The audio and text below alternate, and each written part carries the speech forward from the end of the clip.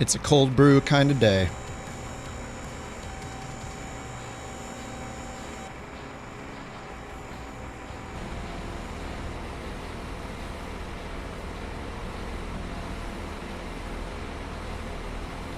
Alright, the catering's already done. Fuel looks to be about done. Got it started in advance for a minute so we don't have to wait for it. And let me get BeyondATC going. What's up, JT?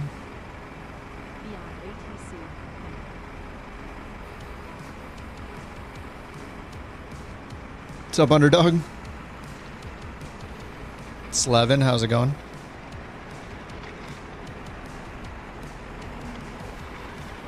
Alright, BATC loading up. So I picked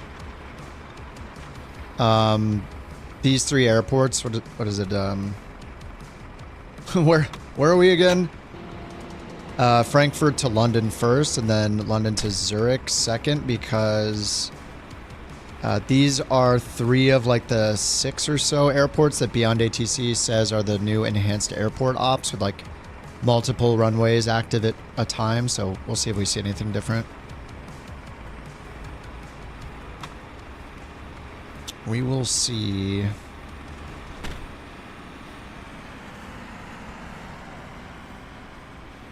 Alright, pack should be loading now. What's up, Ken? Happy Saturday. What's up, Eater? Oh yeah, get 24. I did not figure out what was causing the crashes. It's there's a chance we're just gonna keep crashing again today. I have no idea. Trying not to think about it and hope that we just can fly the airplane. Yeah, the crashes were very unexpected. Let's get the flight plan in. And April to May. Hello! What's up, Jack? Oh, it's because Bird wasn't here? Probably, yeah. What's up, Austin? Gonna get your 2 hours of New Sky Academy flights? Oh, yeah. It's just to make sure you know how to use the software. And know how it scores you and stuff like that. Alright, let's go to a init request. I wouldn't be surprised. Oh, I got signed out again. Nice. My favorite thing. It's 2025 and developers don't know how to keep us signed in still. Hello. Okay, that should be linked now. Good evening. When Bird showed up, it all went downhill. Good evening. Alright, let me grab our route here. We got the Obak 2 Delta departure, the Loga 2 hotel arrival. Boarding pass, please. Here's the route.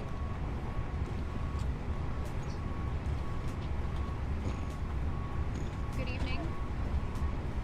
Alright, flight number. We're back in the couch. Couch 323 activated. It's been a while. Good evening. Cost index 60 and 36,000 feet. Let's get the wind. And I'm already tracking in New Sky. May I see your boarding pass? What's up, Binky? Devin, how's it going, guys? We are finally back in the couch livery.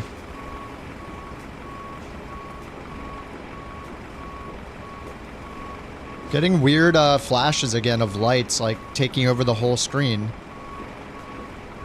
It's like the beta's reverting to. It's like bringing back bugs they got rid of. Yeah, there's a flicker again. I don't know. It's like there's just a random.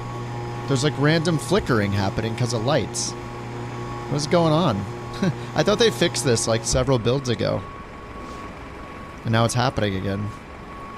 They need like some sort of engineering manager or something, I feel like.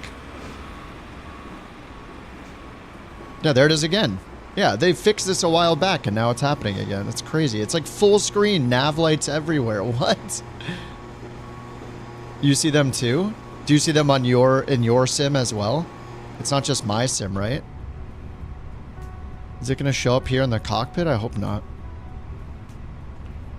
Yeah, they need a job opening for an engineering manager or something over there. Like, oh yeah, it just flickered again, didn't it? Oh my god. Just on the stream, you don't see them yourself?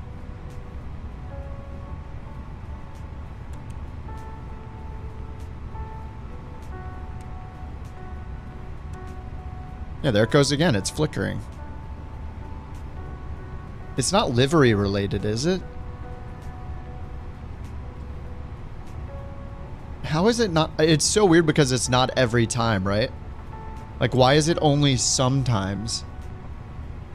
It's very strange.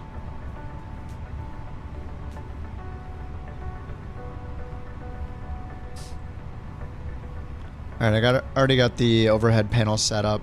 Let's go ahead and get our clearance and see what we get with BeyondATC. And we're going to London. Frankfurt delivery, couch 323. Looking to pick up our clearance to London.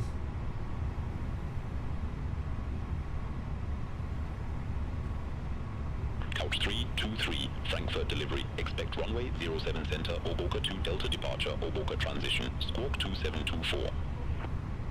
2724. Oboka 2 Delta departure, Oboka transition, squawk 2724. Couch 323. 2724 auto. Couch 323, readback, correct. Contact ground 121.855. There it is again. Oh my god, I'm sorry. This is so annoying. I might just change it to daytime so we don't see them as much. 121.855 when ready for pushback or engine start. Couch 323. Ladies and gentlemen, welcome on board our flight. We're gonna go to morning and hopefully we won't notice the lights. Overhead lockers. Yeah, it's just flashing all over the entire screen. Oh my, I might, this is like stream ruining bugs. This is very annoying.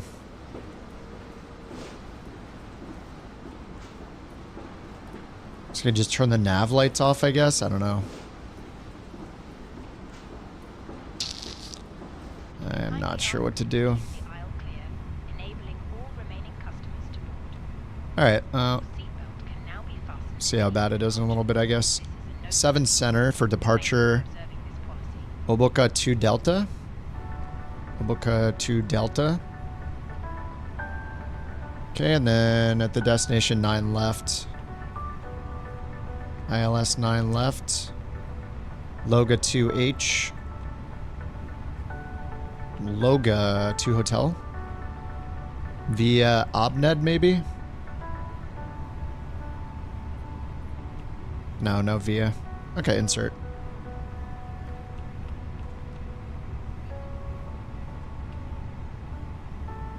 Alright, ATC comms. Is everybody still loading up?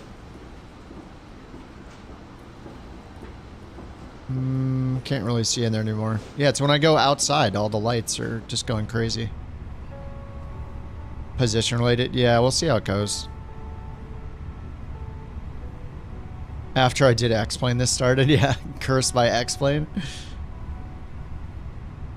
Alright, 0 fuel weight 133.8. 133.8. On a net page 2. 0 fuel weight CG 32.2.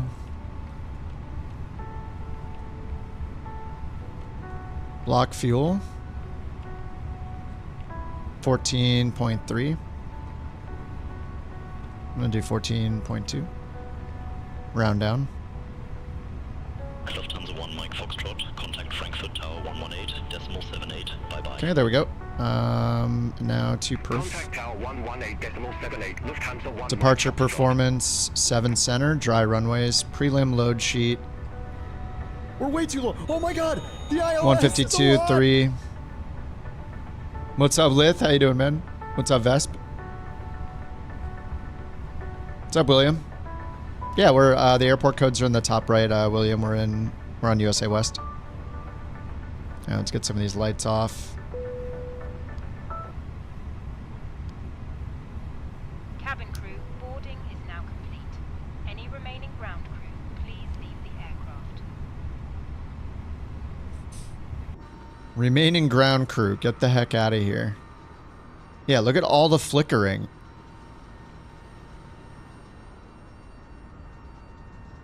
Oh my god, the whole screen is flickering. This is crazy. Alright, aircraft loaded, dismiss, sync the final load sheet.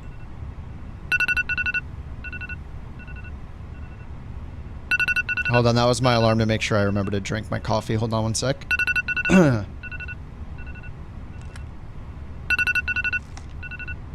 Okay, I got it. Sync the load sheet, final. Sync the weather. 152, flaps 2, temp 64 for flex. And I'm going to hit import over here to get the charts imported to the EFB. William, you can just... I posted a little while ago, you can type exclamation route, but you should... If you're flying an airliner, you should get your own flight plan from SimBrief. It'll take longer to copy mine, really, than it will to just generate your own, you know? As long as we end up at the same airport. Flaps 2 down, 0.4. What's going on, Hamil? What's up, Kevo? How you doing, man?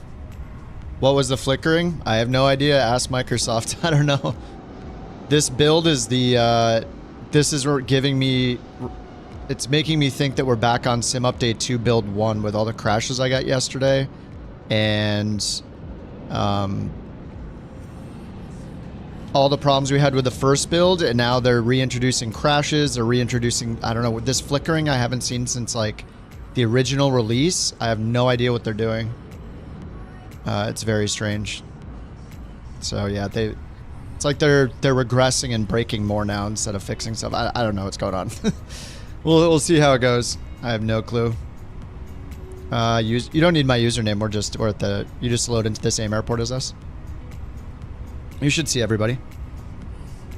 Cost index 60. We got that in. Yeah, it's trying to make me... It's trying to force me to play X-Plane and rage at the absolutely horrible camera that exists in X-Plane. It's just like the one thing you can't get wrong is like the plane has to have wings and you have to be able to use the camera easily with your controls. It's just crazy. All right, master switches on, seatbelt sign on.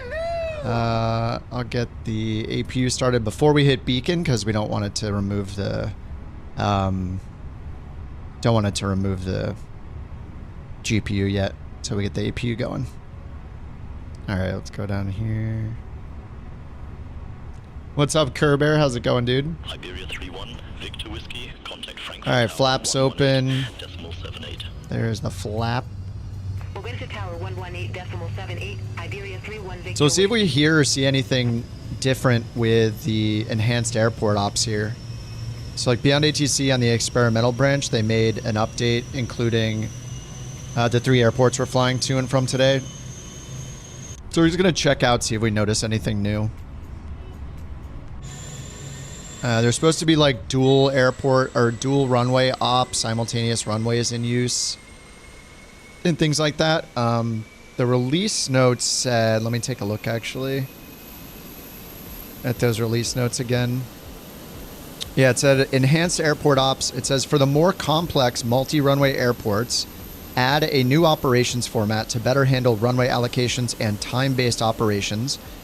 The flows allow us to configure runway sets by wind speed and direction, local time of day of the week, and aircraft types. So they've included San Francisco, London, Frankfurt, Zurich, and Tokyo, and what's VHHH? I think that's somewhere near... is that like... is that Taiwan or something? I don't know where that is. I'm sure one of you guys know. And it says, with these detailed operations, we'll continue to update existing operations to this format as required.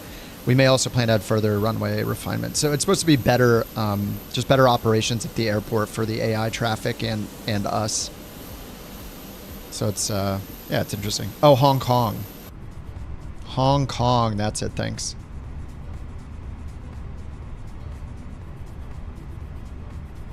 Yeah, I'm definitely not waiting when there's people here watching and waiting. You can catch up with sim rate, time acceleration, all that stuff. Always can use sim rate. If I waited for one person, I'd always be waiting for someone. We would never leave the ground. Okay, looks like we're all loaded, and we got the departure performance in there as well. We'll hit accept over here. Final load sheet. 160 plus 3 babies. Flaps 2 and APU is available. APU bleeds on. And then we'll get the beacon on. That automatically removes the chocks and GPU. Alright, there goes the jetway. Here comes the crew. And let's get our charts up. I didn't put in anything over here for our altitude. Let's get constraints on. Hello, Captain. We are ready for pushback. Alright, here's the SID. 7 center. And we're going to Aboka. Should be going southeast. All aircraft be advised information Sierra now current. QNH1. Departure check completed. Light has been inserted. Oh, sorry, we're going northwest, this first one. It shows 5,000 right there. And there's no restrictions except max 220 knots at our first waypoint right here, so I'm just going to put in 5,000 for now.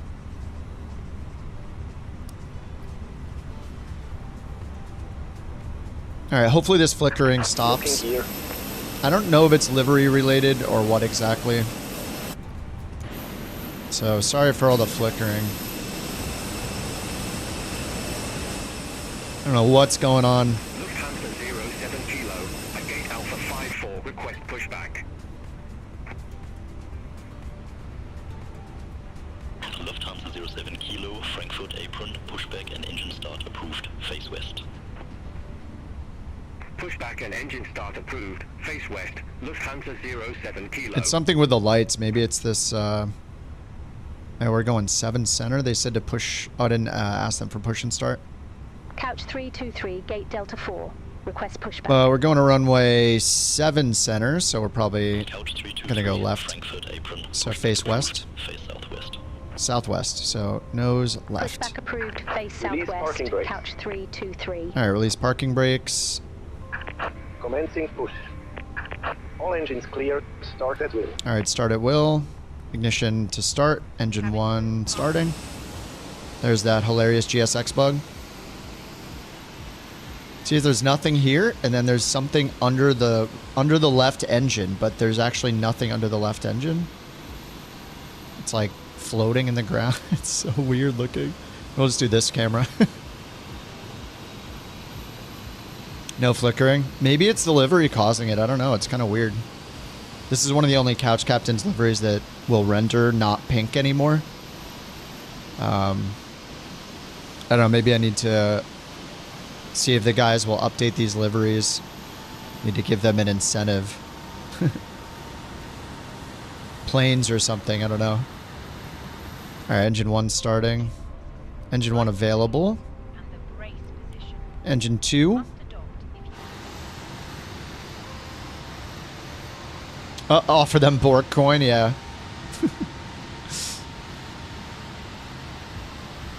Yeah, the flickering has got to be livery related. I don't know. Maybe I'll just try the other livery. Or try the 321 after this or something like that. 07 Kilo. Set parking brake. Alright, parking brake set. Gear. Hello! What's up, Sawyer? Lufthansa 07 Kilo, runway 07 center taxi via November 8, November 7, November 16, Lima 21. Runway 07 The heck? Why'd the whole plane just reset? What was that? Electric IDG 1 oil overheat? hold the mask in place. Gen 1 failed. What the heck? Just put on your own mask before helping others. What? Take a life jacket from under your seat, Okay, why doesn't it tell me what to do? pouch, and put it over your head. Pass the tapes around your waist and click together. Gen 1 fault. Strap to the Tow truck disconnected. Light has been removed. Place the life jacket inside. Is that a random fail? Left I is don't know, clear, maybe. Right is clear. It's a glitch? If it fails, In the Matrix? topping up. Blow into this tube. There is a light and whistle for attracting attention. Maybe do we need to keep the APU on the whole time then? Life jackets for children. Your tray table Let's see what happens to it if I turn that off. Down, window blinds open, and seatbelt fastened. Any ECAM message? Oil over... What the... Both the generators are dead. We hope you have a great flight. What the heck? That's so weird. Generator 1 and 2 disconnect? Ladies and gentlemen, we will shortly be... You can turn on a reading light using the controls above your... Okay, you're gonna tell me what to do? Come on, Airbus, aren't you supposed to tell me what to do? I don't... If it doesn't tell me what to do, how am I supposed to know what to do?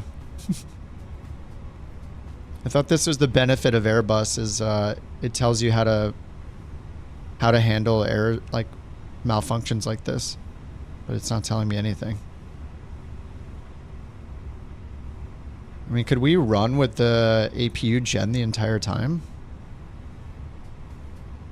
I mean, if we were in the air and the gens failed, I guess that's what we would do. Brother, That's a bug you get with the Phoenix. It drains the What's battery if you don't that? start. But the APU is on. What's that, brother?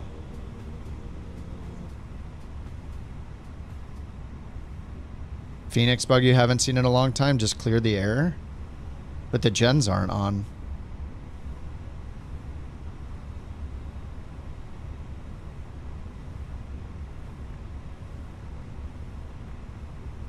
If you clear the error, is it really a problem? Yeah, we just have dead gens, I guess. How do we have electrical power then if both the generators have faulted and the APU has been off for the last few minutes? How are we even getting electrical power?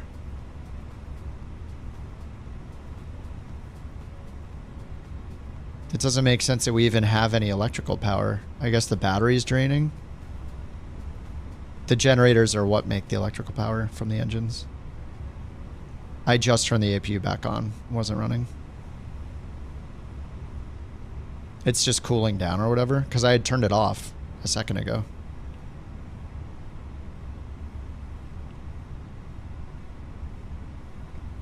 This is weird. Can I do maintenance while we're still here on the ground?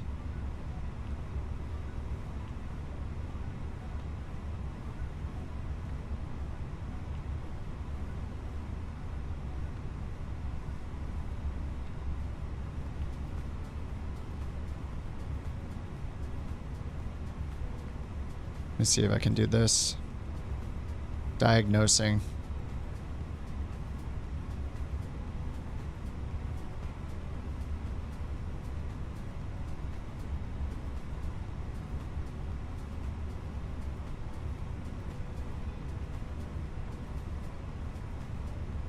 Fix my generators. Well, good thing it happened on the ground and not in the air.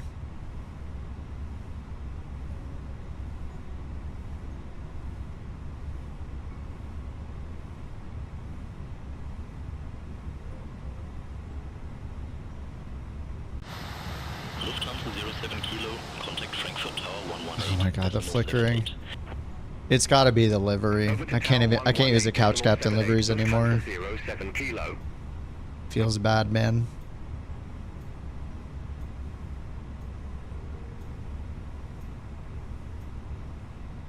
Man, how long does this take?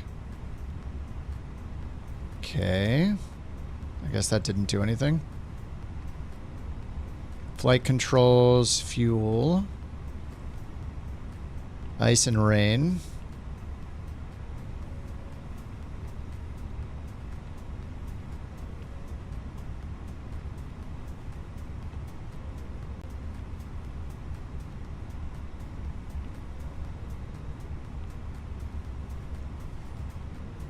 Let me do engines and see. Just because it's the gens. What's up, Sean? Yeah, resetting the tablet. Yeah, I know. I'm thought I'd try it this way first. Isn't this the real way to do it? Is that just a random failure or it's a bug? I guess we're not flying. This flight's been canceled. Did she just say I have a seat or whatever? They're ready to go. It's a bug, okay. Yeah. I do have all random failures turned on. There are no failures in the MIC2 when you get the bug. It's weird this doesn't fix it.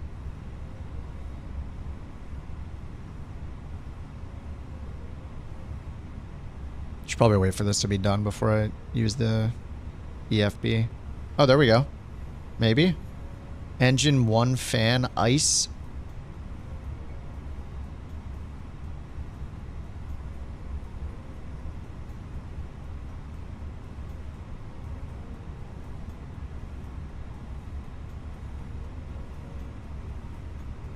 I think I was supposed to take off at like 50 after, and we're at 40 after. Actually, no, as long as we push back, we're good, I think, with New Sky. Just curious if this is actually going to work. Engine 1 fan ice under repair. Fan ice. You don't think it's a bug? I mean, I do have all randomized failures turned on.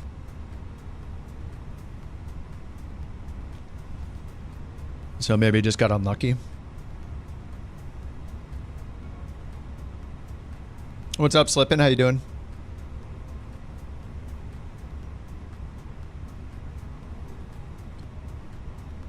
Alright, folks. Fake pilot up here on the flight deck. Don't worry, we got the engineers on it. Everybody enjoy this complimentary free beverage here, courtesy of the first officer.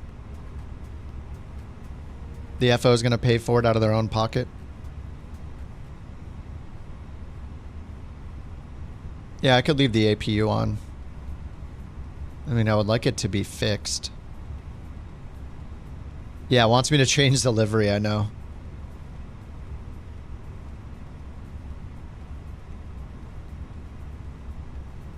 Repairing. Just repair it, man.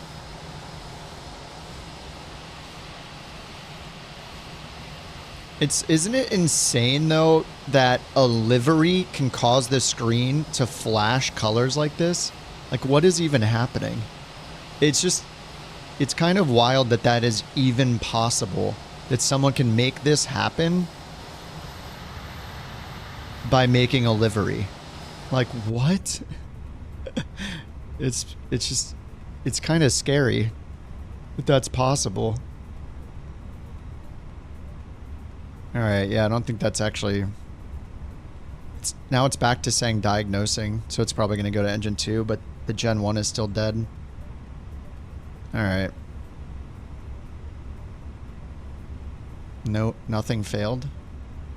Reload. Nothing has failed.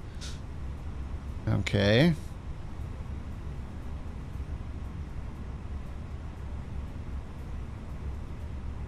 This is so weird. Is the livery causing all these problems, I wonder? I mean, if the livery can make flashing lights flash across the entire screen, what else can it do? Engine 2 fan ice.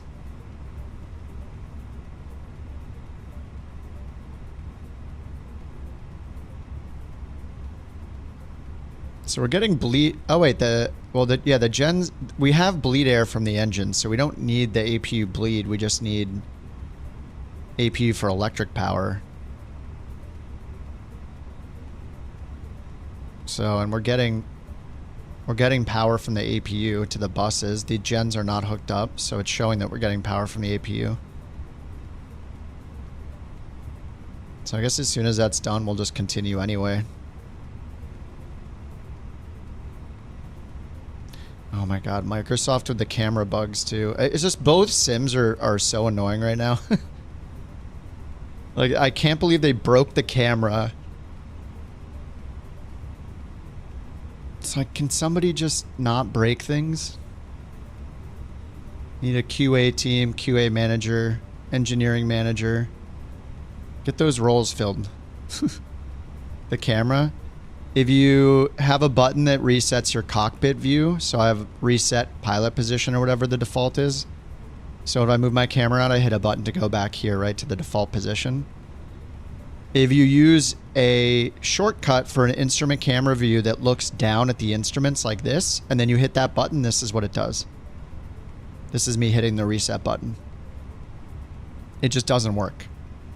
If I use one that looks elsewhere, like up, do not worry, and then I hit it, it works. Our engineer is on the way. So all of these that I hit that do not look down, you hit reset and it works. But if you hit one that looks down, like this, now this is what it does. And with my keybinds, I can't do anything to get out of it other than use the... I have up and down on my hack. Do like the forward position. When I hit forward, it looks forward. And then I have to look down, hit down to get here. So like, it's just super annoying. I don't know how they break stuff like this. It's another one of those things where I do one flight, I find the bugs. They have a whole QA team. They somehow don't find the bugs. I don't understand. It's ruining your immersion. Yeah, it is. This is real. This is obviously real. But yeah, it's just so many. Yeah, people need to hire good QA people and test their products. It's just crazy this stuff gets through.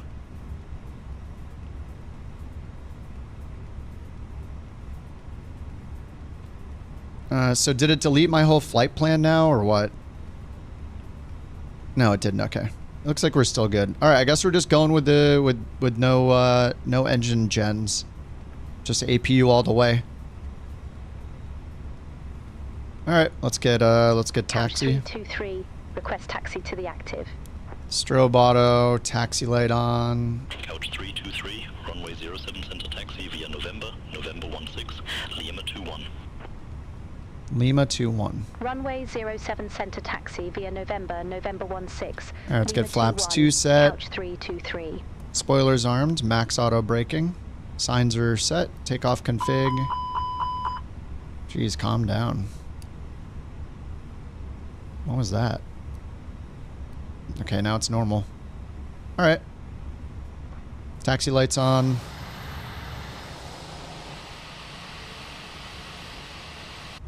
And the screen glitches continue.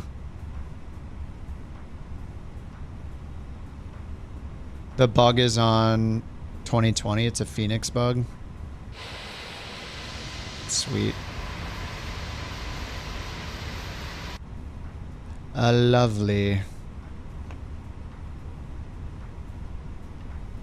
All right, let's see where we're going. What is happening with the... What the heck is going on today? Look at the weird artifact here on the... What is this? You see that weird, like, graphic thing? I have no idea what's going on. It's gonna be one of those days, isn't it? Oh, man. All right. Probably get over to the taxiway. It's always had that? Really? I have never noticed that. My eyes.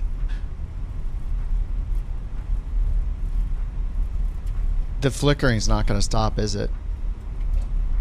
I'm inside the plane. Oh my god. Microsoft sucks. X-Plane sucks. Back to Kingdom Come.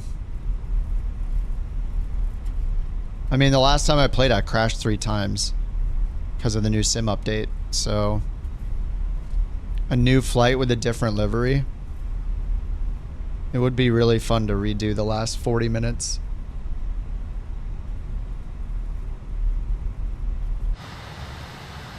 How do you make a game where this is even possible with the liveries? Like, that's the scary part to me, is how do you even code something so it's possible for the navigation lights to flash the entire screen no matter where you are in the plane? Like, what is this? How do you make it so a livery can make this a possibility? Like, I don't understand how this is even possible. Like, oh God. It's almost like impressive that you could make it do this. Yeah, I mean, I can't fly with it flickering every 5 seconds. This is my PC.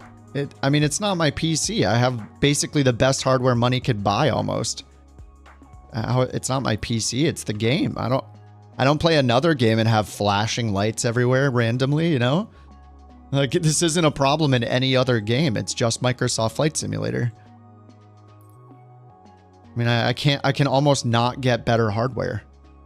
The only better hardware I can get is a 5090. That's pretty much it.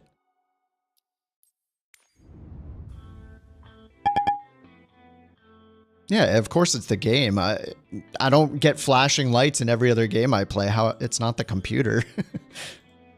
It's Microsoft's like coding where the livery can cause external lights to be inside and outside at the same time and flashing the entire screen. I don't know.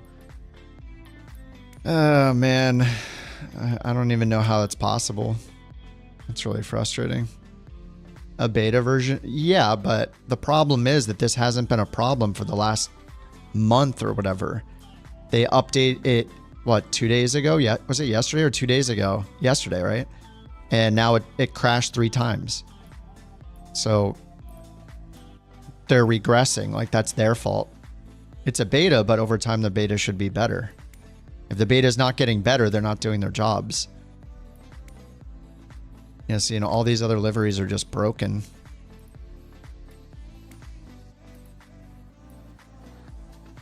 Oh, man.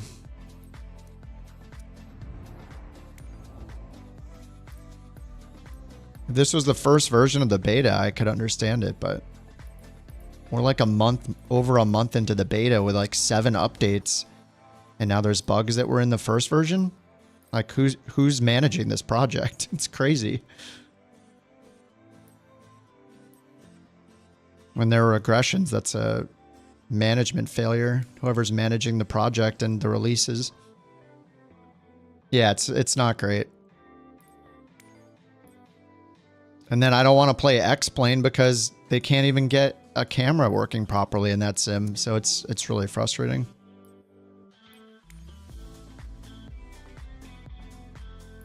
I mean, how do you break like every livery the sim has ever had?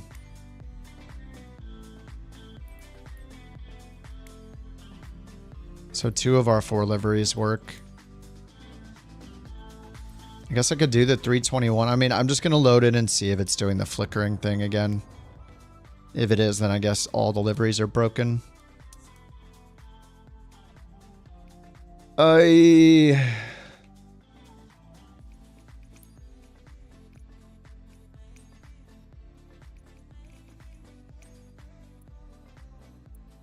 yeah, they introduced another bug where you can't see people on the world map, right? So I can't choose a gate properly either because they broke it.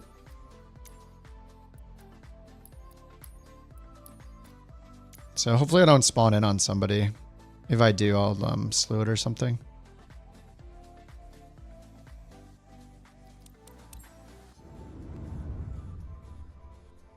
The black lavender, that's what I just used. Yeah, the blue and orange stripes. Yeah, most of them are broken. You saw me on the world map? You think it's the Microsoft version that's borked? Oh, where's the airport? Oh, I picked a gate. Or I picked an actual ramp. Now, let's see if the flickering happens in this. I'm just going to get the Jeep. Oh, yep, it's already flickering. Look at it.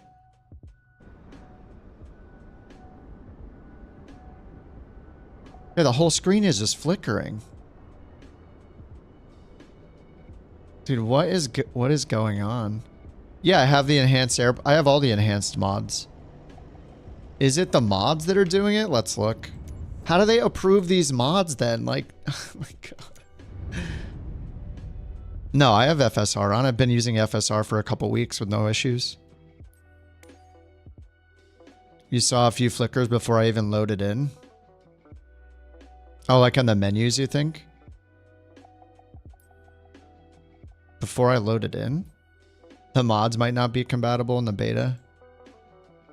I just don't understand what, like, it's their job to make sure that when they update the sim, that they don't break mods that are made for 24. Like, These are new mods. They were updated for 24.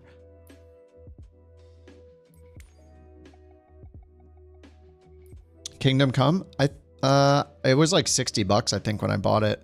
But they were having a sale with Kingdom Come 1. Kingdom Come Deliverance, the first one, was on sale for like half off or more or something. Supposedly they're very similar. I mean, I was using the realistic aircraft lights yesterday with no problem. I haven't changed any of the mods that are installed. So whatever they changed yesterday is causing the problems then, because I've had these on. Like, I had these on yesterday. We were getting crashes, but I wasn't getting the weird flickering things.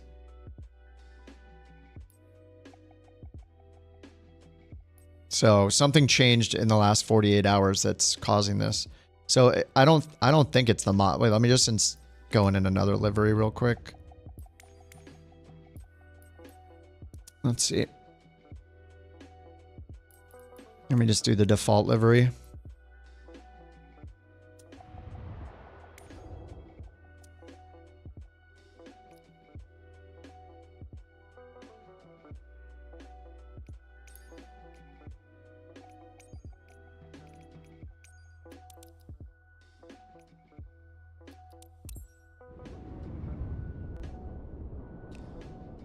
I mean, it could be the airport scenery as well. I have no idea. How would they... But then anybody else with the scenery would be seeing it. It sounds like I'm the only one seeing it.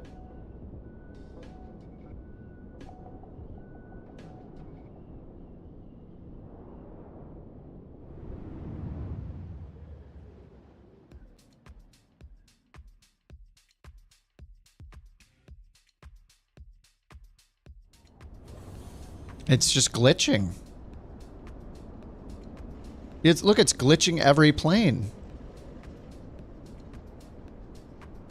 Dude, what is going on with this game?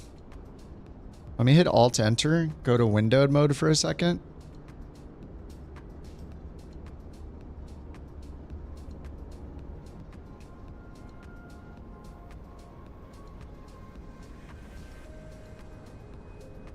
Did it stop glitching and... What did they break?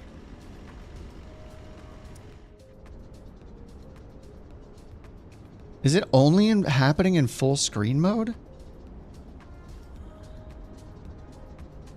I'm in windowed mode right now. Well, I don't see it flickering, right?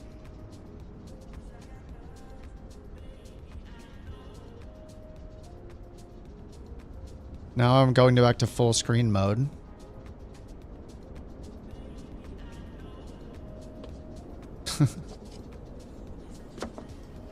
It's not flickering, right? Oh, there it goes. What the hell am I looking at? Is it FSR? Now. You're looking at now. Did they break FSR now? Is happening now. What like, happened to then? I've been using FSR since they When? introduced it, and it's been great. So now what? They decided let's break FSR. Nope, it's still flickering. What the heck is going on, dude? It's like every 3 seconds, it's just the sim is flickering.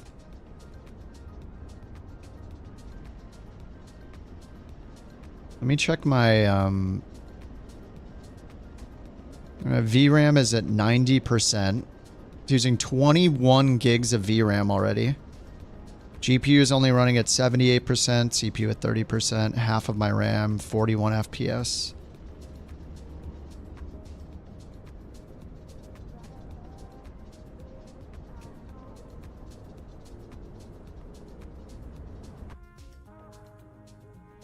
I mean, I was literally playing yesterday for however many hours and everything was fine. And now today is broken? I don't know, it's weird. What's up, Sushi? It's the airport? The airport's badly optimized? I have no idea. Let me delete the airport.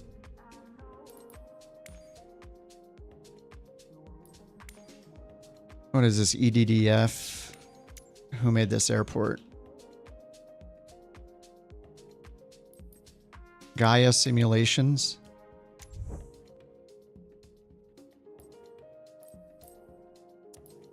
Yeah, BeyondATC. I mean, it could be anything.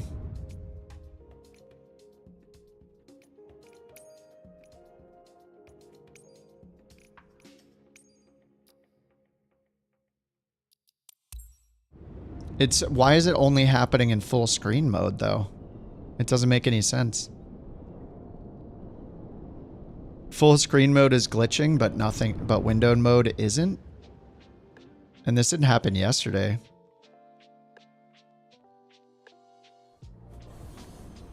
Oh, the cranes use a lot of oh, it's glitching again. I don't understand. The menu? I haven't seen the menu flickering. I only see it flickering when I'm loaded in. Where's the menu flicker?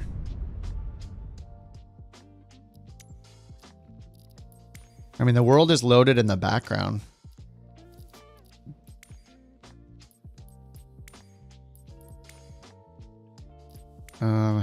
Yeah, I don't see the menu flickering.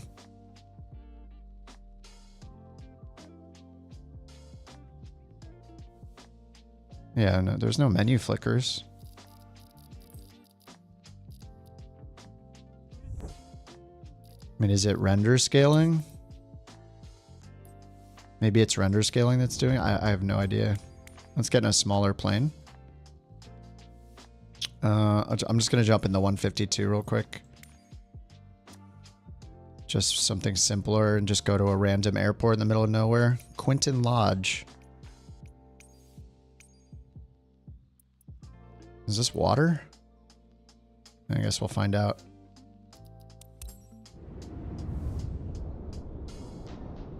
Nobody else is getting any flickers? It's weird, it's only in full screen mode.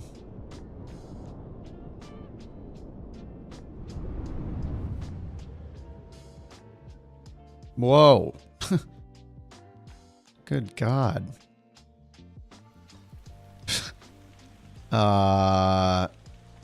What the heck is going on, dude? Wow, nice. All right, I guess we're on the ground now. Look at the trees. What is going on right now? Why do the trees look like that? The plane is floating. Oh, the trees have loaded in now. What the heck? Why would the tree... Is this a server problem?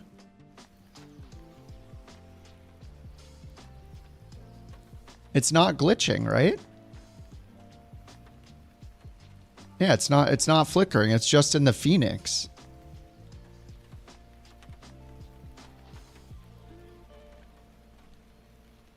This is the same computer, the same... Was it the render scaling? Oh, let me turn the render scaling down and see. Maybe they broke render scaling.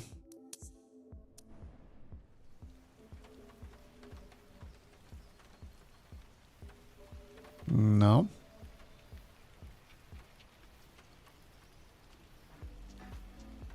It's something with the Fenix or the airport. Yeah, it could be BeyondATC. Let me load back into Frankfurt.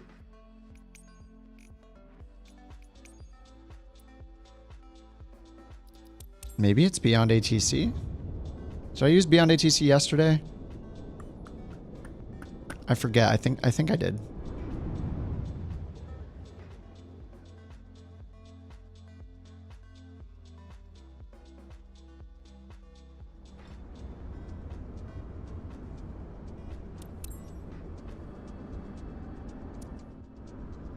This has turned into a free QA for Microsoft stream. Nope, not flickering.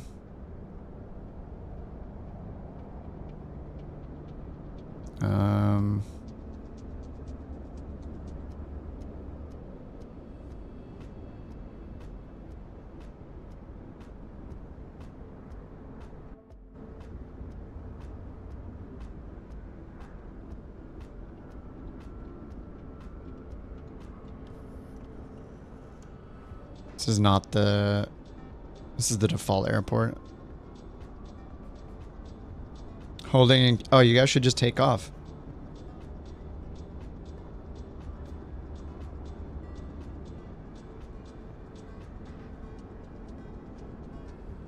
Ground textures look really bad too. Is there just a server issue with streaming? Like, is that what was happening yesterday? I have no idea. Someone loaded the Ninny builds. Phoenix, yeah, maybe some update 2 combat, but you guys said you're using the Phoenix fine. Me loading the Phoenix again. I was in the 321.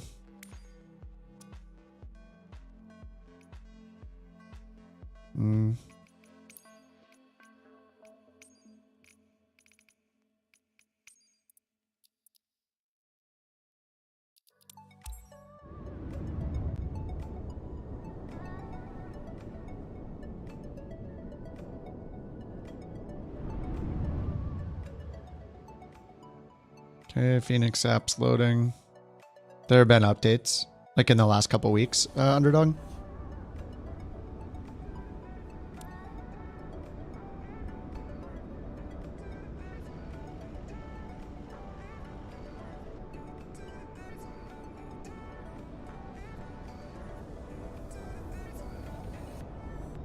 I mean, did it stop?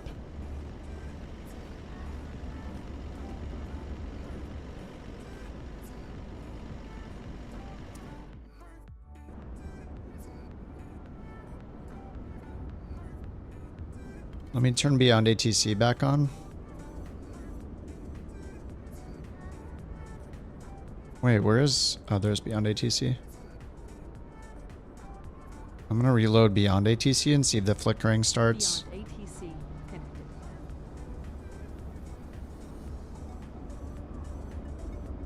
Flight plan contains incomplete data?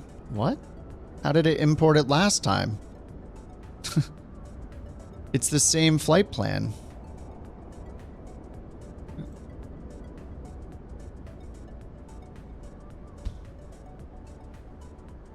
Okay.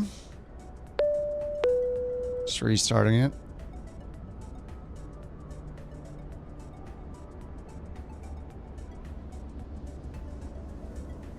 BeyondATC connected.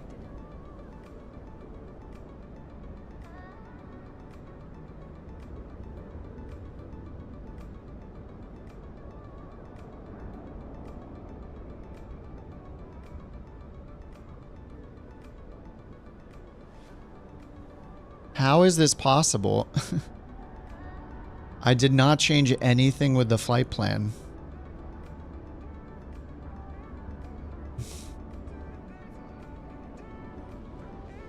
It loaded the flight plan. I didn't change the flight plan. Now it can't load the flight plan. Okay, let me regenerate it. Maybe, maybe New Sky didn't generate it correctly. But how did it work the first time? Yeah, detailed nav log is in there.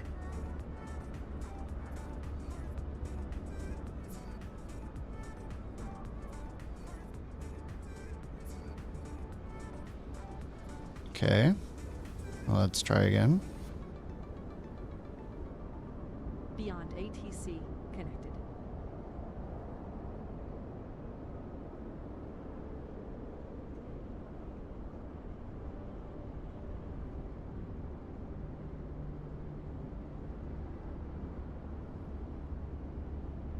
What?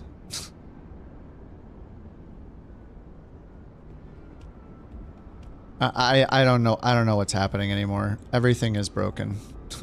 This is so frustrating. The flickering stopped, so I don't know. Maybe BeyondATC is somehow causing the flickering. I have no idea how it can't do a flight between the two airports that it just loaded a second ago.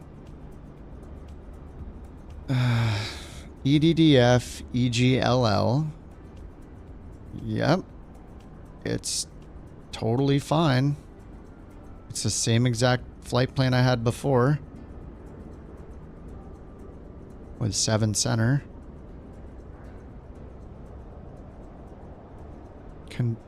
Bad or incomplete data. And I do have the AirAC cycle installed.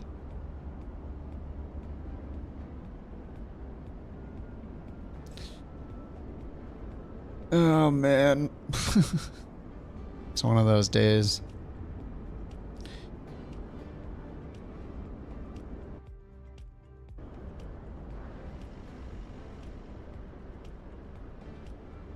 I mean, yesterday I couldn't sim because of the bugs and the crashes. Today everything is bugged. BeyondATC is not working. We're getting flashes in the sim. I have no idea what's happening.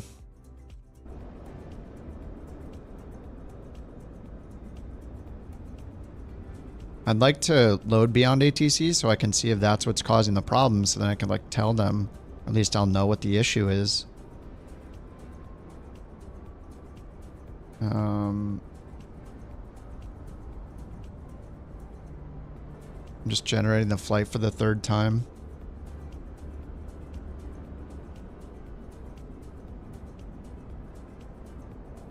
It is all loaded. A fatal error has occurred and now it must quit. Okay.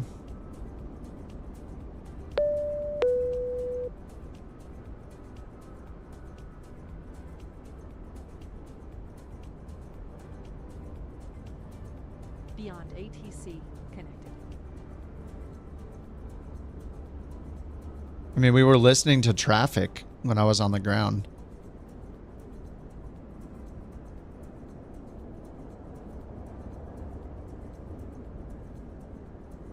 Now it doesn't work. Ensure it has a SID star. It does. It has a SID and a star.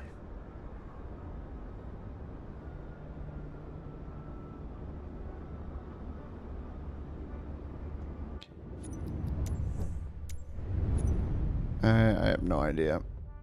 Ugh.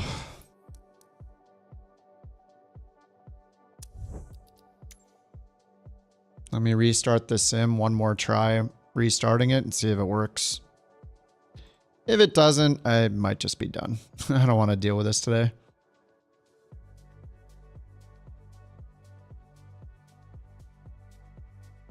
Supposed to be having fun, and this is not fun.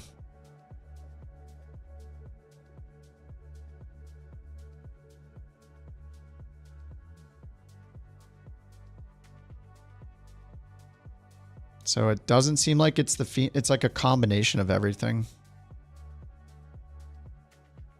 Just opening the Fenix installer real quick. I mean, yeah, I have the latest version. 230.553. No updates available. The last update was on December 11th. At least that's when the last release notes were.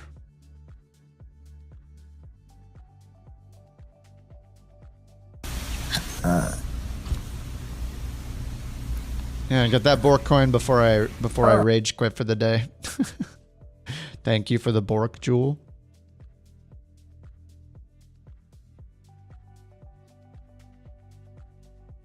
Puppy's cute.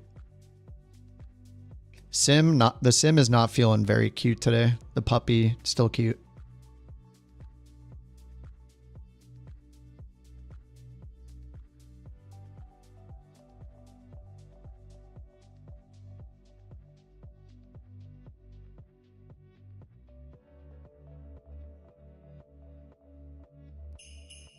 The winner of Oh God. Raffle 331 is Chipmunk Store. What? Congratulations. Is who? Congratulations. Congratulations. Congratulations. This makes my day better. Who? I don't know who it said.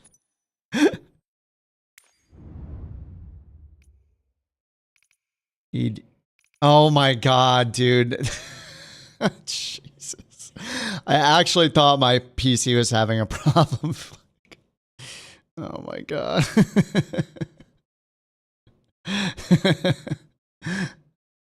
Thanks very much. Oh God. I actually did check to make sure all the Windows updates were installed before I got the stream going. Just in case that would help the crashes that happened yesterday over and over again. All right, let's load in again. Thanks, Dan. What's up, One Journey? What? What are you talking about?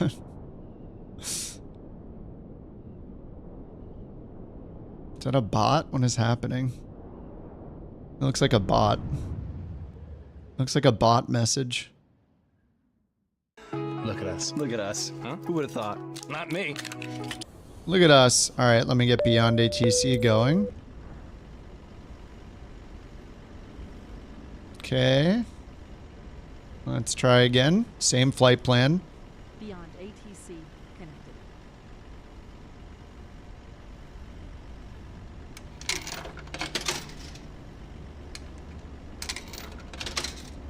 Okay, EDDF EGLL.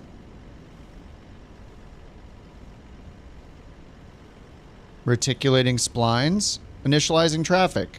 Okay. It's working? Maybe?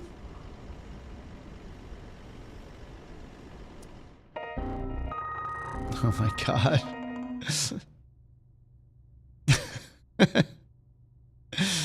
Thank you for the biddies. Okay, it loaded now. What is going on? Yeah, it loaded. Journey, thank you for the bits. So it loaded. What is happening? It's not flickering anymore. Is it FSR? Did they just break FSR? Let me turn on FSR again and see if the flickering starts again.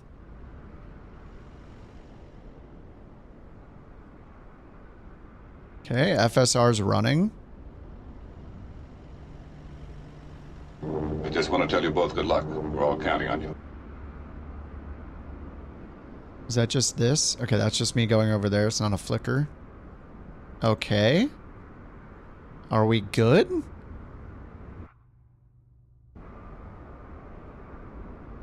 I'm going to tempt fate and load the... Another one. Another one. I'm going to load the couch livery again. Another one. We'll see what happens. You need a drink, my friend. I need a drink. I do have beer in the fridge. I mean, it's the weekend. I might need it for how the sim is behaving the last hour. We haven't gone anywhere. Thanks for the super chat, Binky. Alright, 320. We were doing the 320 CFM. Is it just the liveries? No, the liveries are still in here. I had CFM last time. Let's do the same livery. Wait a minute. Hold on. Was the... Look, the lights are flickering in the preview. Wait, does that always happen? It does always happen. Okay.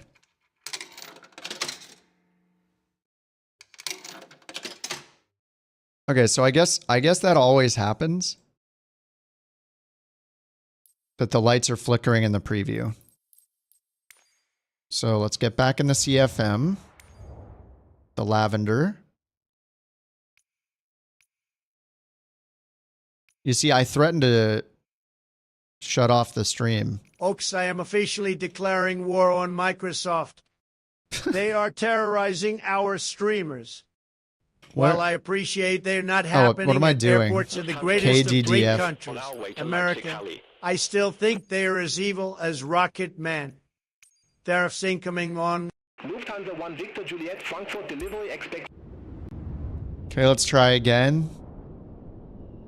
Declaring war on Microsoft, terrorizing our streamers. Okay, the Fenix app starting again. We have FSR on, and we're in the couch livery. Starting Fenix. Okay, the app has loaded. Ready to fly.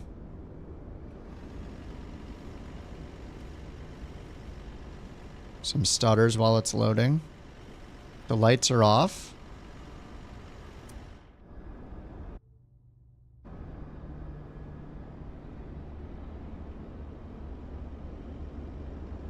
Okay.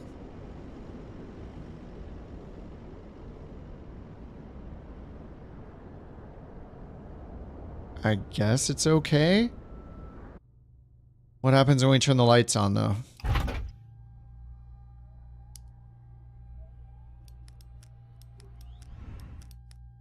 Did the flickering start before? Oh no, the flickering was happening before I started the Phoenix and had the bug, right? With the generators.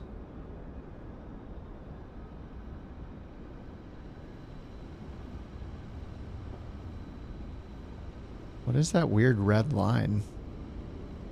Oh, is that the paint on the ground? Is that supposed to be this? What the heck? Okay. Getting nitpicky. Okay, arm.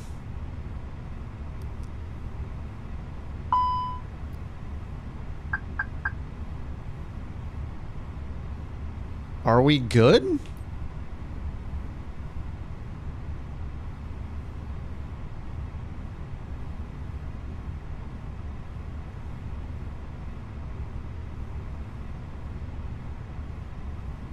Is it GSX? Okay, there's GSX starting. Oh no, it's not starting because this isn't open. Let me try it again. Reset. Re-import. Okay. You know how easy this is for me? Do you have any idea how easy this is? This is a joke. Okay. GSX. Let's go. I just want to see if it works and I don't get flickers. I can just cancel GSX and do an instant load to save us that. Save us the hour and a half we've lost or whatever so far. Chop. My passengers are getting angry. Oh, the passengers disappeared. And now I'm not getting the flickering again. Is it? Hold on. Let me check something. I want to figure out what the problem is. The winner of Bork Roulette. Let's go to real time. Is Curb Air Cares. All the lights are going to turn on, including the add-ons. If it starts flickering, then maybe it is the light add-ons.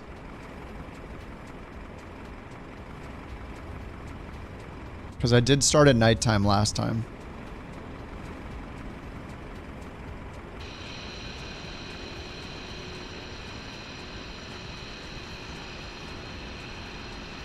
The lights are looking fine.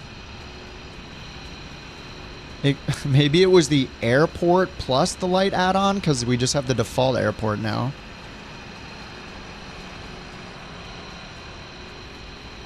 I don't know. I don't know. Let's go back to morning time.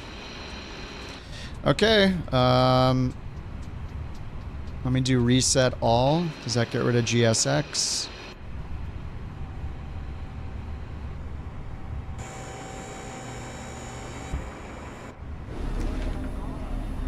It's been 84 years. Reset position. Okay, let's just load instantly.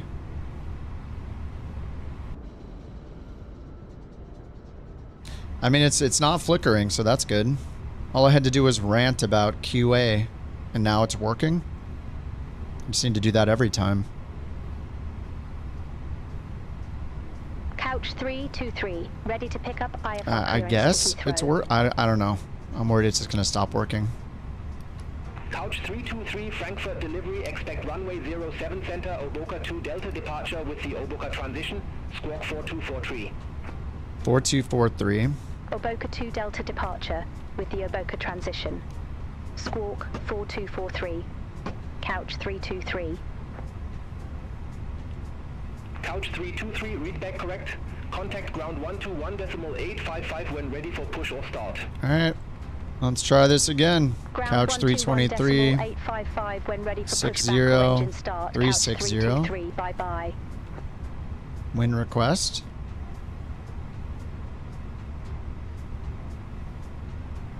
Okay, wind uplink. Init, block fuel. Okay, 14.3. Flight plan, EDDF runway 7 center, departure 7 center. The Oboka 2 Delta, insert EGLL. Arrival expecting 9er left. Loga 2H. Insert, performance. Departure performance, 7 center, sync load sheet, sync weather, calculate, send to McDo. Okay.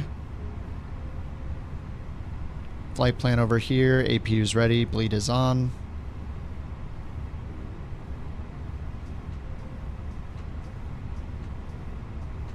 Cabin doors are open. Let me get those closed. Shocks and cone, GPU gone. GPU's off. APU bleeds on. Beacon's on. Okay, we'll request push and start. Couch 323 at gate Charlie 2. Request pushback and engine start. Still need the IRS alignment. 4 minutes. Is there a way to do it instantly by like turning it off and back on or something? Face north. Hello, Captain. We are ready for Pushback and engine start approved. Yeah. Face north. Okay, IRS alignment's done. 323.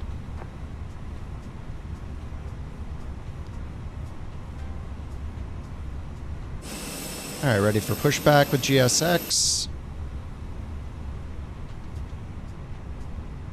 Let's get this lighting off. Oh, it is off. Departure checks completed. Bypass pin inserted. United 906 Heavy, contact Frankfurt Tower 118.78.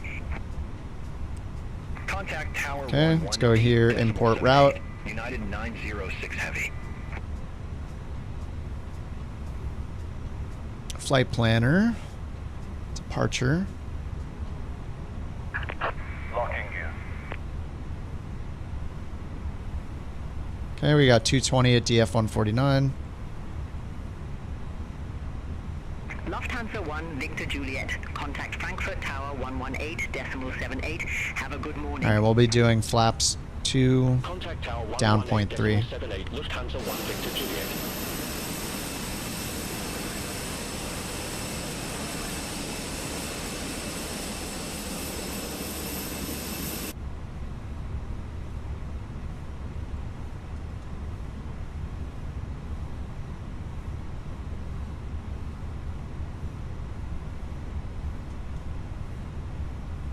Why do I have this light here?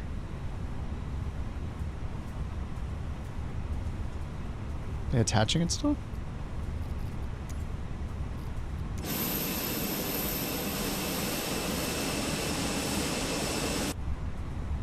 What are they doing? Did GSX die? Oh, it's not open again? What is happening? Alright, I'm just gonna start the engines and go. Now if we do this, will we start pushing back? Set the parking brake. Why? They're not doing anything.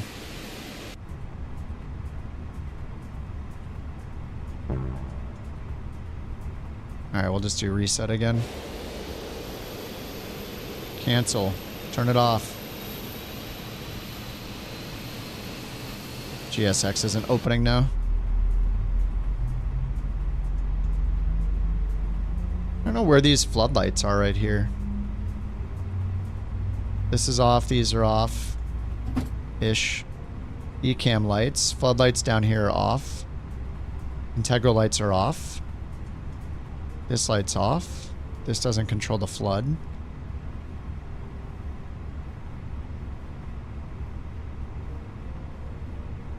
Did I turn the overhead on? Dome light? No. Dome light's off. Lufthansa 7 Lima Echo. I don't know where that light's coming from. 606. The pedestal flood? Pushback and engine start.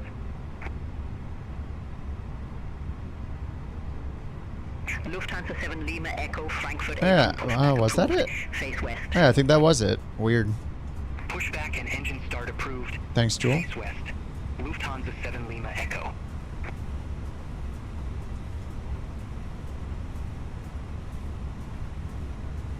Alright, engine 2.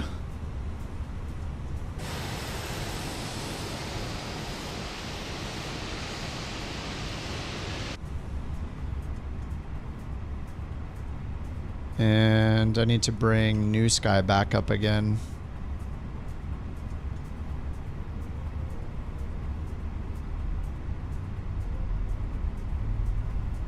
I'll just book the flight again. Free flight, couch captains.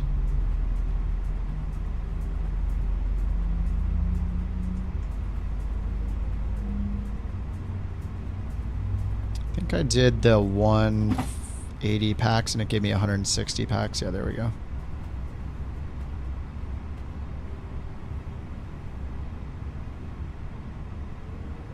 Alright, tracking.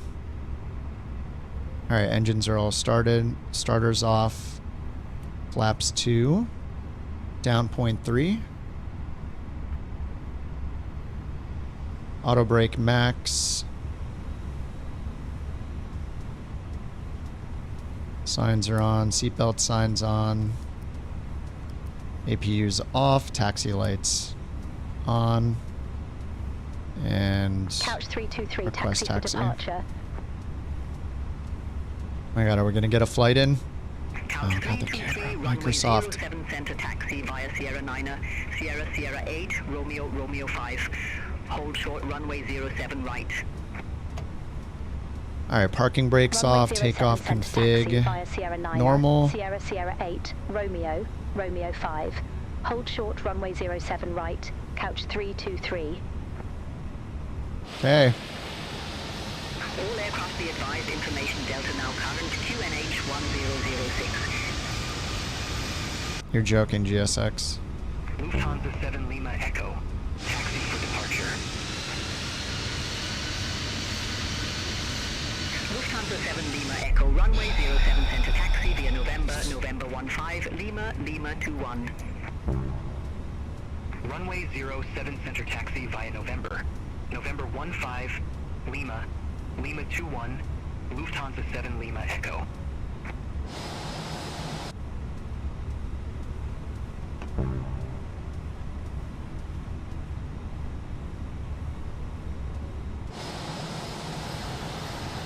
Dude.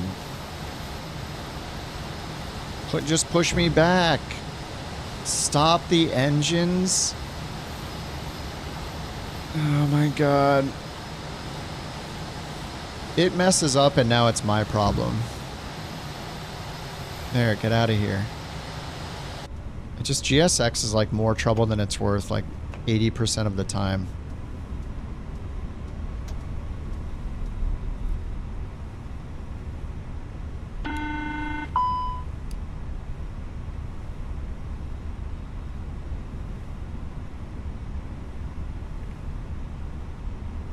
It wasn't waiting for me to choose a direction because it never prompted me.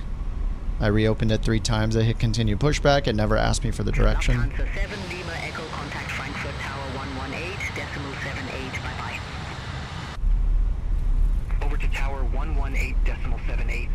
Lufthansa 7 Lima Echo. Have a good morning. Okay, auto brakes max. Yeah, this is why like I inevitably uninstall GSX. It's just not worth the trouble.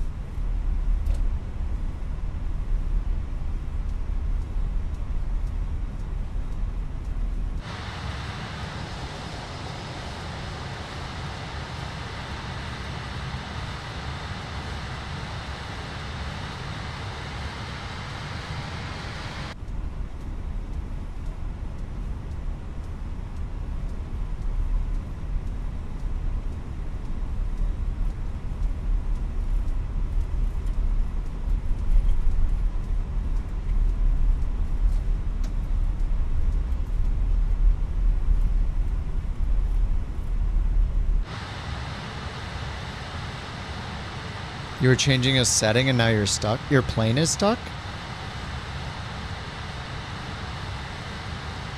Like you can't, you're stuck on the ground with an invisible pushback or what? You're stuck in the menu. Say nice things at GSX or it'll retaliate.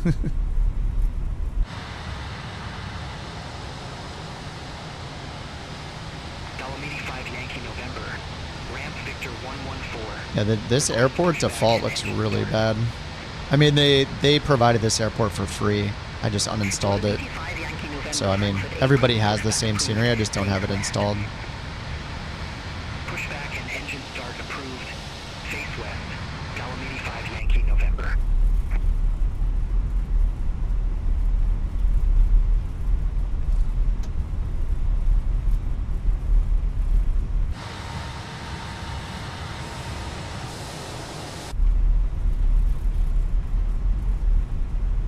man, what a frustrating hour and 20 minutes trying to get this sim going. This is crazy. Hopefully that's the end of the problems. Jeez. Dolomiti 8 Juliet Tango at gate Charlie 4. Request pushback and engine start. Dolomiti 8 Juliet Tango Frankfurt apron pushback approved. Face southeast. Alright, we're ready to go. Face southeast. Dolomiti 8 Juliet Tango. Are you weighted here, Jack? Couch 323, cross runway 07 right at Lima North. Continue taxi via Romeo 5, hold short runway 07 right. Alright, hold short 07 right. Cross runway 07 right at Lima North. Continue taxi via Romeo 5. Hold short runway 07 right, couch 323. Are you all weighted?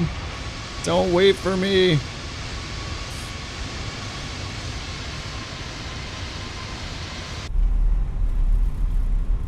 Did you turn on photogrammetry or something, Jack? The Microsoft gremlins moved on to Jack.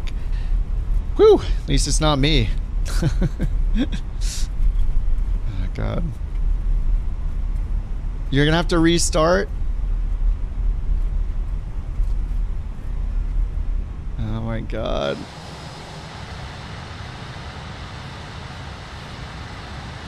$10 minutes? Dolomiti 5 Yankee November. Request taxi. Dolomiti 5 Yankee November, runway 07 center taxi via Lima, Lima 21. Runway 07 center taxi via Lima. Lima 21. Dolomiti 5 Yankee November.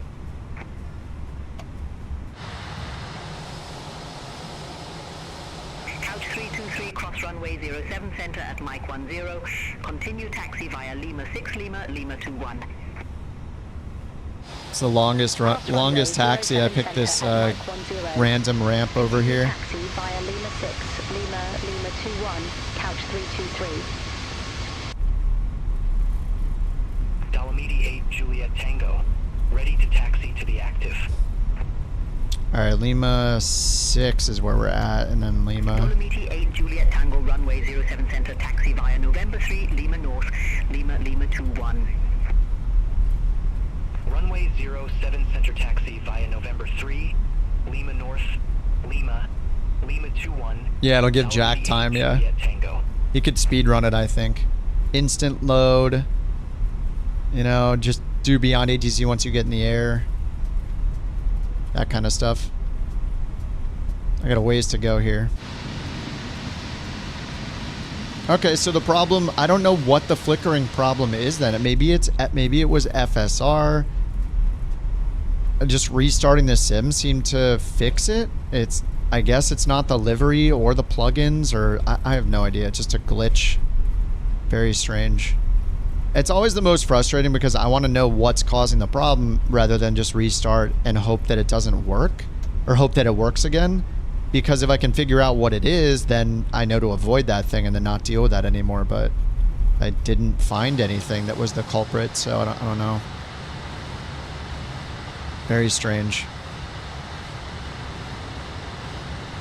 You're not sure if Sobo understands the code?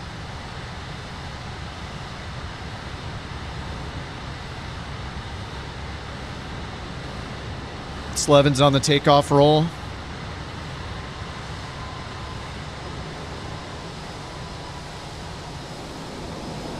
I mean, could it be like an AMD card driver issue using render scaling? Maybe.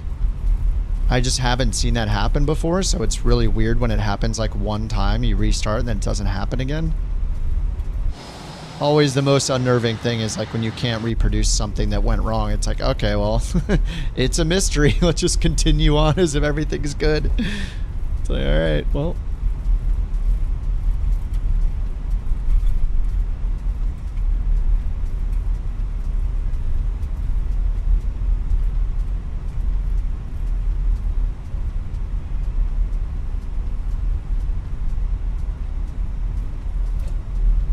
Did I re-enable the light? I didn't disable it. I didn't change anything. All I did was I disabled the airport, that's it. Preset codes, they copy and paste from X-Plan. What's up, Cracks? How you doing?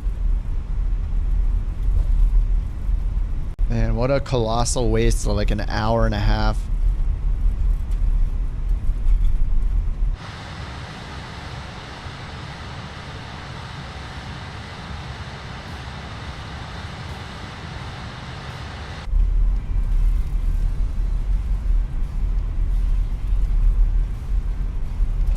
My coffee's almost empty.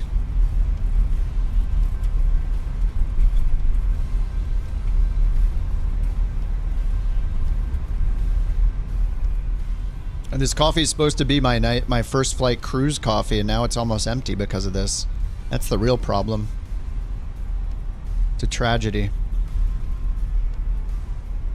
I see Jack. He loaded in on the runway. Yeah, I guess you can use the ready for takeoff state on the Phoenix. Are you in the Phoenix? He's in the 330.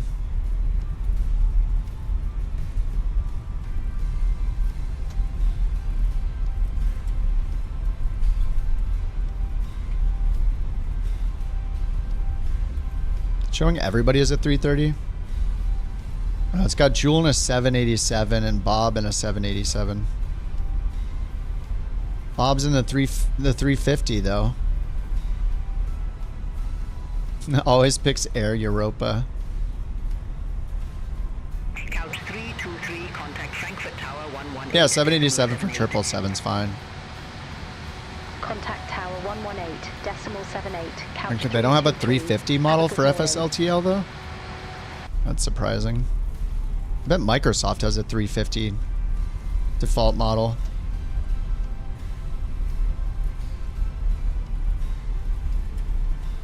Oh, was I supposed to go to Lima 21? Oh yeah, I'm supposed to be at 21.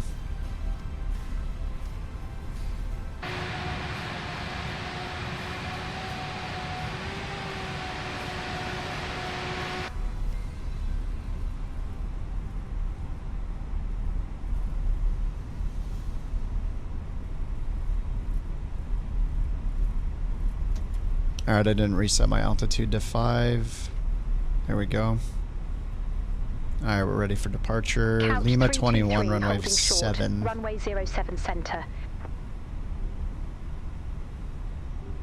Couch 323, Frankfurt Tower, wind 030 at 11, runway 07 center, cleared for takeoff. 07 center, Runway clear for takeoff. 07 center, cleared for takeoff. Couch 323. BeyondATC has 7 stacked up. Oh yeah, I have my traffic on very low, so that doesn't happen. Like, I want to see a couple planes, but I don't want them to ruin my day.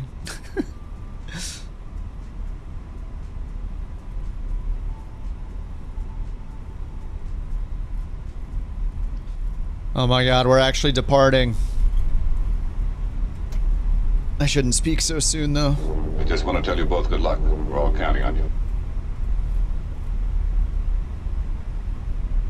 Alright, 7 center.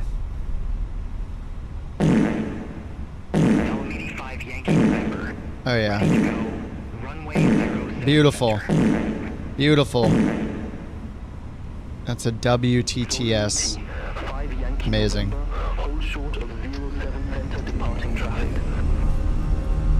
Alright, flex. What? Engine thrust lever not set? What are you talking about? Okay, now it's set. Okay, it's not in flex. Climb thrust. MCT. Toga. Where's the flex detent? Oh my god. It doesn't say flex anymore, I don't know why. Alright, well we're in MCT now.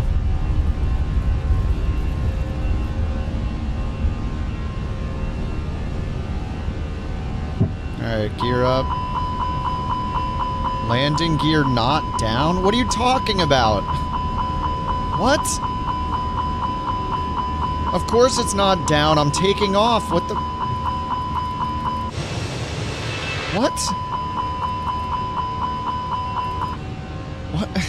What? What is going on? I don't understand. Why is everything completely messed up today? Landing inhibit. It still has the takeoff checklist. I already went through it and everything was green. Why is the auto? I don't understand what's happening. What's going on today? Cleared for takeoff. Dolomiti 5 Yankee November.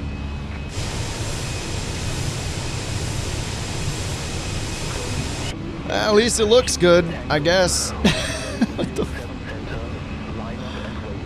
Oh my god, dude. Runway 07 center. Line up and wait. Dolomiti 8 Juliet Tango. It looks fantastic though. Look at it out there. Holy crap. What is wrong with the Phoenix? What's wrong with the Beta? Oh god. Contact Langen radar 136.1. It does look amazing. Langen radar, couch 323, 3000. Isn't it Langen radar? Couch 323 Langen radar identified. Ah, there we go. Langen radar. Climb to flight level 180, couch 323. 180. We're at 4,000, so that'll be standard at 5,000. What's happening today? Langen radar, Dolomiti 5 Yankee. Alright, standard altimeter. I guess you gotta click it twice now for standard. That's a new feature. Dolomiti 5 Yankee November. Langen radar identified. Climb to flight level 160. Alright, arc, landing lights. I'll get them off before I get dinged. Dolomiti 5 Yankee November. Before I get dinged by new sky. Actually, that's really a pilot's life thing. Alright, auto brakes off, 6,000 feet. Total air temp, plus 13, no anti-ice yet. All my camera presets were lost. Alright. Well, that's a good start. I love how Microsoft, like every build, they're like, hey, I got an idea. Let's delete everybody's camera presets for all their planes. Yeah, sounds good. Let's do that. If you set your takeoff thrust and accidentally move the throttle... Yeah, I didn't move the throttle. I think it's just the annoying sensitivity with detents in planes like this. I still don't understand why they just don't make it so you can click here, here, or here to just move it to the detent perfectly, and you don't have to worry about your throttle calibration or any of that. It's just such a... It would be such a nice feature. We can't have nice things, though. Not even in the Phoenix sometimes. Level 160, Dolomiti 8 Juliet Tango. Lufthansa 1 Victor Juliet. Contact Langen radar 127.6. Contact Langen radar 127.6. Lufthansa 1 Victor Juliet. Have a good morning. Langen radar.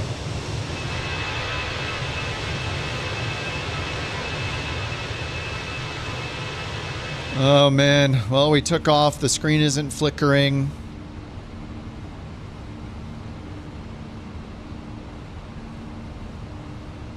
Okay, left turn on the departure procedure. That was our only max, was 220 back there at DF 149. Now we're going Odaga.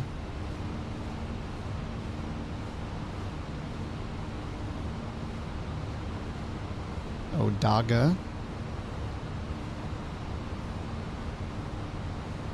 Ladies and gentlemen, welcome aboard. Before we embark on this high-flying adventure, let's run through our totally professional and slightly dramatic pre-flight checklist. Passengers secured, carry-ons stashed, phones set to airplane mode, seat backs up, tray tables stowed, emergency exits located, cabin crew smiles activated, deep breath taken, cleared for takeoff, let's fly. Deep breath taken. Definitely need that today. Or anything that gives me the equivalent effect of a deep breath. Yeah, Frankfurt looked great. I mean, I didn't even have the airport installed either. The city looked good. You know, from a distance.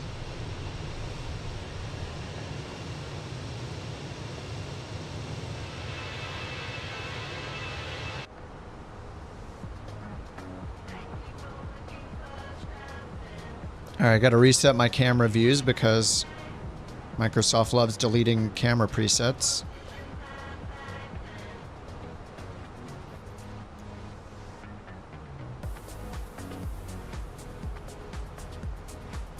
Your fault for in the 350. No, it didn't even load in the 350. I have it on yeah, see FSLTL, it's loaded it in. It's got you in a 787. I turn it to, when I fly the airliners now, I turn the traffic graphics setting down to high instead of ultra, so it doesn't load in all the planes and destroy my performance.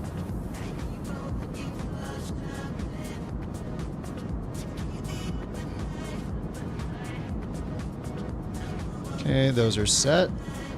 Set the ones on the other side. Always get stuck there. There we go.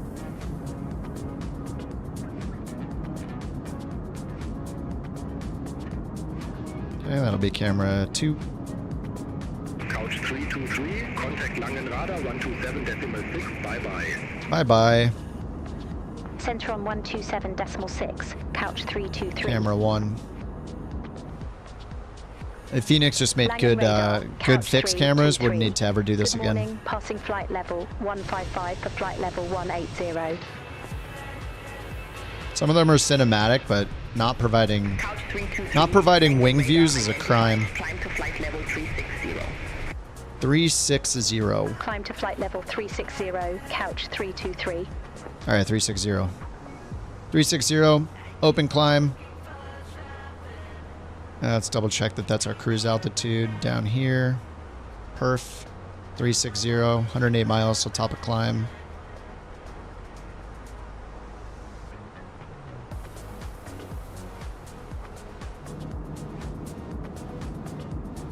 Well, it's a good thing the restart worked. I was very close to rage quitting. I was very close to loading up Tarkov to get punished even more. Lufthansa 7, Lima Echo, contact range control 128.3. Center on 128.3. Lufthansa 7 Lima Echo. Have a good morning. Langen radar, Dolomiti 8. Kevo, you did a 5-hour long haul? Damn. You were? We couldn't tell. Dude, it's so frustrating. What did I do? Nothing. Dolomiti 8, Juliet Tango, Langen radar. Good morning, identified. Climb to flight level 330. Climb to flight level 330. Dolomiti 8. I thought about cracking X-Plane open again. Yeah.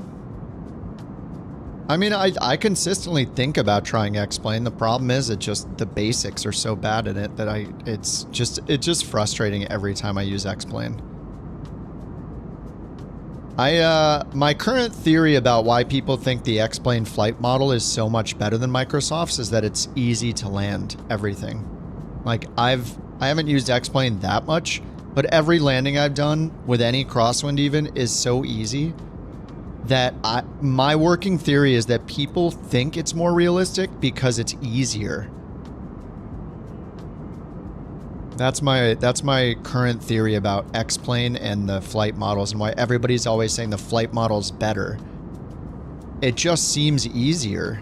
It seems like it doesn't care. Like the wind doesn't seem to affect me. none of the landings seemed challenging that I did in X-Plane. Even with like 15 knot crosswinds. So maybe people don't mean that it's actually better, they just mean that they get better landings in it. And maybe that's because it's simpler and not as realistic. So it's very easy to get a good landing. Because man, those landings, compared to Microsoft Flight Sim, like those landings felt so easy.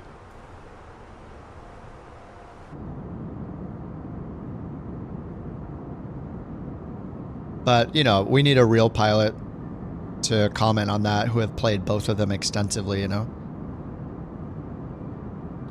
It could be the opposite, that Microsoft's is so unrealistic that every landing is way harder than it should be. Yeah, which is legit. Like, if that's true, I want to know that too. But do I recommend NeoFly? Yeah, it's fun. It's free. And it'll cost you nothing to try it. So, yeah, I recommend it if you're looking for a career mode app to do.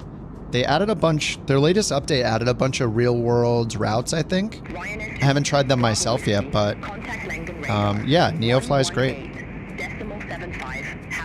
One thing to know about NeoFly, if you're on a 4K monitor, their app does not play well with 4K monitor out of the box. You need to go into the compatibility settings and change the high density display compatibility setting in Windows or whatever for that app by like right clicking it a couple times in the taskbar. Go to properties. So if you have a 4K monitor or a high DPI monitor, you might need to do that. If the interface looks all messed up, that's how to fix it. But besides that, yeah, that's the only thing to know about it going into it to fix the UI. Oh, you're at 1080? Nice. Yeah, oh, you're probably fine then. The sounds are quite loud in every INI build's flying. Don't they have on the EFB? I think they have the audio settings in the EFB. At least on the 350 they do. I don't know about the 330. Built-in settings. If it uses the built-in, I mean, I have in my sim settings, I have engine volume at like 20%. This is built-in sim settings. I'm going to turn it up to the normal volume right now. This is 20% according to Microsoft sound settings for my engine volume.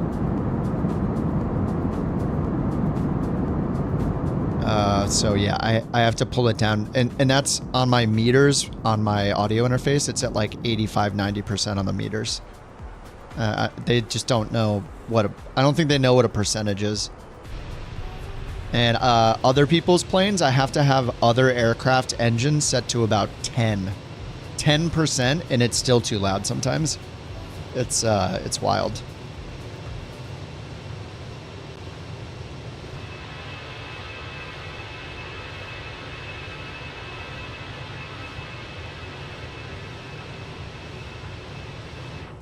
It's been a while since I've been in the couch livery. Feels good.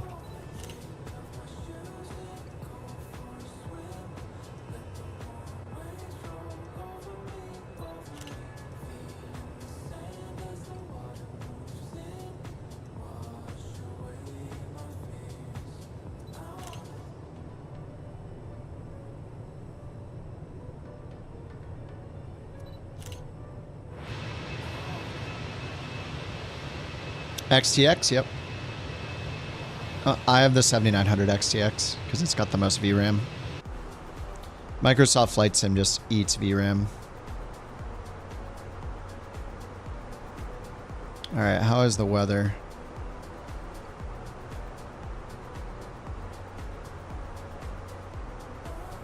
Okay. Clear, right? NCD, is that no... It just means no clouds, right? 1008 and winds are variable. 06089 variable between 030 and 090.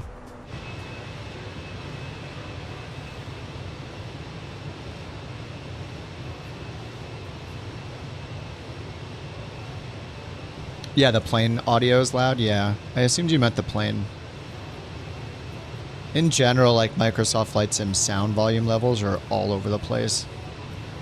They put in that like limiter thing or whatever, but I don't think it does anything. It doesn't seem like it helps. I've had it on, I've had it off. I've still needed to struggle with setting the volumes like very, very low.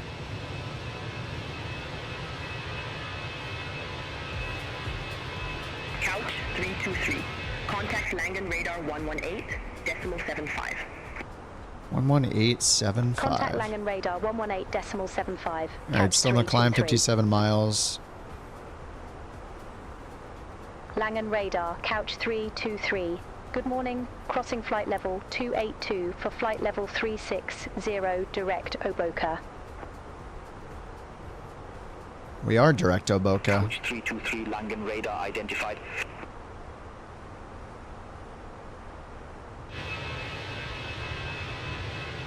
It'd be so cool if we had parallel landings. So does London have multiple? It must have multiple parallel It must have parallel runways. Yeah, it does. I'm just looking over here on the mini map, or on the Volanta.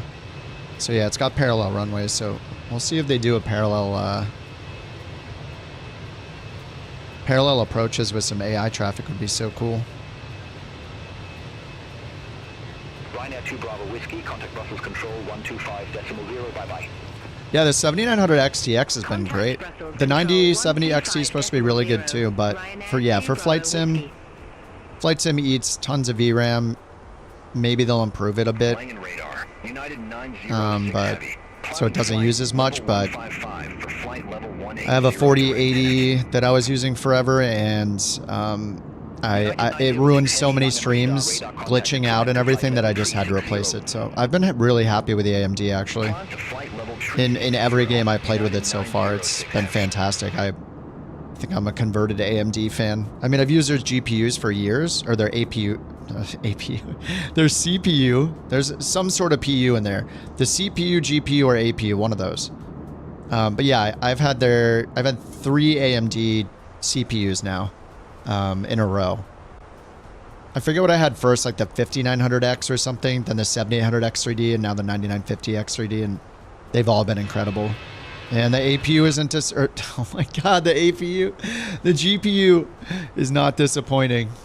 The GPU's been great. I really, I hope next cycle because of like the NVIDIA woes and how annoyed people have been with NVIDIA's rollout of the 5000 series, I'm hoping AMD is like, whoa, like, and the 9070 was such a success for them. I really hope they make another flagship, like make another XTX to compete, because I would love even better XTX than this one, but this one has been great the last couple months. I'm a big fan. I got the Sapphire Nitro Plus, which was like seemed to be the most recommended. Yeah, it's amazing. Yeah, AMD is great. Can't find the APU. Maybe if I had an APU on the PC, it wouldn't have been glitching out earlier.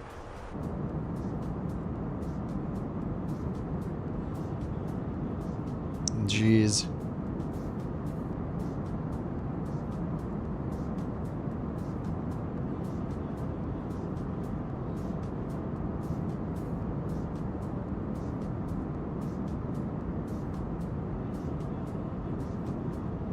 Where's my mouse cursor? My mouse cursor's literally disappeared. Oh, it's back. Thank you, Microsoft. They make Windows and they make this, and the mouse cursor just disappears. What is happening?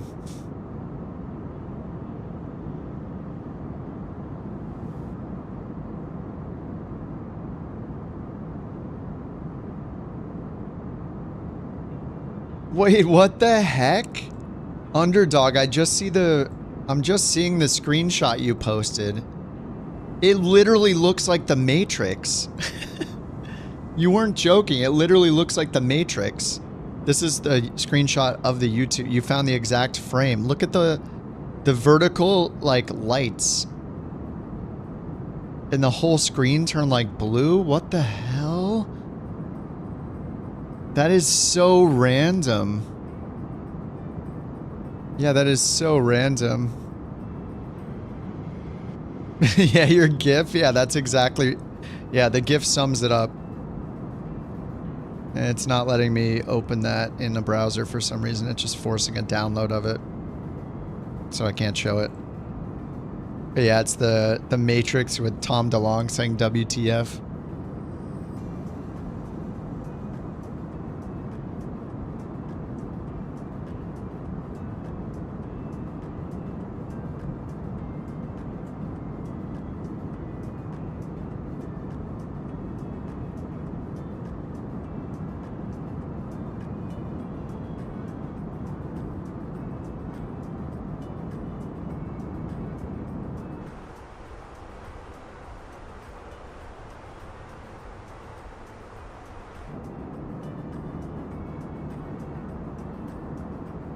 Neofly. Oh, I'm using New Sky, not Neofly. New Sky today.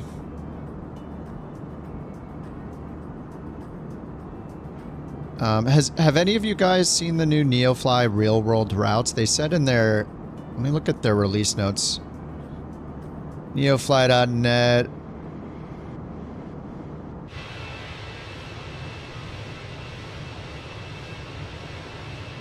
Let's see, where's their blog? Download the latest version. Why is it just me, or some websites it's like hard to find release notes? New multiplayer event, new airliner starter. Oh, is this it? Is it in the news section? It might be here. It might be here in the news section. Let's see. Yeah, so this is 4.12. I think this was like in the last 2 weeks or so. Start your Neofly career as an airliner pilot. You can now choose a liner as your starter plane. So you can start as an airliner pilot. You don't have to work your way up. And then, yeah, this live airline jobs. Neofly will look online to try to give you real world flights first. And then if it can't, it'll top up with randomly generated jobs. That's awesome. Like, they haven't had real world flights until this update, I don't think. So that's pretty rad. And then it says if you've already entered your airline or pilot's key. Oh, okay. So you have to upgrade. I'm guessing in the store. Neofly bundle in the Neofly store. Yeah, I guess you need the pilot air. You might need this bundle then. The upgrade. 10 euros for Neofly 4 pilots. Is it this one? Access to 3D cargo, flight sim objects. Oh yeah, new airliner starter, liner plane. Well, what's the difference between that and the airliner? Create and run your... Oh, I think you need airline, not the pilot. This is if you want to hire pilots and flight attendants to fly missions for you. This says create and run your own airline. Hire managers as you open more hubs. It's kind of confusing. I don't really know the difference between pilots and airline. It seems safer to just get the bundle just so you know that you have everything you need. But yeah, the airliner starter is a cool thing. That's one thing that On Air Company and Pilot's Life had that separated them from Neofly, is that both of them have real world routes in their databases, and Neofly didn't, but now it does. So it's kind of neat. Couch 323, contact Amsterdam, radar 119. Amsterdam. Have a good morning. You have a good morgen.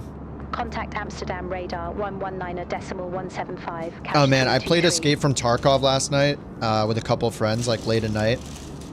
And we're all really bad at it, and they have barely played. Good morning. I barely played myself. It was legit a lot of fun.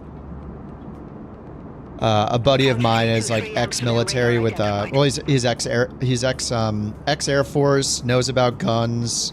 He was a loadmaster on a C-17 when he was in the Air Force, and he hadn't played it before, and he didn't even know what it was about at all. So introducing him to it was really cool, and he's like he seems super into it. It was just super late, so we played like two. Did like 2 matches, or just PvE, just to get into it. But it was a lot of fun. So I'm kind of hyped to play it later tonight. Amsterdam radar, United 906 Heavy, flight level 360. United 906 Heavy, Amsterdam radar identified.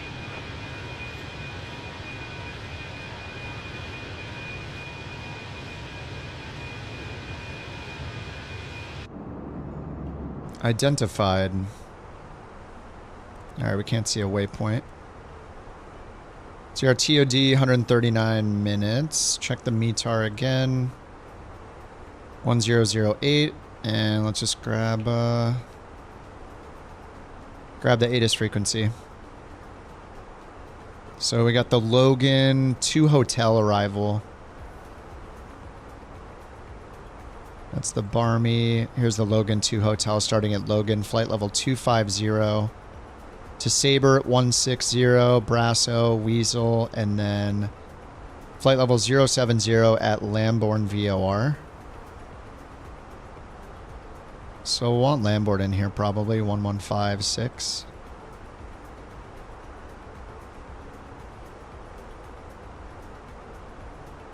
Okay, it's STR right now, so we're picking up a different one.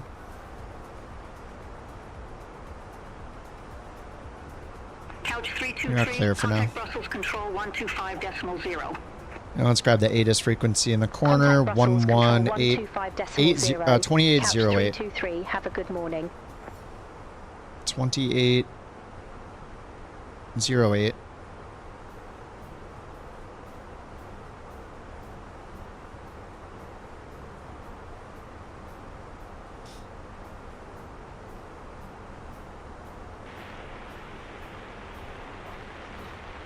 All right, it's too far out. The static is quieter, which is a nice change. Descent planning, actual descent clearance by ATC. Do not proceed beyond LAM. Lamborn VOR without ATC permission. And then he throws over here.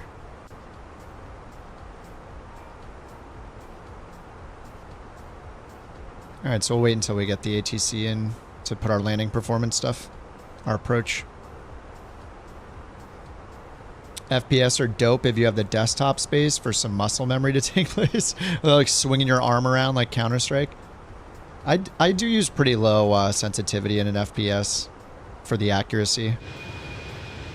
Yeah, I mean, something like Tarkov is just so different. I think we're a bunch of us are pretty hyped for Marathon later this year. I don't know why I got crapped on so much. People just hate on absolutely every new game that's coming out before they even have a chance to play it. I think it's just like they want it to be good and they've seen like a couple clips of it. There's that guy, is it Scaro9? I just barely learned about him. He's like a Destiny streamer and he was one of the early access playtesters. He put out a video with somebody where they showed a whole match. It was like 35 minutes or something. And most of it's not PvP like it showed in the trailer. So it's kind of exciting. If you like Destiny and you like Bungie games and how good the gunplay is in those games, it feels like it might be really fun. And it seems like, I feel like if anybody can make an extractor less punishingly brutal and annoying and cheater riddled, it's hopefully Bungie. But at the end of the day, it's an extraction shooter, so like there's always a risk of losing your stuff when you play it. Lose everything you go in with. Anyway, I'm excited to see how it is. It's possible that I play it like, you know, a couple weeks and I'm like, not into it. But it's exciting to have new games coming out. Bungie hasn't made anything new since what? Since Destiny 2, basically. I guess there's their first like new IP since Destiny 2, which is over 10 years old. Or it's, is it 8 years old now, technically? But since forever, yeah. So it's pretty exciting. It's just strange that they didn't do Destiny 3, as big as that franchise is. And instead they're putting all their eggs in the extractor business, the extractor basket. So it's kind of strange why they would take the thing that's successful and basically abandon it in a way. But man, I hope it's great. Supposedly there's a lot of Destiny style things in it, like secrets and like Easter eggs, and I think there's like raid mechanics kind of thing, which is what makes Destiny so great, is like the teamwork and it's just so twitchy and fun, like all the gunplay in that game. If you never played it, it's extremely satisfying to play, and it's really fun with friends, and the end game content is super challenging. So they can bring some of that to like an extraction shooter. I think pretty awesome.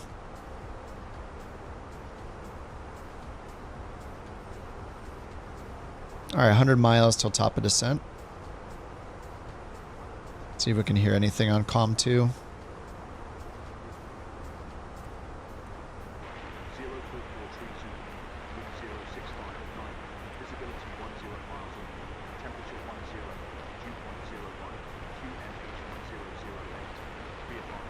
All right, I heard 1008 for QNH and VFR.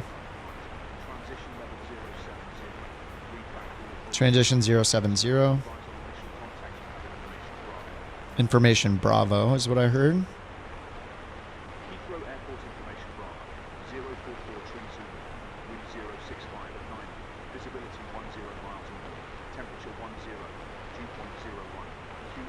All right, 065 at Niner. All right, got it. And oh yeah, wait, we didn't hear the landing runway.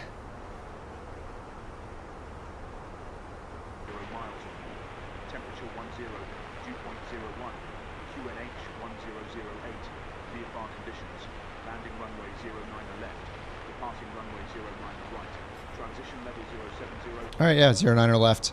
So that's what we planned for. So we'll just grab the ILS for 9er left. Just go up here, collapse, approach, 9er left, ILS, and LAM. That's part of our arrival. Yep, so we go LAM and then right over here. Change procedure. That'll auto pin the ILS chart for us.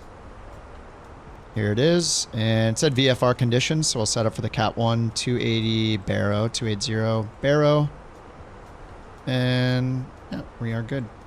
Good to go. We'll leave the flight plan over there and performance over here, and then we'll update the weather info when we get closer. So we're coming over here from Lamb. And then it looks like 2,500 is our final altitude. And then ILS DME 1103. What is the difference between these? What the heck? Oh, LOC DME. Whoops. ILS DME 9 left. So it's same frequency, IAA, and yeah, we got DME 1103. 1103, final approach course is 089. Matches the chart. And angle is 3 degrees.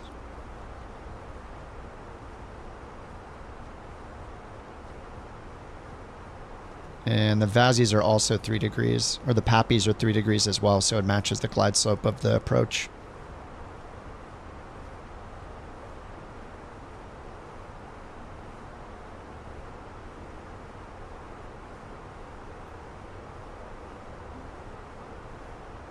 All right, TOD's in 80 miles. Sweet.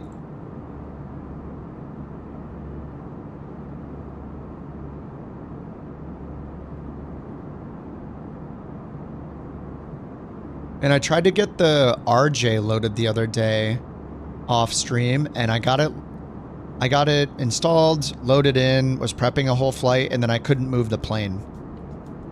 And I also couldn't even slew the plane. I tried to fix it by slewing the plane, moving it somewhere. I went into slew mode and I couldn't move the plane. So then I uninstalled it. I don't know what's going on.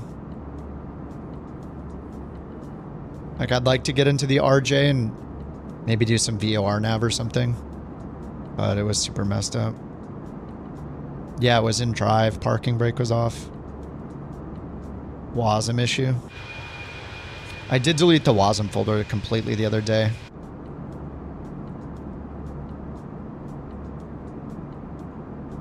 Yeah, maybe if I try again, it'll work. I don't know that it was ever in my WASM folder. I don't know if I'd ever tried to load it before, though.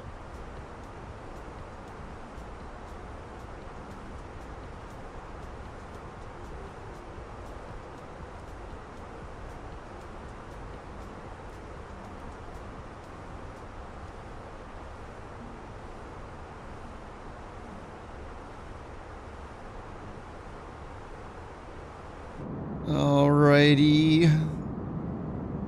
Getting close to TOD. Little in-flight snack here.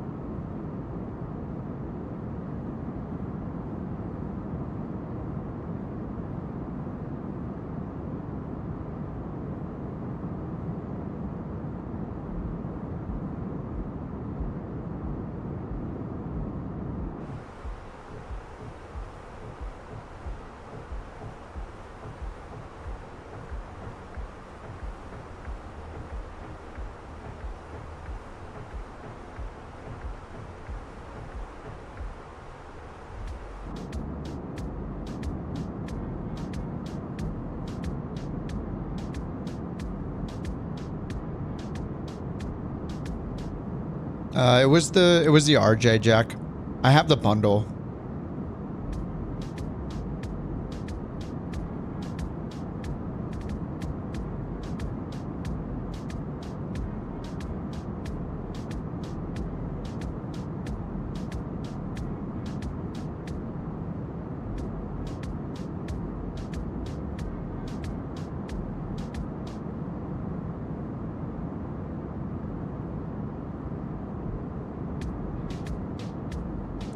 Try the Fokker. Oh my god. I did try the Fokker one time. At one point. It was very intimidating, to say the least.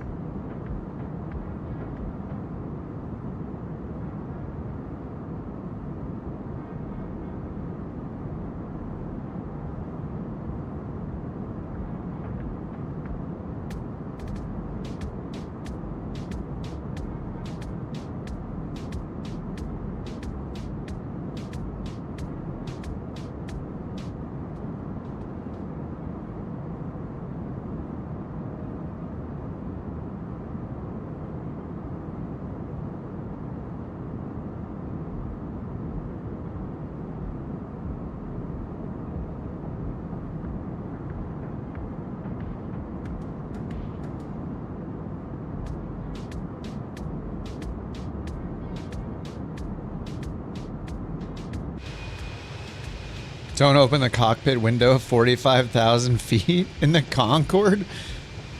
That seems like a good thing to test. Did you turn off stress damage first?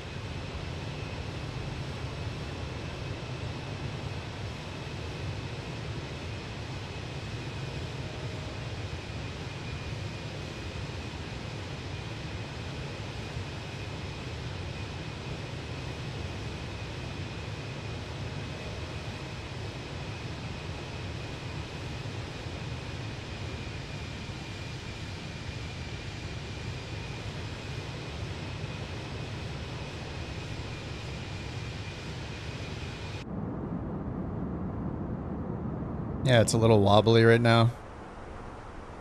I do have, I think I have turbulence on still. All right, 40 miles till TOD. Ah, the camera. Please.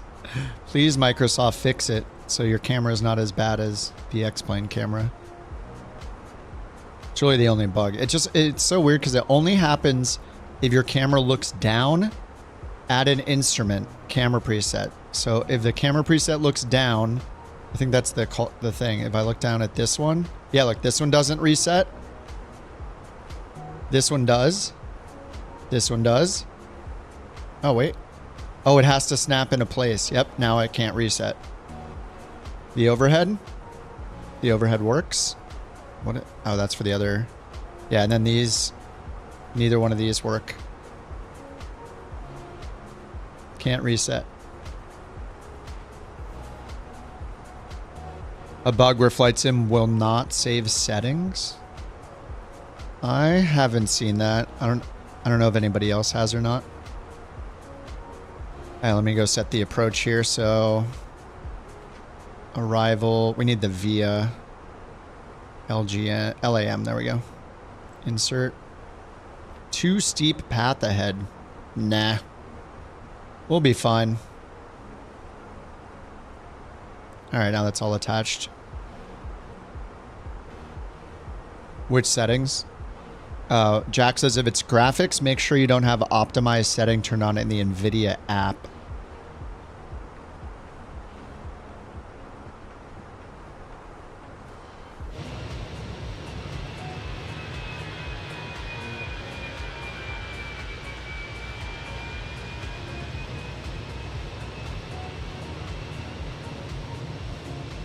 It's ads based, JT. And I turn them off.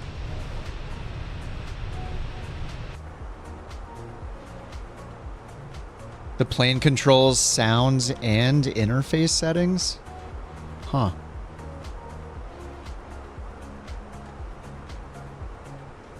Is something like deleting your user config file whenever you start this sim or something? I don't know, that sounds weird.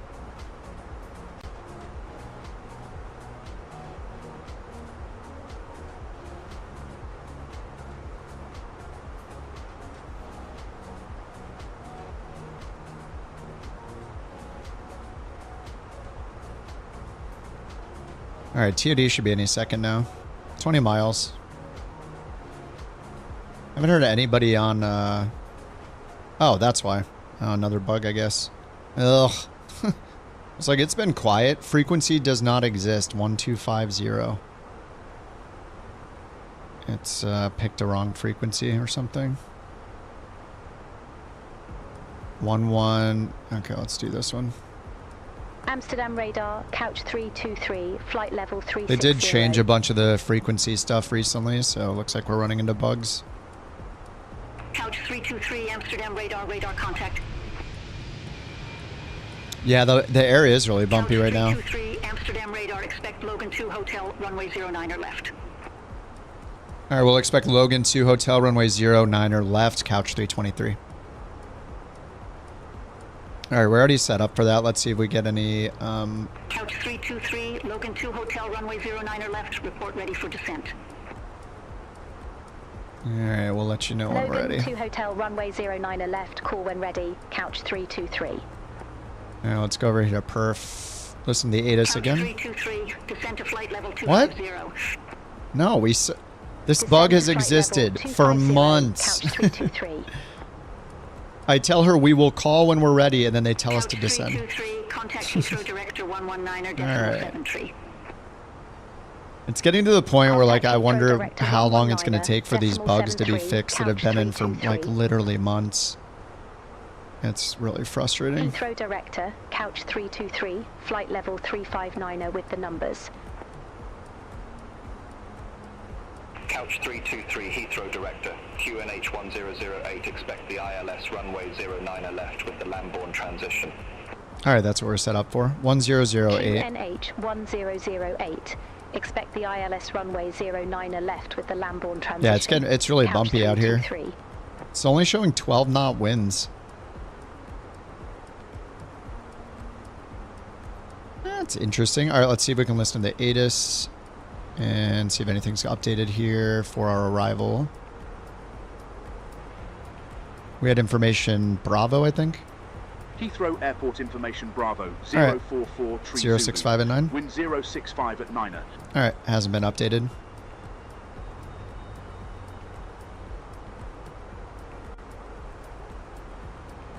Isn't it normal for ATC to say, let us know when you're ready for descent? And we say, okay, we'll let you know when we're ready. And then they say, descend to flight level 250. Sounds like, yeah, definitely sounds normal. Hey, let us, are they just trolling? Let us know when you want to descend. Okay. All right, roger that. We'll let you know when we're ready to descend. Listen, we're going to need you to descend. What? Why didn't you just tell me to descend then? Why would you ask me to let you know when I'm ready to descend and then also tell me to descend? I was 10 miles before TOD. Well, they literally just told me to let them know, though. That's the weird part.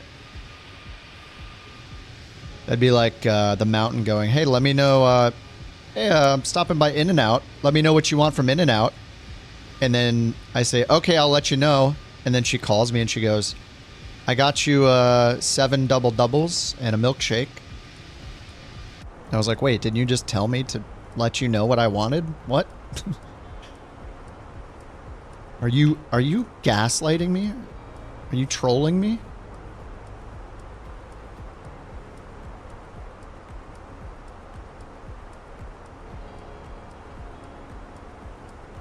And then the other, yeah, this is the one that, like, this descent thing has existed for literally months, where regardless of what you say, it tells you to start descending. Supposedly the realistic thing is for the pilot to let them know when they're ready to descend, because ATC isn't, they don't know about, like, your plane's performance, what your rate of descent's going to be, what your VNAV profile is, all that stuff. So the pilots are the ones that tell them they're ready to descend.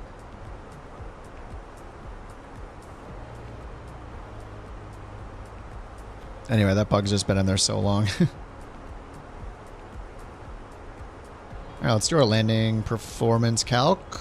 Arrival, EGLL 9er left. Got the ILS. Apply the METAR 060 at 10. Check our landing weight, fuel prediction. EFOB plus 0 fuel weight. 133 plus 7, 139. So this becomes 140.3. 140.3. 140.3. Medium is more than enough. Let's check the ground chart. Ground chart. Okay, and then we're landing on 9er left. Up here. And the terminal is over here. I don't know which terminal, but yeah, more than halfway down the runway. Around halfway would be good. 160 and low auto brakes will be good. Flight level 160, couch 323. Why does it switch to vertical speed mode? We're just continuing our... Oh, did it just level off? Maybe it just leveled at 25. I might have just been timing. Alright, so we're going to use low auto brakes.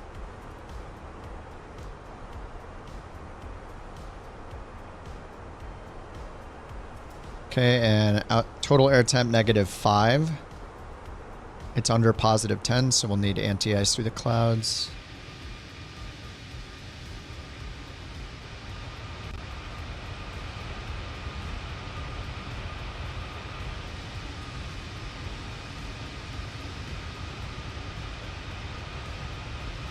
aircraft, be advised information Charlie now current QNH 1008.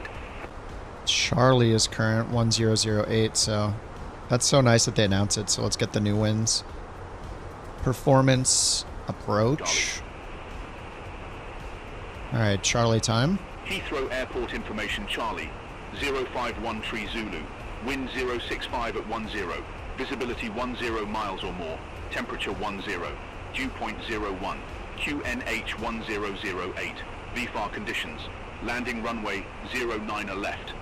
All right, we got Charlie. Winds increased by 1 knot. All right, before we get in the before we get in the clouds, let's just get engine anti-ice on.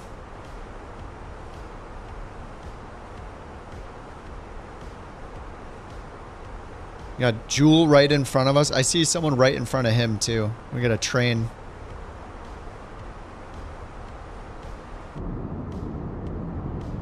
Do the career add-ons other than the default Flight Sim 24 one?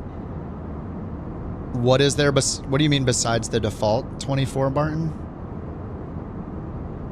Any of the career add-ons? Oh, work on Xbox. Oh, any of the career add-ons, sorry. No, they don't. Xbox isn't able to like access information on your network and run external software and all that kind of stuff that the career mode apps do. There's separate programs running on the PC that get like broadcast over your network and then but yeah, you can't do that with an Xbox.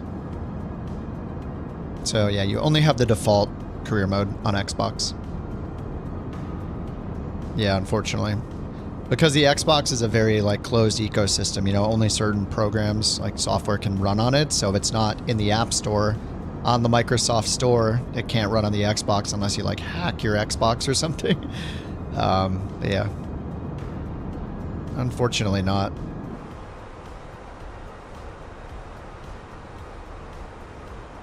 It would be cool if they like made it so you could run the career mode software on a laptop. Because I mean, really, mostly what the career mode 7,000. Descend to 7,000 feet. I mean, mainly they just need to know like the telemetry data. Like they need to know your location, your airspeed, all that data about the plane itself and where it's located and all that. And then it, you know, that's all it really does. Like it's just reading that data from the sim. So if they made it so the Xbox version could broadcast that data over your local network, then maybe you could run those on a laptop on the same network or something like that. Or, you know, a tablet or who knows what, if the career mode apps had those, but they don't. It's just, yeah, it's just all on Windows.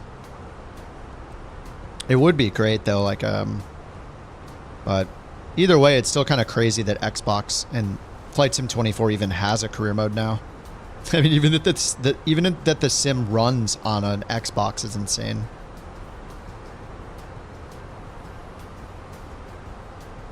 Yeah, it would be nice.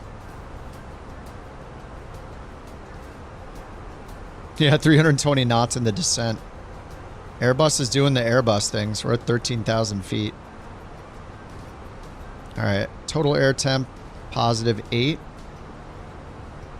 There's just a little bit of moisture.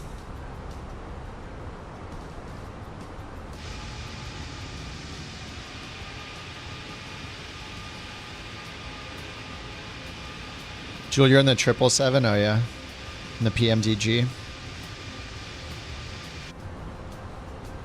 Gliders affected by wake? Yeah, I would assume so. They're affected by all the like CFM stuff and thermals anyway, so yeah, I would imagine so. I think everything's affected by it. It just seems to be treated like any other wind physics in the game, like turbulence and thermals and just this normal wind. I haven't tried it myself yet though. All right, ice not detected. Oh, total air temp went down a little.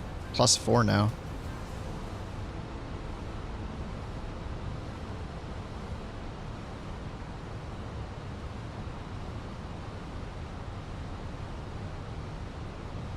Still an open descent. We hit our decel, I think, so it's been slowing us down now. We're at 260 knots. Only going 500 feet per minute. So I probably should go back to manage so it'll go down. I need to catch up to the profile. Direct Lambourne, cross Lambourne at or above 7,000 feet. Okay. ILS runway 09 left.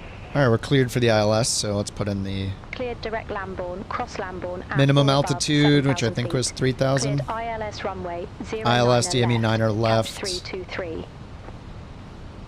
The weather's good, so we're doing the Cat 1 280. And 2,500 is our final altitude, final approach fix altitude. All right, 2,500 set. If we need the go around, we climb to 3,000.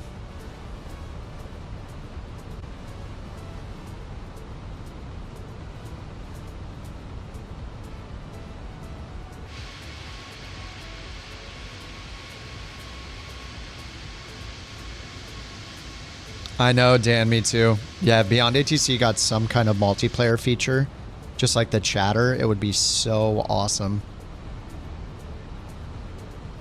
That's really the main thing missing. Is I hope they do the thing where, like, I wish they would embrace multiplayer and do that with chatter first, so you can hear other pilots on your frequency. They don't have to worry about the historical crap and all that, you know. Say Intentions, the one thing they had that was good, feature-wise, was that. Like, their readback sucks. They're just so undisciplined with what features they choose to put out. It's just all spammy feeling. But the one thing that was nice was the multiplayer interaction was great. I think if BeyondATC did that, they'd probably do a better job. They wouldn't get distracted with all the weird, like, historic chatter. Like, what is the point? Seems so weird. It's just taking a good idea and just doing too much with it. All right, we're almost at 10,000. I'm going to do activate approach. Clear that drag message. Let's get this on flight plan.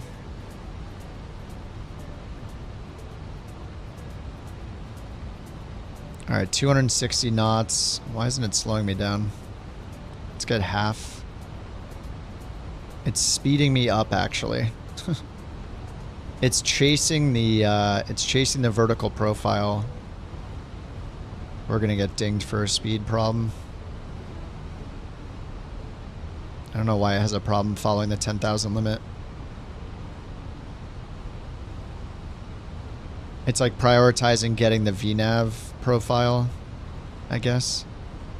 Let's get the anti-ice off and the landing lights on.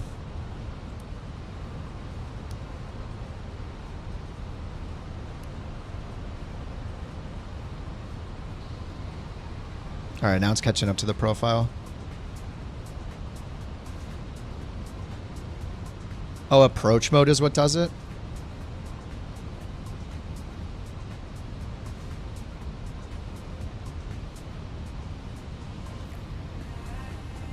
Interesting. I got an idea. Let's break the speed restriction on purpose. Let's allow it to do a rule-breaking speed. That's so weird that even exists.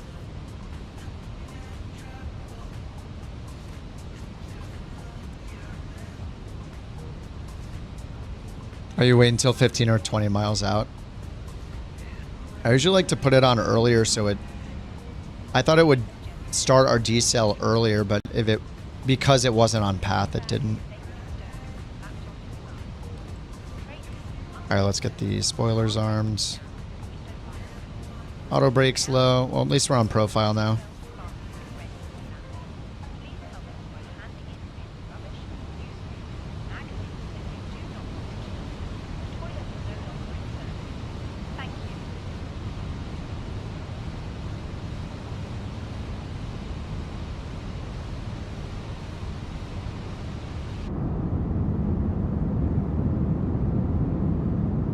Looking good down there. I think I have train level of detail on 200 with dynamic turned on. I raised object level of detail to 200 to try to help with the smoothness when landing. So hopefully it loads stuff at the airport before getting to the runway.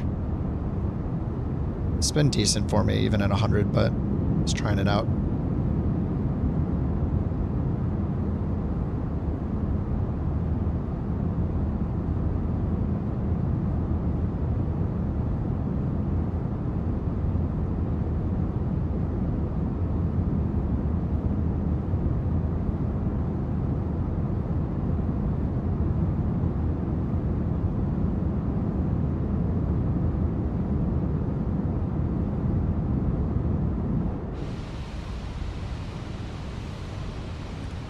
Oh, V1 says his airline pulls manual and approach mode at 10,000. Interesting. I do get into cases where I feel like I'm too fast when I'm getting towards final. And then usually that's when I hit approach mode to like force the decel. But I guess it has to be on profile for that to work. And it wasn't this time, so it was diving.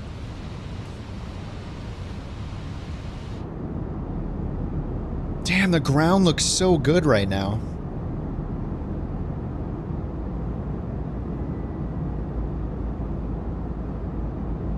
Look how detailed everything looks.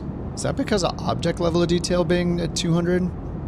I don't know. It looks really good though.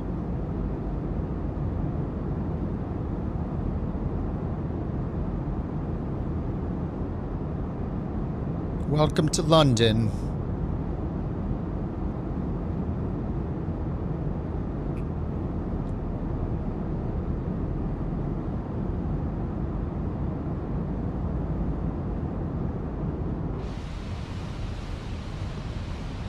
All right, we're at 7,000. And we're just waiting for our next TOD. After LAM 30, down to 2,500.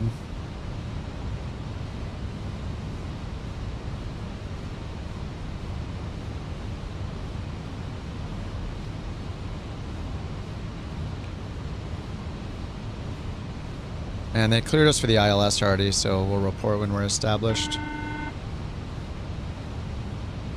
The cabin is now secure for landing. All right, excellent. Sit your butts down.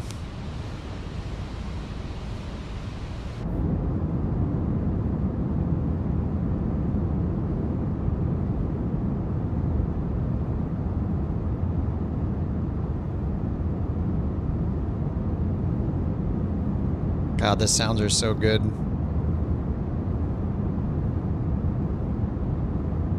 The Phoenix just have the best sounds. I know the fly-by-wire is good, but the Phoenix sounds are so great too.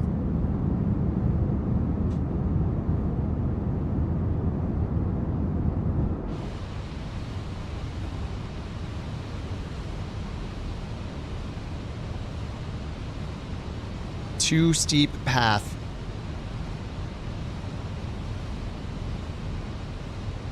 Can I clear the too steep path?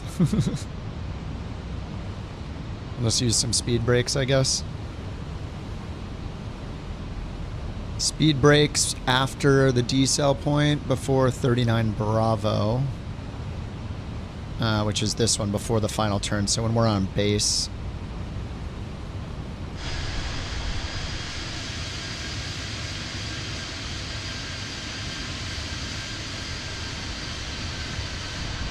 Look at us all lined up. It's beautiful. David's here landing. Slevin on final. Bopper's on final. Dan and Geek. And maybe Bob are on base. Me and Jewel and Embark. All on the downwind.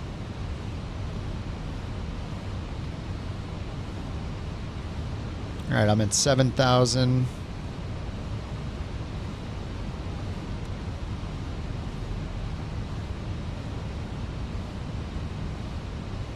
Alright, we're going to start our descent soon right here after we cross LAM 30, down to 635, 325. ATC just wants us to report when we're established on final, so let's get LS on.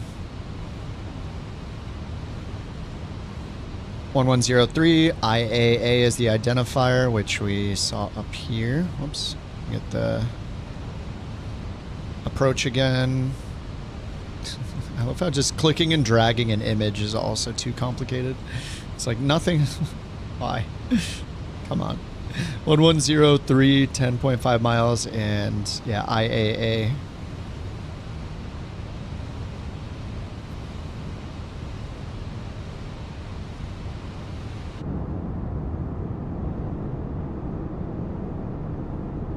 Nice and smooth so far.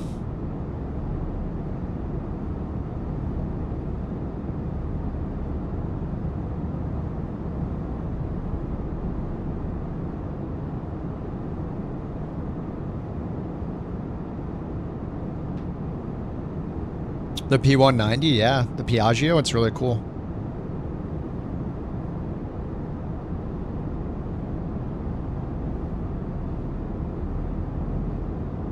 Alright, here comes our left turn. I'm going to get flaps 1 down. That crab will get out of the way. Alright, flaps 1. And I'll just get the speed brakes out to half and see how that helps that steep descent.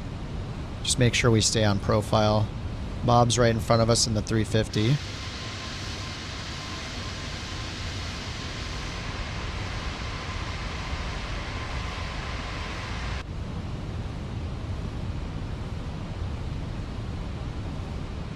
You saw the crab out of the corner of your eye. Crab's keeping us from watching our airspeed. Interference.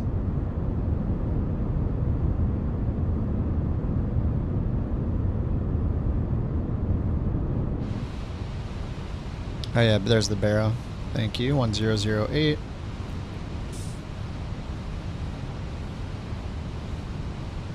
And transition level is 6,500. I think did they say 7,000? I think it might have been 7,000 here. Now we are above the glide path. We're still on our vertical profile though. DME is 12 miles out.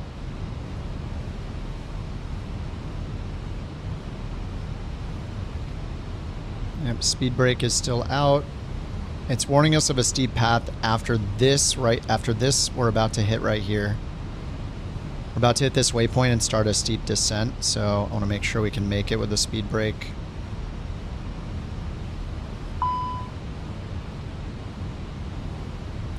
Yep, I know the speed brake's out.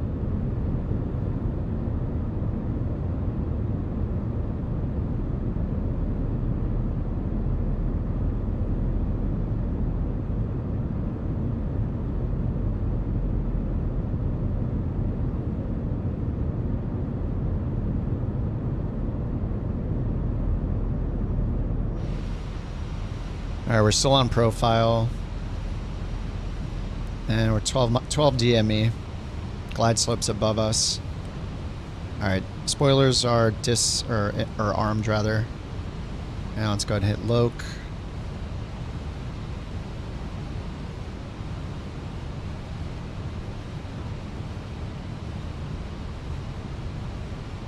Alright, we're established on final. Heathrow Couch 323 established on final. Couch 323, affirmative. Couch 323, contact Heathrow Tower 11. Alright, 10 miles out. 505. Over to Tower 118.505. Couch 323. Alright, let's get approach mode. Arms. Heathrow Tower, Couch 323. ILS runway 09 left. Couch 323, Heathrow Tower, wind 065 at 10, runway 09. Alright, we got GS star. Let's get flaps 2 and gear down. Runway 09 left cleared to land. Couch 323. Alright, 9er left clear to land. Lights are on. We'll get our nose light on. Beacons on. Strobes on. Ready for flaps 3 already.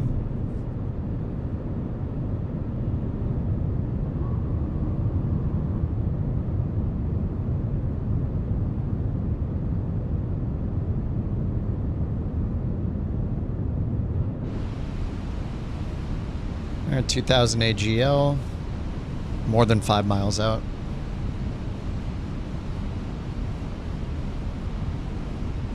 Alright, they're the Pappies. Did anybody get 7 right? Or, sorry, 09 right? Looks like we're all on 9er left. Alright, let's get flaps full. 1700 AGL. All green over here. We're on glide slope and Loke. Go around was 3000. 3000 set. All of our lights are good. That's sun, man.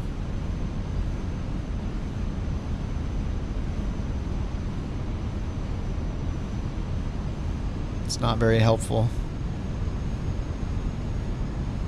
All right, 5 DME, 1400 AGL.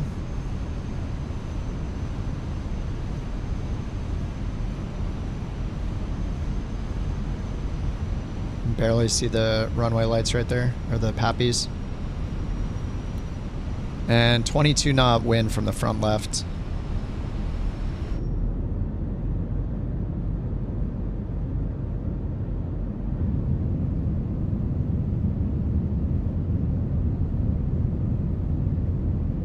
I'm running that smaller trees add-on, and I think it does a good job. The trees used to look so dense, and now they're like scattered a little more and smaller. Kind of, I think it looks better. Blue highlight. You turn it off when you fly the Airbus. It's because it's easier to interact with the push and pull knobs using the legacy controls. So yeah, when I'm flying an Airbus, I turn the legacy controls on. All right, AP's off. How? It's in settings under flight interface. It's called interaction style. You can change from lock to legacy.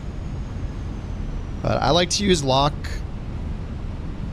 more than legacy. You don't have to be as precise with your clicks, and then it's nice for the stream because it highlights what I'm clicking, so it makes it a little more visible.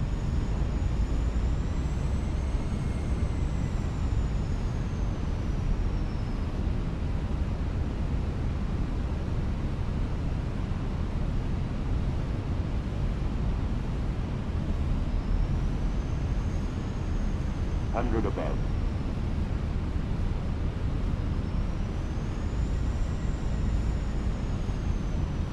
Minimum.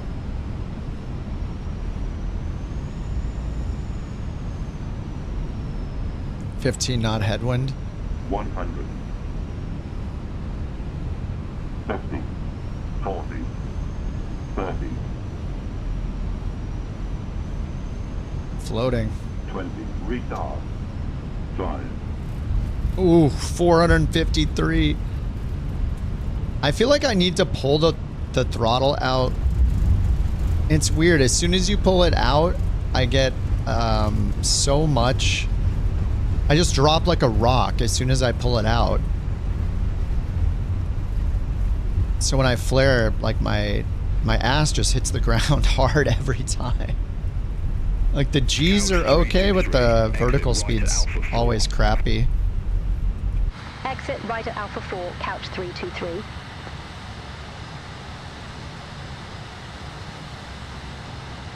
Oh, the call's a reminder, not an instruction. Ladies and gentlemen, the cabin crew will shortly be leaving their seats to perform safety-related duties. Expect gate 561? Oh, it just said expect gate. Wait, what? Oh, wait, it didn't say it, but it says exit right at Alpha 4, and in the tips it says expect gate 561. That would be nice if they actually said that to us. The landing rate's in the marketplace. It's called like, it's just called landing rate, I think.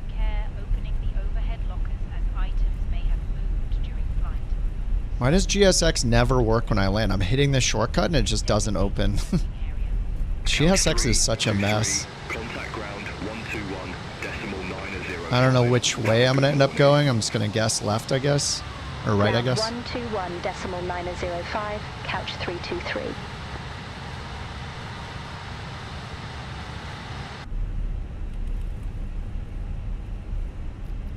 I have to close it and reopen it because the shortcut doesn't work. Alright, let's get the parking brake on. Request taxi to assigned gate. Couch 323, gate 561 taxi via Alpha Delta. Gate 561 via Alpha Delta, couch 323. Gate 561.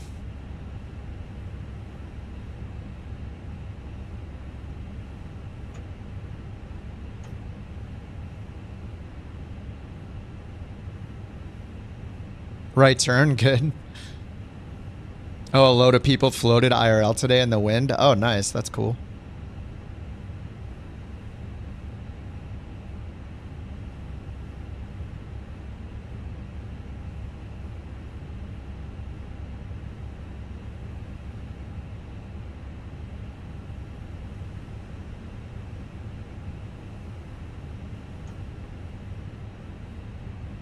All right, APU is started, and we can taxi. Is anybody else still landing? I think I missed everybody.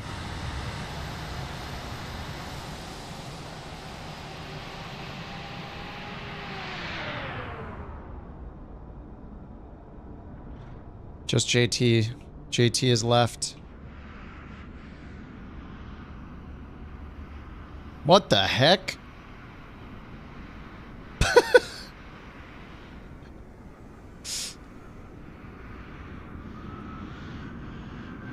Microsoft, you guys are so weird with why ever you're coding it to work this way. It makes no sense.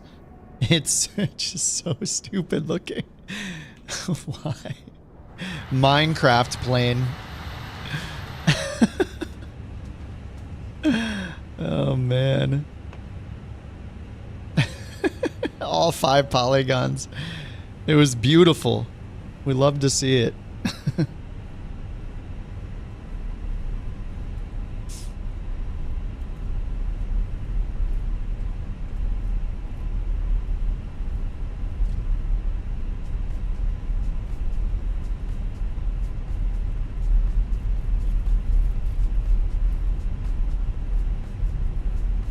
That's the new Boba 790.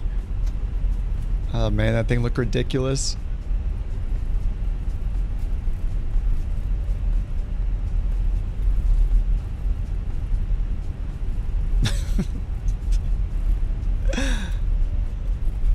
I don't know. To me it seems like maybe I'm crazy. Maybe the airplanes flying around in a simulator are kind of, maybe in my opinion, like the runways and the airplanes are the most important things to be loaded in a flight simulator. Am I wrong? pulling a Walt. Am I wrong? Am I wrong here? Dude? No, Walter, you're not wrong. You're just an asshole. But like, how is it that planes and runways, the 2 most important things in a flight simulator, are somehow deprioritized when it comes to loading them in? It's so crazy. Who made that decision? I got an idea. How about they have the meeting, it's like, I know how to improve performance. Let's make all the planes mostly disappear. And this is a flight simulator, right? Do you think maybe we should make the trees, cars, roads, you know, ground vehicles, houses, things like that maybe be deprioritized? No. Let's deprioritize the planes. We gotta have the scenery and the trees looking great while the planes are literally 4 polygons. It's just so crazy. Oh no. No, I'm not ready. I can't deal with the pressure. I can't deal with the pressure of this. Today we Salute you, Microsoft dev team that decides that planes are less important to see than shrubs, grass, windowsills, blinds in windows, and the glow of TV lights out of every house nearby. That's what's... Oh, I missed my turn. That's surely what's more important than seeing the airplanes in the flight simulator. Yeah, I don't have anything else. I missed the turn. I gotta turn around here. I like you, but you're crazy, man. You're crazy, man.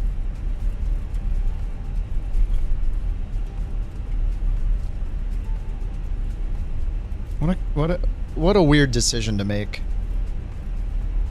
You know, somebody was there like, hey guys, maybe we should not deprioritize the fidelity of the planes that are in the sky. And then they're like, oh please, you're being completely unrealistic. All aircraft be advised, information Delta now current, QNH 1008. This guy wants the planes to be high fidelity during the whole flight for some reason. Why? Does anybody know why this person has this strange opinion? We're gonna have to make sure that we don't invite them to the meetings anymore.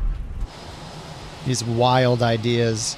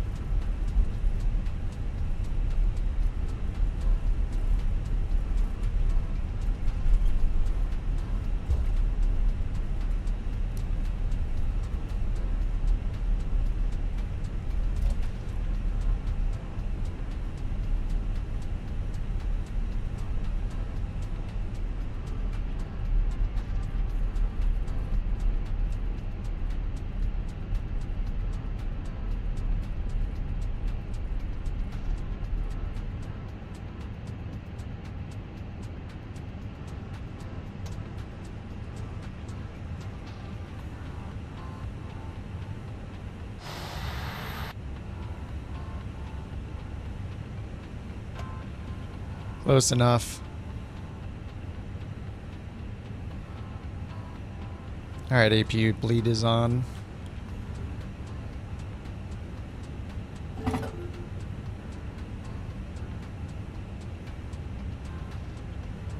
Cabin crew disarm doors.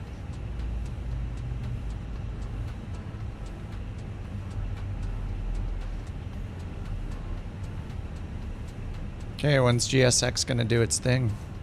Or is it Beacon that does GSX? There we go, okay. Heck yeah. And they got those cones out there real fast.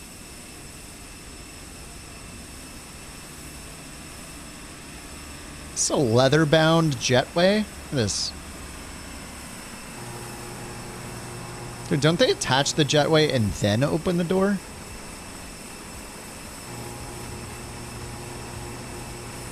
What's up, native?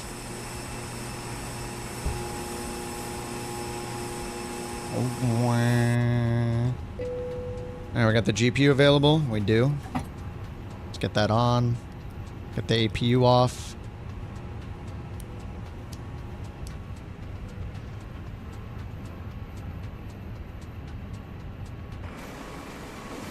Alright, we made it. Let me check my score. This is the first New Sky score I've gotten in forever. Sure, it's going to be crappy. 9.08. Oof. Yes, BeyondATC 100% recommended, especially if you fly. Well, it doesn't support VFR yet, but I assume you fly IFR. If you do, then yes. Especially with the airliners, but it's decent for smaller planes too. It's primarily built for airliners though.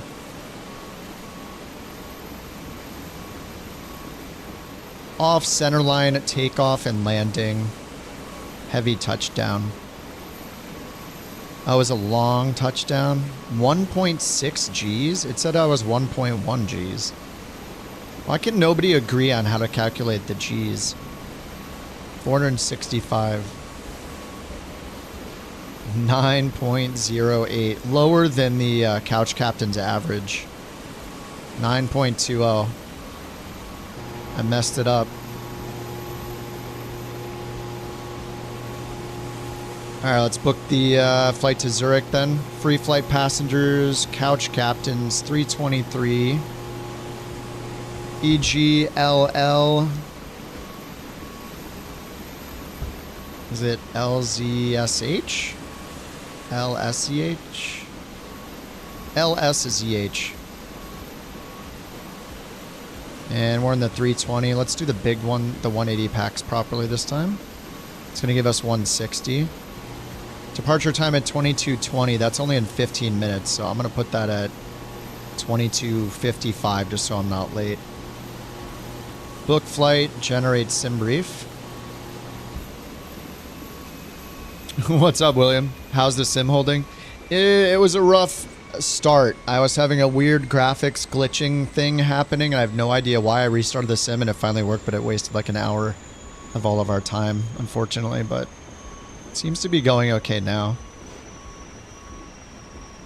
The merch, yeah. I mean, the mugs are kind of safe to buy. I didn't put any of the clothing stuff up there yet because I'm waiting for it to arrive. I ordered a bunch of samples.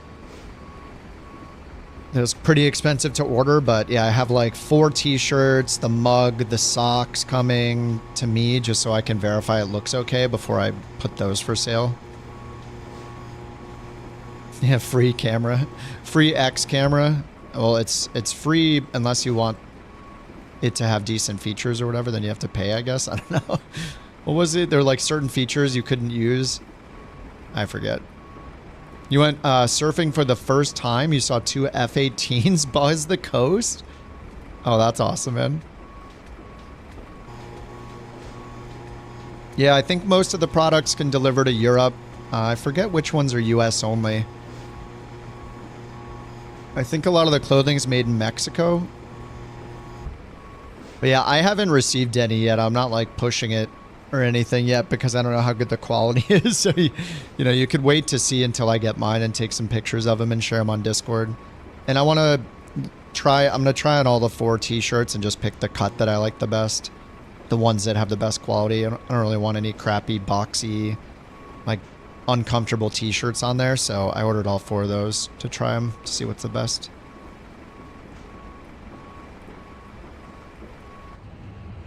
All right, so we can go and import the next Simbri flight plan. Phoenix, import next flight. All right, this is messed up because I have the time of day changed.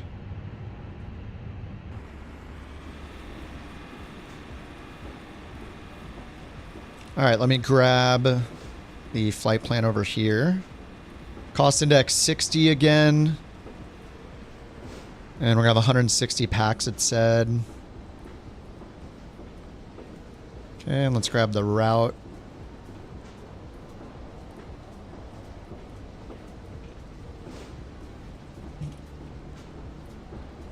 All right, there's the route I got.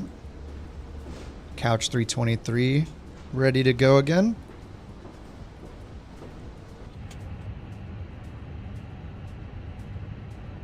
All right, mass and balance, 160 planned, and it's still deboarding, 67 deboarding. Can't see them though. Now we can see him.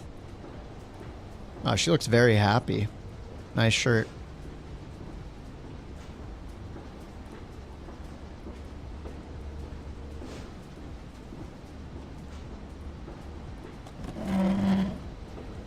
JT, thanks for the gifted membership, dude. Watto, welcome to the Couch Captains. Courtesy of JT. Pull up that gaming stool.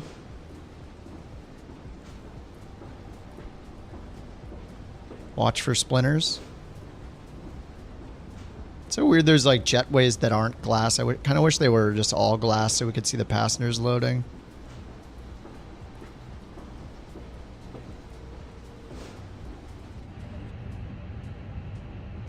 All right, 45 people left.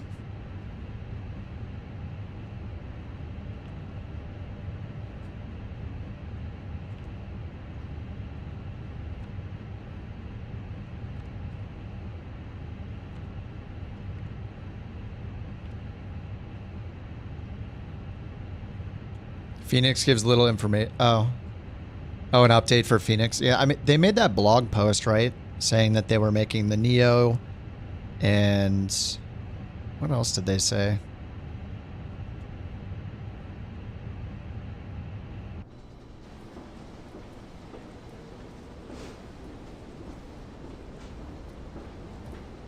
Yeah, I like when it's not overhyped. Like, when a product is overhyped, it just gets annoying.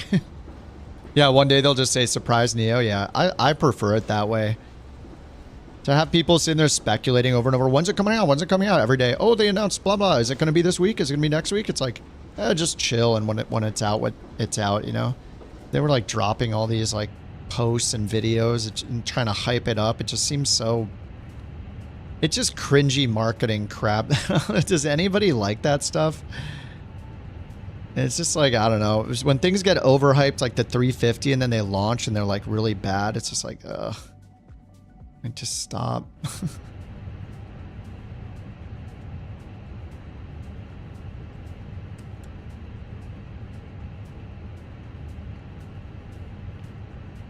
All right, init request. Are we deboarded? 5 more people. Get off. You're done. Get out of here.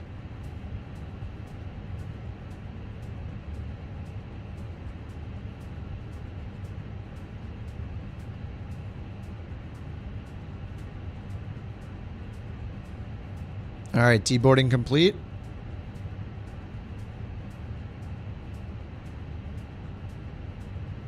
Is it complete?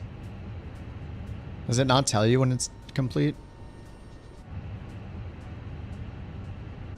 I mean, I don't see any other vehicles or anything. All right, I guess we'll just hit load.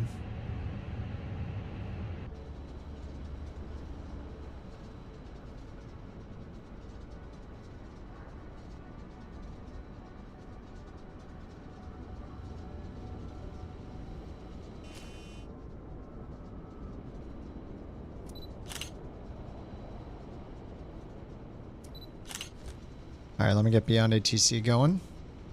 Gotta get that traffic injected. BeyondATC connected.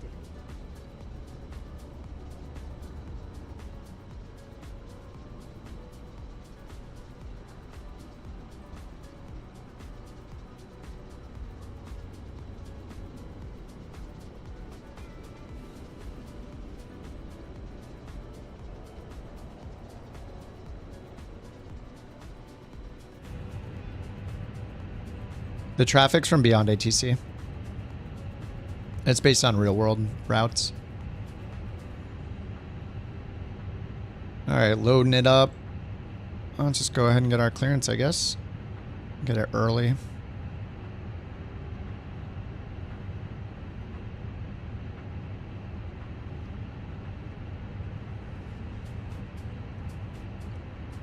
Heathrow, Couch 323. Like to pick up our clearance to Zurich.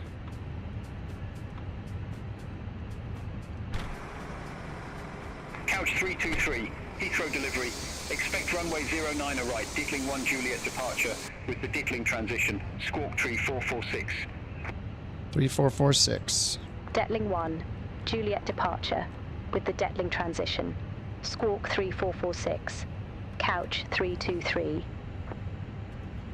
Couch 323, read back correct. Contact ground 121.705 when ready for push or start. All right, Couch 323. Let me load the wind Ground while we're doing manual stuff. 705 when ready. Cost index was 60 again, I believe. This was our old route. Let's refresh it. Oh, you got your first crash of the day? Crap. Hey, I completed a flight without a crash. I'm pretty happy so far. After I got all the technical, the really annoying technical stuff out the first hour of the stream, and now we're good. All right, cost index 60. Cruise is 35,000. Oops, not 3,500. 35,000. Wind uplink.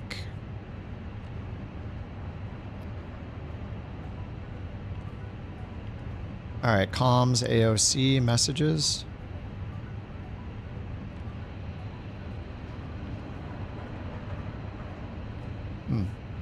All right, prelim load sheet. 0 fuel weight, 133.8. The same as last time. 133.8. ZFW CG, 31.6.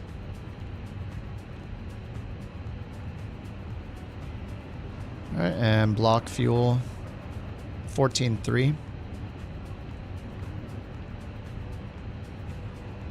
Enhanced airport ops.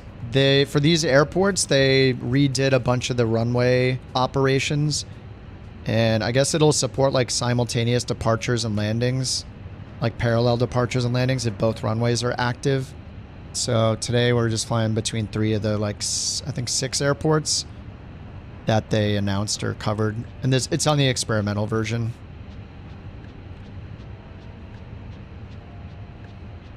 But yeah, they called it enhanced airport ops, so they kind of redid a bunch of the ground stuff. You know what I should do is turn up my frames are going to take a hit from doing it, but I'll turn up the departure and arrival and en route density a bit. And it should delete the traffic and then re-inject it.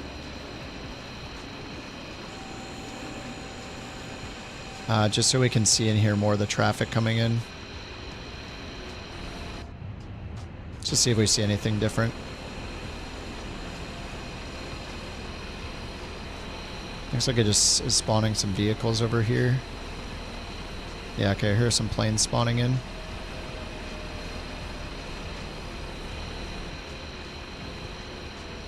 Yeah, I think according to the ATIS, they're only landing on one runway right now, though, so. You're gonna start Phasmo in VR? Nice. What's up, Max?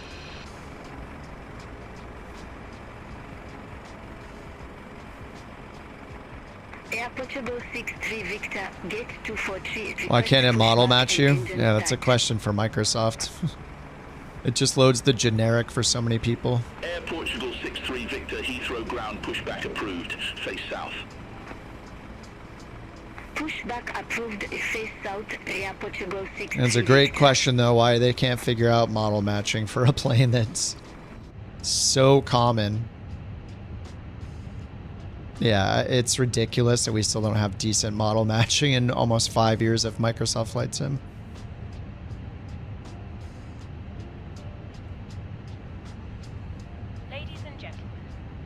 Like, multiplayer is built into the sim. You'd expect it to model match decently because it's a built-in feature, you know? If there was no multiplayer built in, then I think our standards wouldn't be as, you know, we wouldn't have as many expectations, but like it's literally built into the sim since 2020 came out. And it just uses this generic one, even though you're in the max, which is in the sim by default for everybody, and it still doesn't choose a generic or the full version. It's just like, I don't understand how this airplane type code doesn't match to a 737 generic. Super weird. It's literally a spreadsheet. Like, it's literally a table. If it's this code, use this for the generic model. Like, that's... Yeah. It's something it feels like they're never going to fix it. I have no idea. Flowchart for how the model works. It has checkpoints. Like, does the player own the DLC? Right, and the fallback, like, look, it's using the passive aircraft, right? How does a Sobo... They actually showcased, if you guys remember this, before Flight Sim 24 came out, they showed screenshots and like panning videos of all the new generic models they made, right? And saying how many cool generic models there were now. And it doesn't even work with a plane that the sim launched with, which is the 737-8 MAX, or MAX 8. So how is it not showing the generic model for the MAX 8 and instead showing the generic Airliner 2 engine? You know, it's like, it's so weird. Like, how is that a bug? Like, they literally showed off all of these new models that were being matched, or the new models that they created for 2024, and it's not even using them.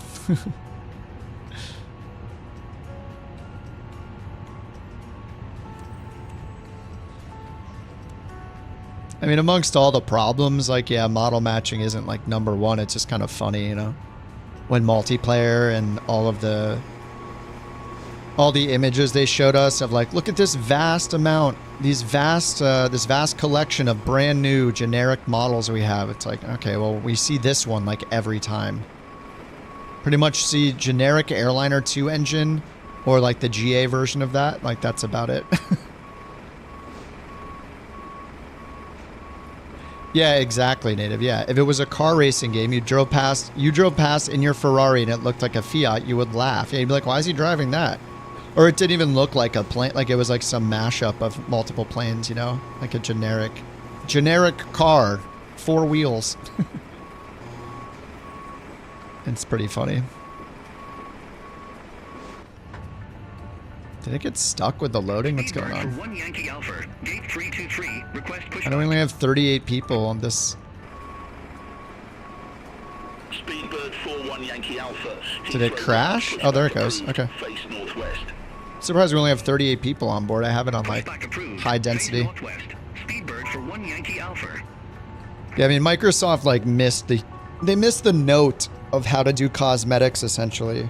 Like, that every other game has been doing that has marketplaces and things that are cosmetic based, which is you want people to see other people in different planes. because that makes them want to fly those planes. So they go to the marketplace and they buy that plane. Like Fortnite skins, like Path of Exile cosmetics, you know, whatever it is. That's what sells. If I see this, I'm not saying, wow, look at that plane, I really want it. And it doesn't even have to be the plane, it could be the livery on the plane. Like it's a 38, it's the Max 8, so I should see the Max 8. It's included with a sim, so this is an exception where it's a default plane that I already have. But what if it had a cool livery on it that I didn't own yet? And I could be like, oh, I didn't know that the Max 8 had a livery for such and such airline. You know? Like the Delta 2028 Olympics one for the 350, that kind of example. What if there's one of those for the Max or something? Even if it's not realistic. It's like, oh, I want that. Go to the marketplace, look it up. You end up buying something, they get their commission, all that stuff. What the is this piece for 1 Yankee Alpha. Request taxi. It's the Phoenix. Alright, how are we going on the loading? 81 packs, we're halfway through. Runway 09, a right taxi via Golf Echo, Bravo Delta Alpha. Alright, let's go to EGLL. We got runway 9er left for departure. And the Det 1 Kilo. No, we're supposed to have the Det 1 Juliet. But this has the Kilo? 9er right, that's why. Got the wrong runway. 9er right. Det 1 Juliet. There we go. Okay, insert. And at the other end, we're expecting runway 14, BLM 3 Golf. ILS 14, BLM 3 Golf.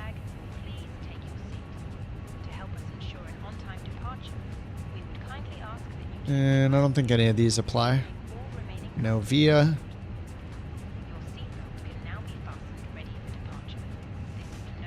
Yeah, exactly, native. Yep. Yeah, people can look and say, what a cool plane, and then they'll want it. Yeah. Did the last update or patch make the game less stable? I would say yes. We've been getting more crashes the last Sim Update 2 patch. I crashed like, was it 2 or 3 times last stream?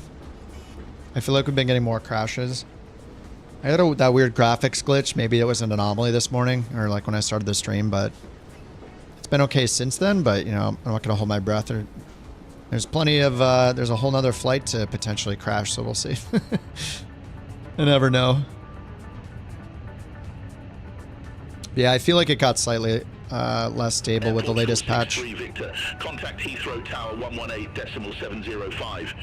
And we get the APU started up here. Contact Tower 118.705 Air Portugal 63 Victor. Bye-bye. Bye-bye.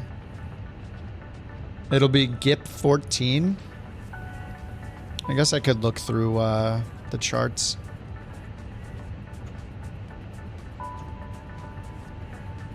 Oh yeah, it says to GIPL. So it'll be GIPL and then, okay, it's GIP 14 for the runway.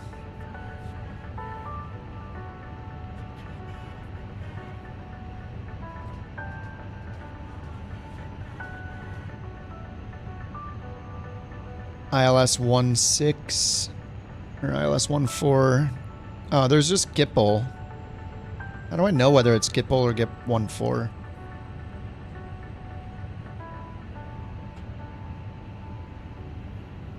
Relax up there. Speedbird Uniform Yankee India at ramp 1013. Request pushback. BeyondATC will give you GIP 14. You'll bet a BorkCoin on it. Oh, I'm not betting. I don't know the answer. If I thought I knew the answer, I'd bet, but I don't. So. Pushback approved. Face north. Speedbird Uniform Yankee India. Yeah, this is the latest Sim Update 2 beta. I only reverted off of the beta when the very first Sim Update 2 beta was bad. Cabin crew, boarding is now complete. Any remaining ground crew, please leave the aircraft. Alright, boarding is complete. Sync the final load sheet. Recalculate. Flaps 1. 0.3 down and 62. Speedbird 41 Yankee Alpha. Contact Heathrow Tower 118.705. Contact Tower 118. All right, 153, 154. Flaps 1 down 0.3 and flex 62.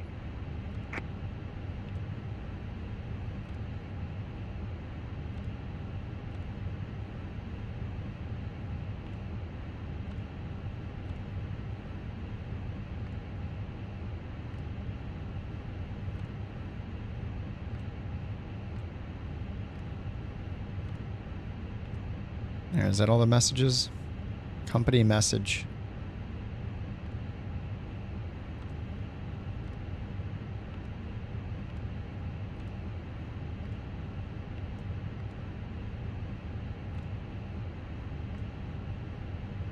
All right. Oh my God, the camera. now both sims have bad cameras. Okay, let's get the APU bleed on. Speedbird Uniform Yankee India, ready to taxi to the active. To the active, they still say, which is weird. Speedbird Uniform Yankee India, runway 09, a right taxi via Mike. Lima 25, Bravo. All right, let's get the Delta beacon Alpha. on. Lima 51, November 8, November, Bravo 8. Runway 09, a right taxi via Mike. Lima 25, Bravo, Delta, Alpha. Lima 51, November 8, November, Bravo 8. Speedbird Uniform Yankee India. I'm just having so much trouble with this reset camera button. Advised information Oscar now current, QNH 1008. Hello, Captain. We are ready for pushback. Speedbird 472, gate 566, request pushback. All right, ready for pushback. APU bleed is on. Beacon is on. Speedbird 472, Heathrow ground, pushback approved, face south. Seatbelts on. Pushback and engine start approved, face south. Speedbird 472. Departure check completed. Bypass pin inserted.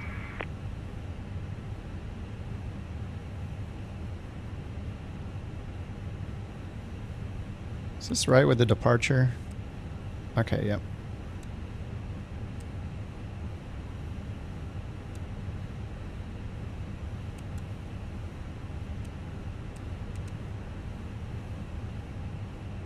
Locking gear.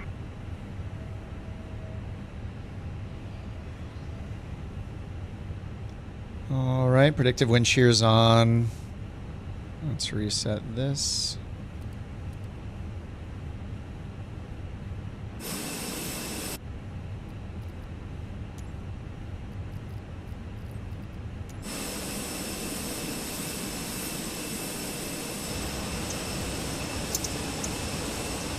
What is that?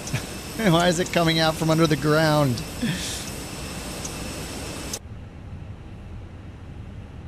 Couch 323 at gate 561. Request pushback. All right, so south will be nose left. Couch 323, Heathrow ground, pushback approved, face south. Pushback and engine start approved. Face south. Couch 323. All engines are clear. Start at will. Start at will. Starter on. Engine 1. Hopefully we don't have generator problems again.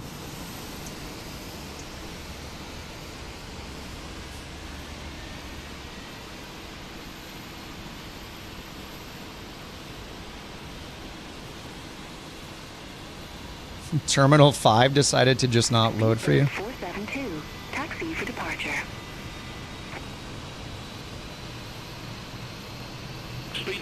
Speed, the chat is from Streamlabs. Taxi via Delta Alpha, Lima 51, November 8, November Bravo 8. Introducing the new Microsoft Flight Simulator 2026.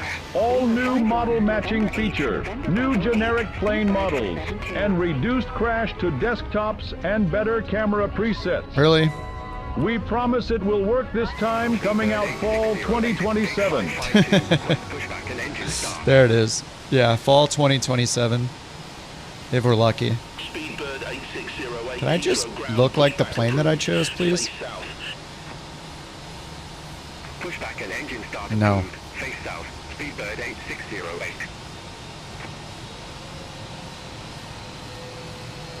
April 1st? It's the 19th. As shown. It must be fastened whenever the seatbelt signs are on.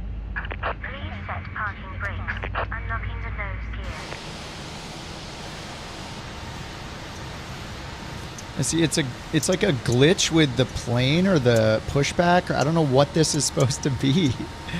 Like, it's not attached to the plane, it's moving. It's attached to like the pushback tug, or I don't even know what. It's so weird.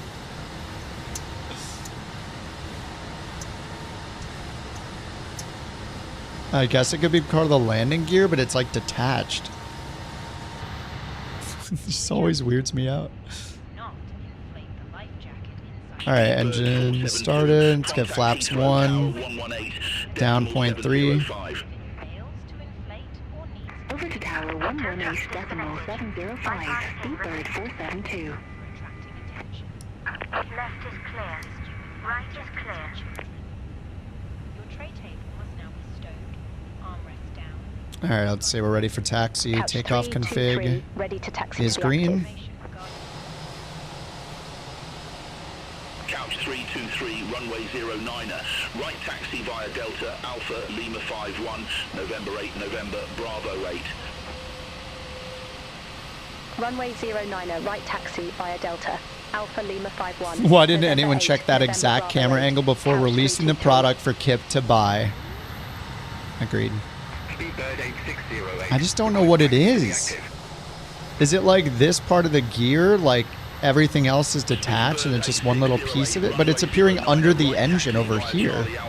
I don't know what it is. It's freaking me out, man. I don't know what it is. Runway 09er right taxi via Charlie. Alright, let's get the APU off and the nose light to taxi. Speedbird 8608. And we are good to taxi to runway 09er right.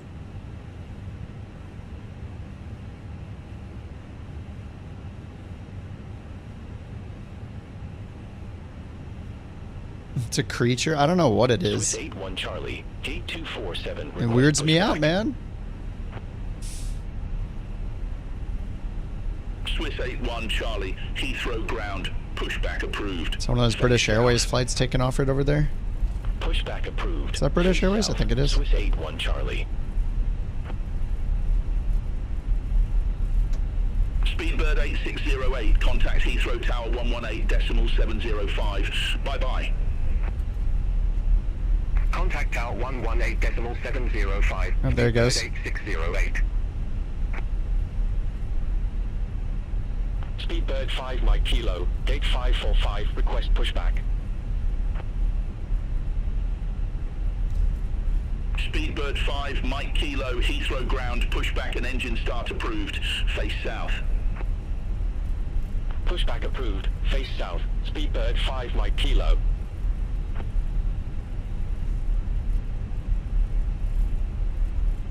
Make sure we got the departure up. We do.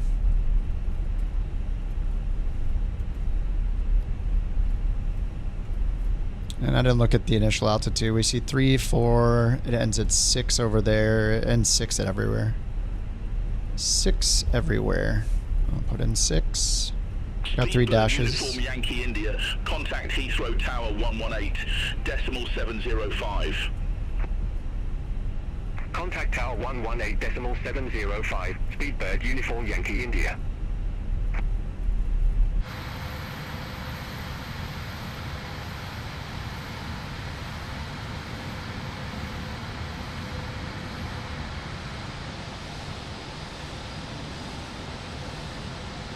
Alright, JT's taking off.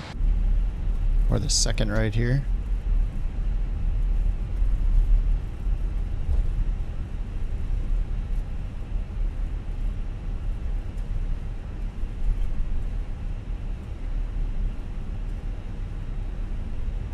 Swiss 81 Charlie, request taxi to be active. Swiss 81 Charlie, runway 09er right taxi via Lima, Bravo Delta Alpha, Lima 51, November 8, November, Bravo 8. Runway 09er right taxi via Lima, Bravo, Delta, Alpha, Lima 51, November 8, November Bravo 8, Swiss 81 Charlie.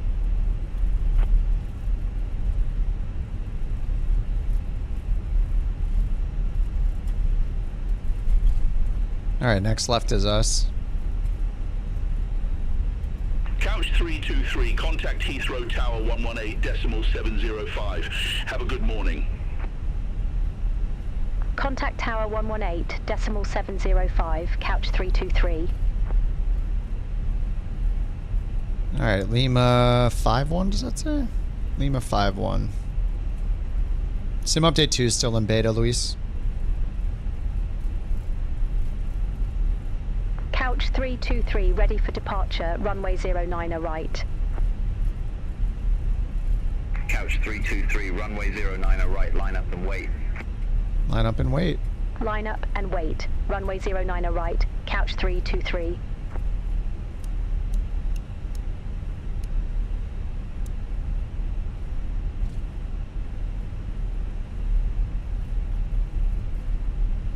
Love when we get line up and wait. Couch 323, Heathrow Tower, wind 055 at 7, runway 09 right, cleared for takeoff. Runway 09 right, cleared for takeoff, couch 323. Speedbird Uniform Yankee India, contact London Control 134.125. Contact London Control 134.125, Speedbird Uniform Yankee India. Alright, we got flex this time.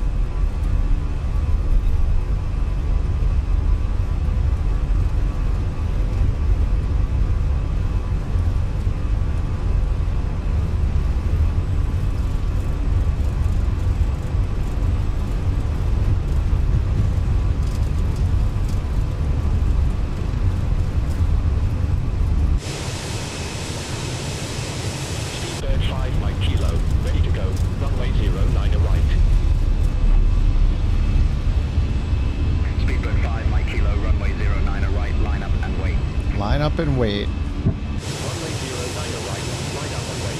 Speedbird 5 Mike Kilo.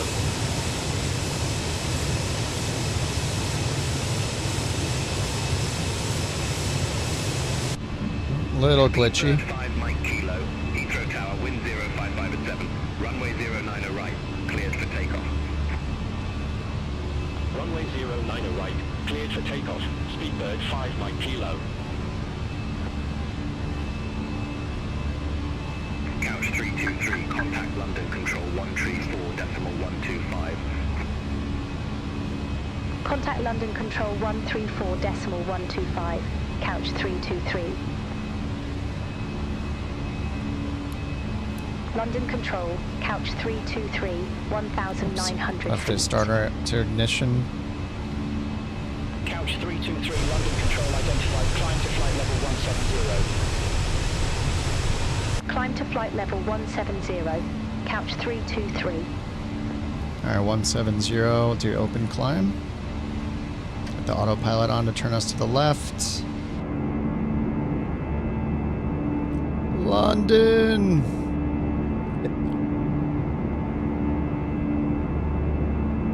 It said to set trim to 4.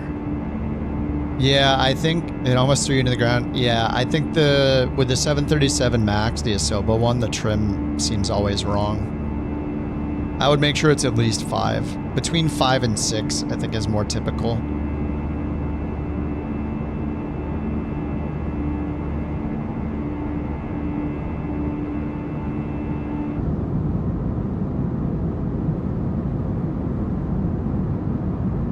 Even though the green, I think the green takeoff band is from, is it 3 to 7 or something? Or is it 4 to 7?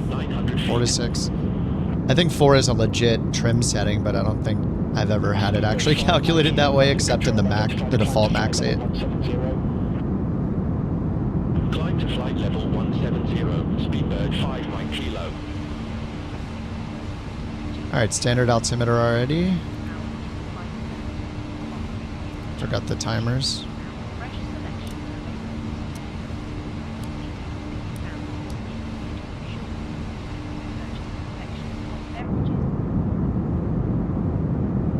Yeah, the ground looks really good. Only on 200 terrain level of detail. But I turn on 200 object level detail. Contact London Control 118.475. Center on 118.475. Speedbird for 1 Yankee Alpha. Have a good morning. 1 Yankee Alpha.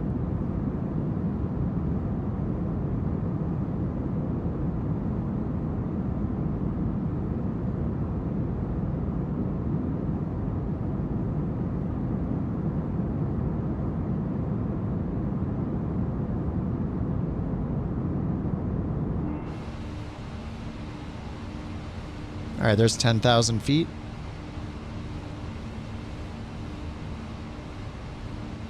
Just clear the company message so we can get rid of these ECAM messages here.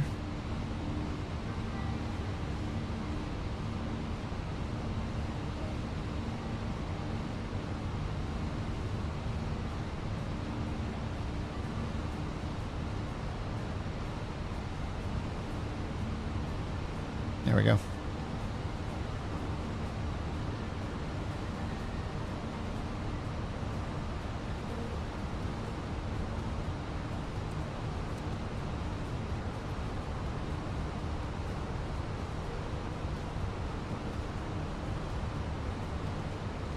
$5,000 or above, and then 6,000. They told us to climb to 17. London Control, Speedbird 59 for Romeo, 1,200 feet. Speedbird 594 Romeo, London Control. Good morning. Identified. Climb to flight level 190. Climb to flight level 190. Speedbird 59 for Romeo.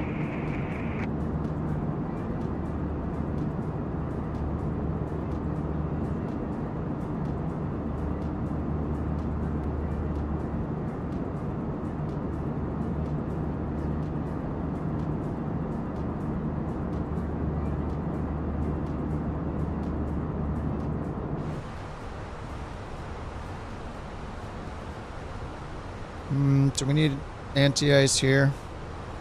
+8.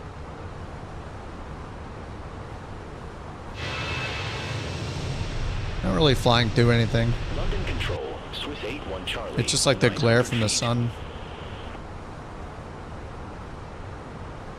Swiss 81 Charlie, London Control. Good morning. Identified. Climb to flight level 180. Climb to flight level 180. System compatibility pop up? I don't think I've seen that, Jack. What is it? I've seen the. Is it the one on the right side that's in black and white? I've seen the VRAM one or whatever. Have a good morning. Oh, that stutter was terrifying. Center on 118.475. Couch 323. London Control, Couch 323. Passing flight level 149er for flight level 170.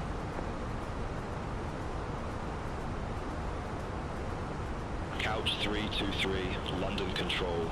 Identified. Climb to flight level 350. Climb to flight level 350. All right, 350.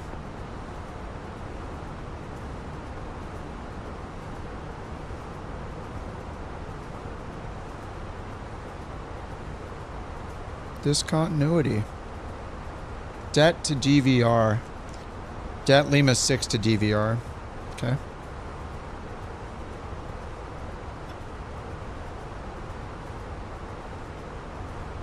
Hopefully those are all the waypoints. It's just det to DVR.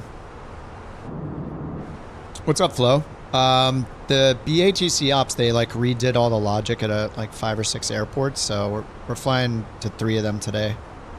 Or to and from. My god, this camera. Alright, I won't complain anymore. At least for the next 3 minutes. But yeah, the BeyondATC release notes for the experimental version said... is the sim freezing? What's happening? Where's my mouse cursor? My god. Thank you. Why does this game just steal your mouse cursor all the time? It just disappears randomly. Like, won't come back. Oh man, there goes the complaints broken. You can see it on the stream? Nice. What the? Whoa. What just happened? The whole screen just went black and then turned back. What is going on, dude? What the heck was that? The flight sim just turned black. It was just the flight sim. Anyway, let me go try to look at Discord real quick. 472, flight level 152. Speedbird 472, London Control, identified, climb to flight level tree 70. Let's see, BeyondATC. Yeah, patch notes, experimental, it says... There was a nice change with ATIS. You can pick up the ATIS way further out now. It takes altitude into account. And some traffic bugs as well, fatal fix bugs. But it says enhanced airport ops for the more complex multi-runway airports. There's new operations format to handle runway allocations and time-based operations. Flows allow us to configure runway sets by wind speed and direction, local time of day, day of the week, and aircraft types. And so it says in this initial release, we've included San Francisco, London, Frankfurt, Zurich, Tokyo, and Hong Kong. With these detailed operations, they'll continue to update existing ops to this format as required. So it's just supposed to be better ops. I don't know that we saw anything super different, probably because my traffic is turned down kind of low. But yeah, it sounds like they're just acting, or they're just adding and redoing how certain airports work, the more complex multi-runway airports, especially with like parallel takeoffs and landings. Your sim is acting strange too. Is it all just like server side, or I don't know what's going on? It mostly seems like an issue since they patched it on Friday. Was that Thursday or Friday? I think it was Friday. Is that just yesterday? It feels like it was forever ago. I think it was, wasn't it Thursday? I think it was Friday morning. No, it's all becoming a blur.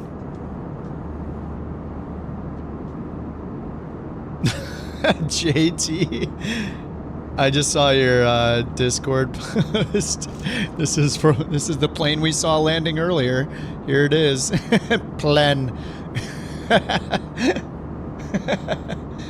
Microsoft Flight Simulator 2024. Behold, multiplayer traffic. That's beautiful. Well done. Boeing 7.37. It's a thousandth of what it should be, or 100th of what it should be.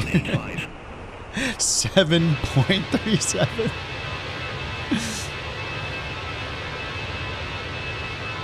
Oh man.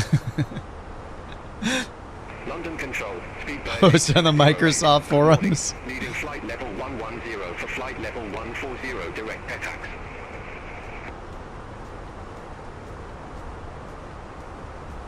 Speedbird 8608, London Control. Oh man, what's up, Salty? Issues, server issues with it being a holiday weekend? I don't know. Yeah, maybe. Like server issues shouldn't affect anything other than like the ground and the live, like the stuff that's actually needs to be streamed in, right? It's kind of nuts. Multiplayer, stuff like that. What's up, Critical?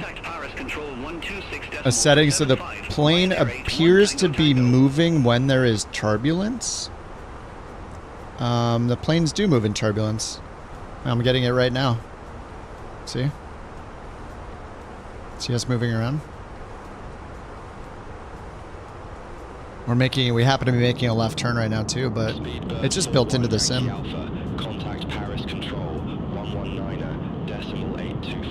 Are you sure you're flying over a turbulent area?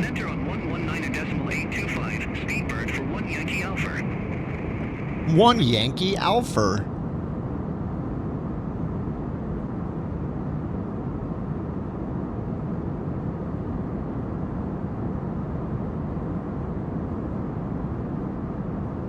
Post that plane on the flight sim subreddit to get some karma. Yeah, you could, if you put that on r/flight sim and you're like, this is what it looks like when you watch somebody land in multiplayer until the plane is fully loaded in Microsoft, and people will be bashing on it, probably. I mean, it is ridiculous. Like, multiplayer is a core part of Microsoft Flight Simulator. They still can't get the model matching right. They're doing the weird level of detail thing where you have these Minecraft-looking planes as they load in, coming in from a distance, like less than a mile out. They're still not even loaded in. It's so strange, man. Like, I think everybody can objectively say it. It's bad. It looks so bad. If Microsoft didn't... If multiplayer was not a core feature of the sim, then we could give them some leeway, right? But it's literally a core feature of the sim that's been there since 2020 was released in August of 2020. So, like, it's just not acceptable. Like, you want to watch a landing and the plane looks like 4 polygons until it finally loads in? How does it just not have a generic, like, FSLTL style one that's loaded in? It's pretty crazy. Oh, is that what happened? Oh, that makes sense, Nathan. The last patch added in Minecraft planes as a partnership for the hype for the movie. That makes a lot of sense, actually. They just didn't announce it. In the latest sim update 2, we've forgotten to reveal our partnership with the reveal of the Minecraft movie. Oh, man.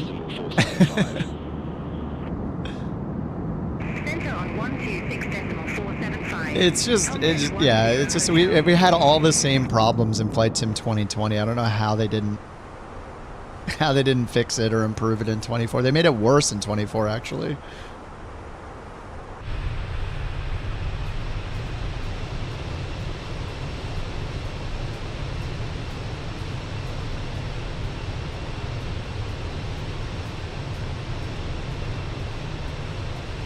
London Control, Speedbird 5 Mike Kilo. What's up, Standard? How you doing, man? 140 for flight level 170 direct LDOT.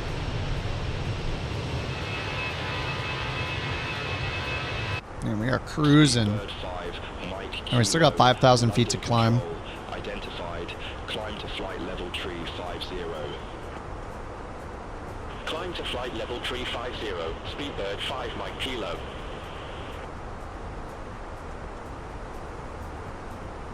KLM 1058. Descend to flight level 070. How's the weather? Descend to flight level 070. VFR in Zurich. Winds are variable at 1 knot. Beautiful. Temp is 8. Oh god. That scared the crap out of me.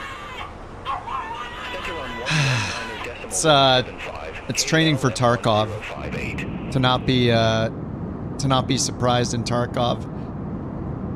Jack, thank you for the Bork. The Borker's been very quiet today. So far. London Control, Speedbird 30 Tango, descending via Anissa 1 Hotel, flight level 233. Speedbird 30 Tango, London Control, identified. The winner of Bork Raffle 333 Exclamation is Geekman plan. 1661. Congratulations. Don't spend that BorkCoin all in one place. Is getting the ATIS earlier realistic? I think so. I don't know. I've never been an airline pilot, so I'm not sure. But I would assume it's more realistic. I mean, it'd be kind of weird if you couldn't get the ATIS until like 100 miles out from the airport when you're so high in the air. So they take your altitude into account now, so you can get the ATIS further out, like 200 plus miles. And I'm guessing they wouldn't have done it if it wasn't realistic. Speedbird 408 Victor. Ryanair 29, Charlie Yankee, contact Paris Control 126. Yeah, I hope it's more realistic. We're getting pushed around again. Center on 126.475. Ryanair 29 Charlie Yankee. Yeah, in the world of CP DLC, getting ATIS by voice is pretty uncommon. Speedbird Yeah, they said they're gonna do CPDLC. Like, it's just a matter of time. It's just too bad people are so weird that they didn't vote for it. Or vote for anything other than FS or GSX. It's so strange. Weird.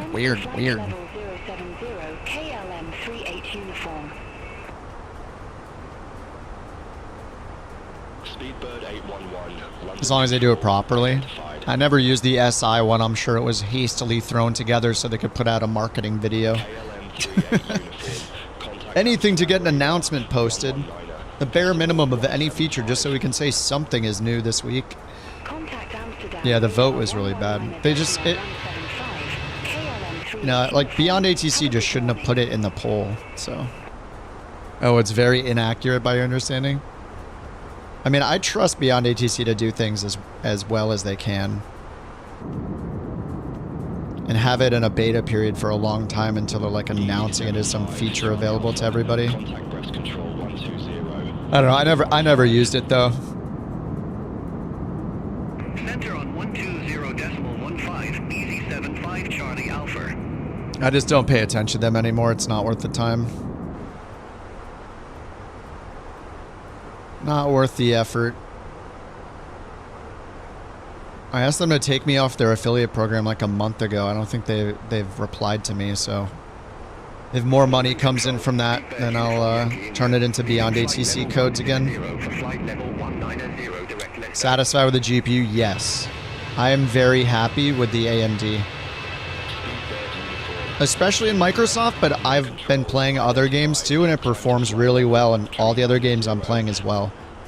Even at 4K and other games, it's been great. Microsoft is Flight Sim is by far the most taxing of the games I've played, but yeah, I'm really impressed with the XTX. People seem to like the 9700 XT as well. Center on 125. Yeah, I'm sure other AMD people are very much hoping that they make another XTX. Brussels control, couch 323. Pre-built PCs? I mean, go with the...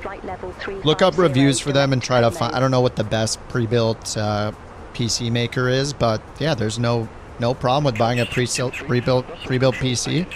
As long as it's from a reputable company that does a good job. They're known for doing a good job on it. They have a good return and defect policy or, you know, things like that in case something goes wrong. I think Reddit is full of so many super nerds like us that have built PCs for, you know, decades that I think there's too often an assumption that everybody can build a PC and it'll be fine. People don't take into account how terrifying it is the first time you like mount a cooler or put a video card in or push the RAM into the slot. It's, I think most people should start with a pre-built. And then from there, once you have the pre-built, it's much easier for you to like swap your RAM out, swap a fan out when you're ready to do it, and not forcing yourself to build the entire thing from scratch. Hope you got the components right. Hope you got the thermal paste on right. Hope you put the RAM in the right slots.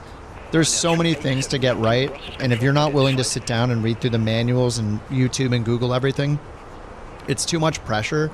I think it's too much responsibility for a lot of people when they just want a PC to get into it for the first time. So anyway, yeah, I think pre-builts are great. I don't know who's the reputable like best pre-built companies are, but I would just Google around, check Reddit, ask friends, ask people in the flight sim community, whatever. Yeah, no shame in a pre-built. I think most people should probably have a pre-built for their first PC. There's too many things you can do wrong. It is like adult Legos kind of, but you need to read the manual like in pretty detail. Like even setting up the fan curves and stuff, making sure the BIOS are updated. Those things freak people out. Not even mentioning the hardware stuff. Like doing a BIOS flash and reboot and all that, or using DDU to clean your drivers in safe mode. Like there's so many things to do that a good pre-built company will have set up for you. So yeah, I think people should get a pre-built for their first one unless they're like super tech savvy in other ways and they want the challenge and they're going to be, you know, they're really going to be thorough in setting it up themselves and learning and taking their time. But yeah, it's not for everybody. And I wouldn't listen to anybody on subreddits, generally they're going to be like, yeah, you could do it, build it yourself, use PC Part Picker and you'll save all this money. But it's going to take you like the better part of a day or multiple days to build it the first time probably. And that's if you are being methodical and doing everything right. So yeah, I would not, I wouldn't do it for your first one. Your first maintenance on your PC might be like swapping out the graphics card, swapping out the RAM, changing a fan, things like that. It's way more approachable. Flight level 360. Yeah, you can choose the parts and they build it. Yeah, a lot of them let you go through and choose. Yeah, choose like you want you want faster storage, you want a little extra RAM, you want to up the video card a little bit.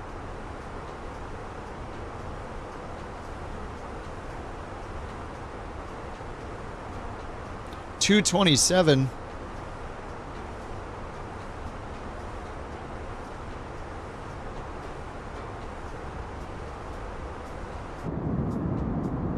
All right, $227. I'm gonna go use the restroom, grab a beverage. Be right back. It's Saturday.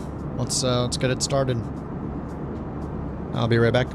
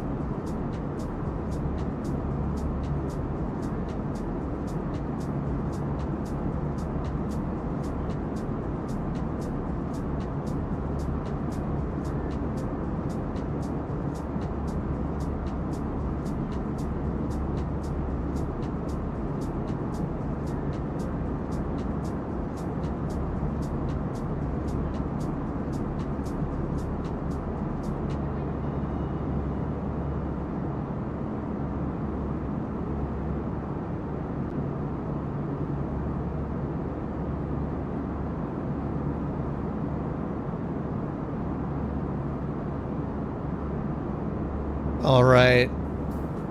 It's 4 p.m., which makes it 5 p.m. in Nevada. So it's 5 p.m. somewhere. Or is it Arizona?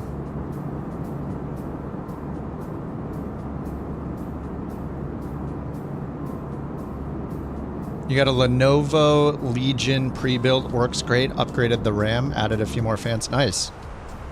Yeah, I don't even know like the pre-built market at all, other than the ones that are like advertised a lot, like NZXT or is it iBuy Power or whatever?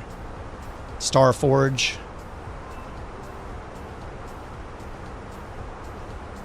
$200 miles. Alright, I think we need a little double time. 5 p.m. in New Mexico? Heck yeah.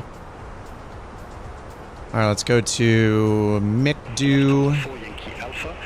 Maint. Double speed. I show you at flight level 369, climb to flight level 380. Alright, happy Saturday. Cheers. Climb to flight level 380. Lufthansa 4 Yankee Alpha.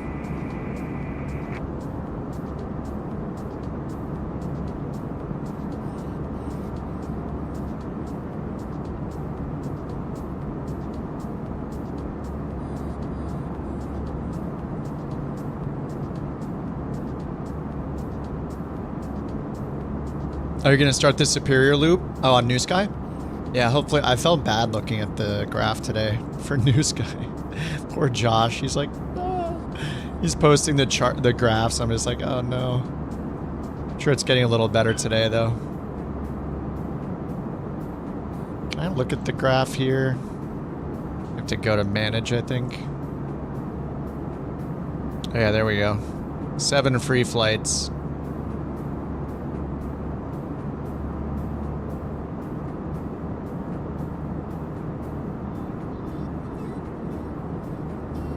It'd be cool if New Sky added like just a little, like one reason to do regular routes, like with the VA. There's just not really a reason to do it. Like the economy doesn't do anything yet, so it's kind of like, eh.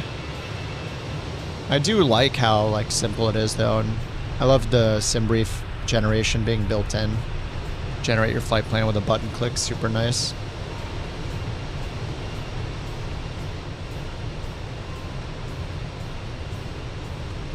Oh, you got a sim freeze?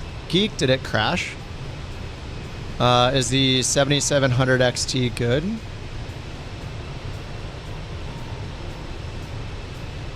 Isn't it the 7700's the last gen, isn't it? 9700's the new one?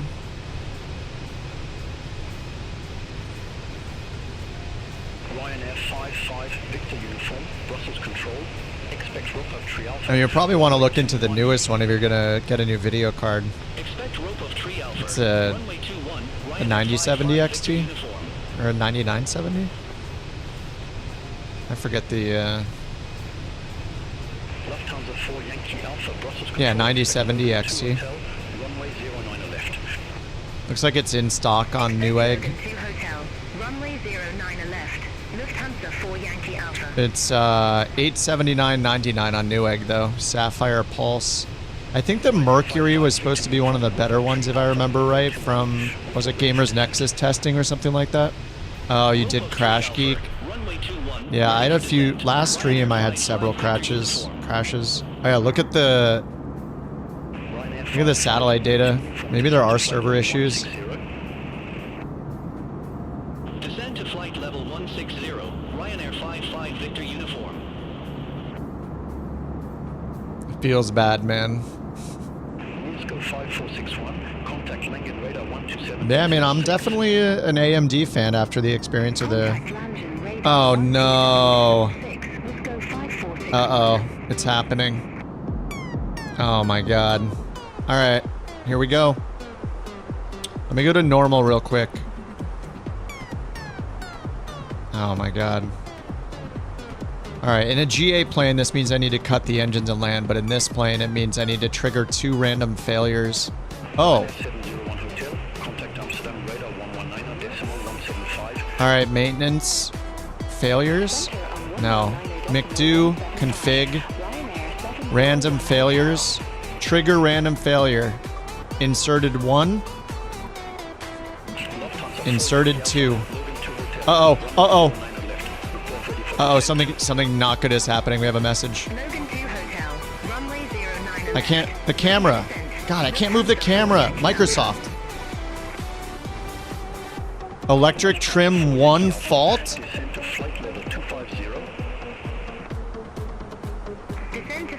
Can I just use the standby trim down here? Is there a alternate trim?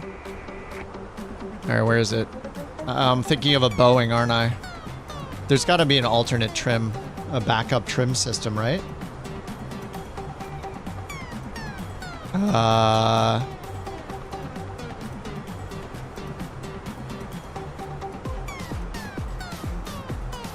Wait, is that trim? TR1? Oh, transformer rectifier. Not trim. Transformer rectifier. Wait a minute. Why isn't the guy that plays video games an expert in the Airbus? Yes, electric TR. A320 elect TR1 failure.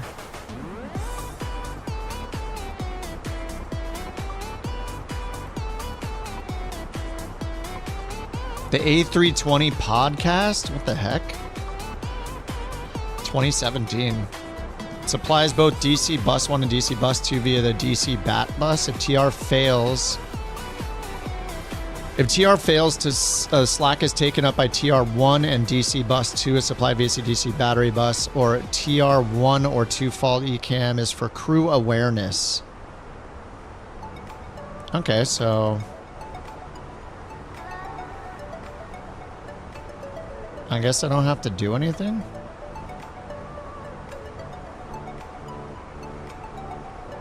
I mean, there's no resolution steps shown here. I don't know what the other failure is. A320 abnormal procedures.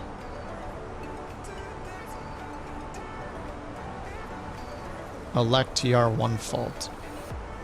Not in the document.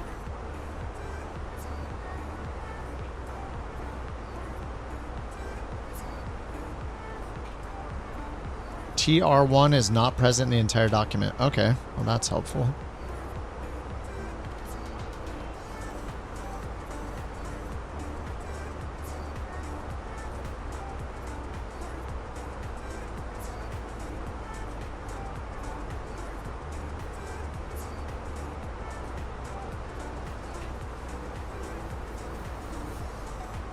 This guy got electric TR2 fault. Let's see if anybody helps him on this forum. No, they don't seem to know. Alright, well. What's up, Bob? Well, I guess it's just an advisory thing. I'm gonna leave it.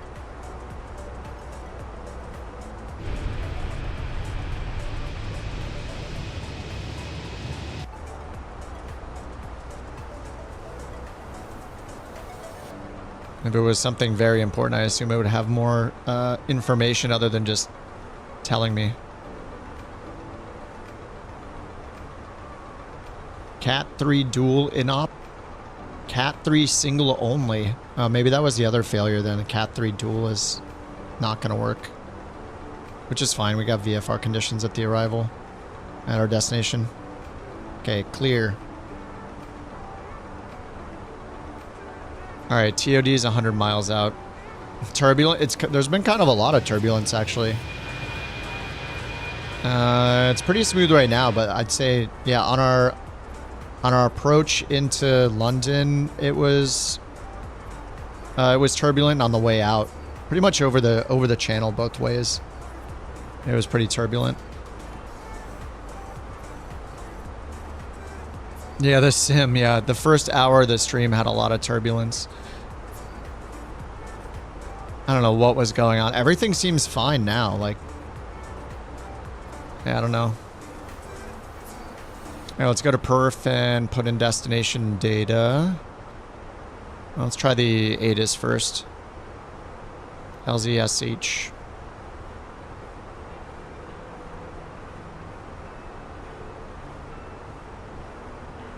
$25.73.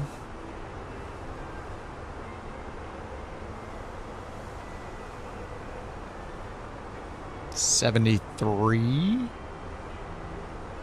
There we go. Oh, for the love of no bloody hell. I've just dropped an entire Costco-sized tub of sour cream. It's everywhere. What? The walls, the floor, the ceiling. It looks like a dairy-based crime scene. It's like a cow exploded in here. This is why I can't have nice things. I'm trying to plate beef, Wellington, not reenact a yogurt apocalypse. You think this is funny? I just lost 6 pounds of sour cream in one go. That's enough for 12 tacos or one American baked potato. One American baked potato. Oh God.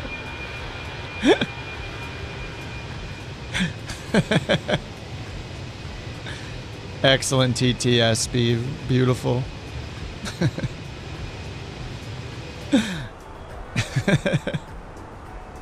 Lufthansa 4 Yankee Alpha, contact Paris Control 126.475. Center on 126.475. Lufthansa. Alright, we'll just put in the wind from here. Have a good morning. Temp is 7, altimeter 1005, QNH 1005. 010 at 3. Minus 3 degrees, so 007 at 3. Couch 323, contact range control 128.3. Center on 128.3, couch 323. Alright, and the rest of our flight plan, do we have a disco at the end here? We do. Wings control, couch 323. So after BLM. Flight level 350. Couch 323, Reims control identified.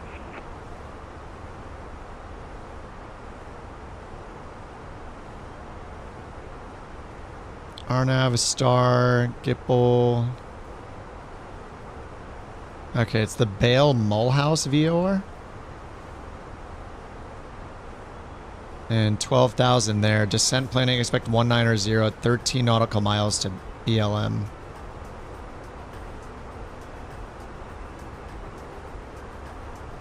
And then at Bale Mulhouse, 15 to 20,000 feet. I'm just going to put in 15 as a reminder. Alright, let's see if we can hear the ATIS now. 7, dew point 04, QNH 1005.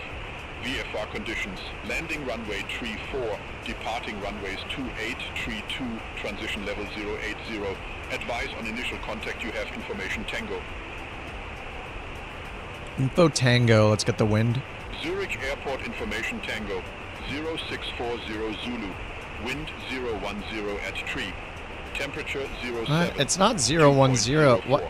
I don't understand if they're doing the magnetic conversion or not anymore, because it's a 3 degree magnetic, minus 3 degree magnetic variation from to translate the METAR, and the METAR says 010. So is it not translating it to magnetic anymore? 010 at 3. Like this has happened a bunch of times in a row.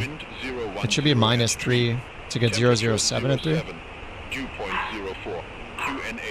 I swear it used to do that, and I would guess do the conversion myself. Jeez. There it is. She's feeling it. Alright, we got information Tango. She's very angry. Alright, well, we got information Tango.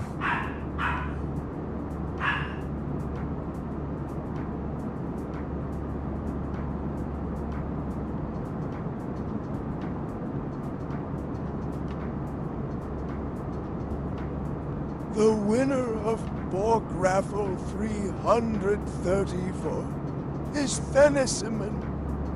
Feniciman again. Congratulations.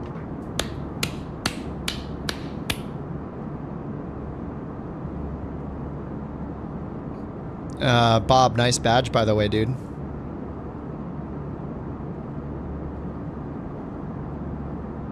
W badge. Swiss 3 Papa Bravo, contact Zurich arrival 130.56. Contact Zurich arrival 130.56. Swiss 3 Papa I don't know if I can change my badge on my own channel or not. I subbed to pick that one up too.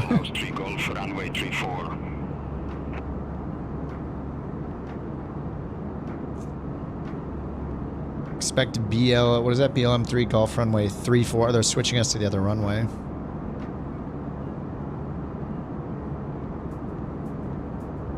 We'll expect BLM 3 Golf runway 34. Correction, runway 32. Couch 323. Wait, did he say 14 or 32? Well, he accepted it. Yeah, runway 3... Wait, 34. No, 34 was correct, but I said 32. And then he didn't correct me. Alright, 3 Golf, runway 34. So, let's change that. Destination airport. Oops.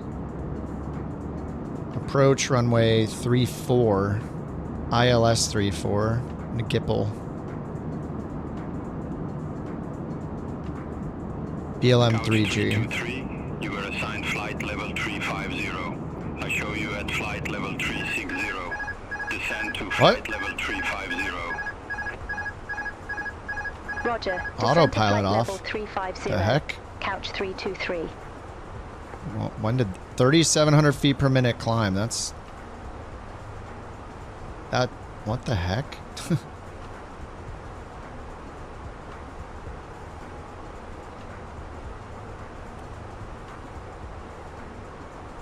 Alright, we need to go back to 350.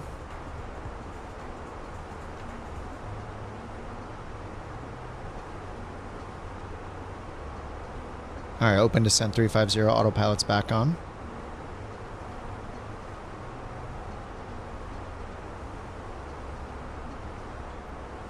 Alright, and then if we're doing ILS 34, let's see the mins for that. It's got DME, India Zulu Sierra for the identifier. ATIS 2573 we have in already. Final approach course 332. Down to 6,000 feet. And down to 5,000 at Milne. Cat 1, DME, minimum's 1590. Aero. Couch 323, Basel, Mulhouse 3, Golf, runway 34. Report ready for descent. We will let you know when we're ready for descent. Don't tell us when to descend. Couch 323. He's going to tell us. Start your descent. To flight level 140. Oh my god. Descent to flight level 140, couch 323. They're just some jerks. Why even give us the illusion of choice, ATC? It's messed up. The illusion of choice.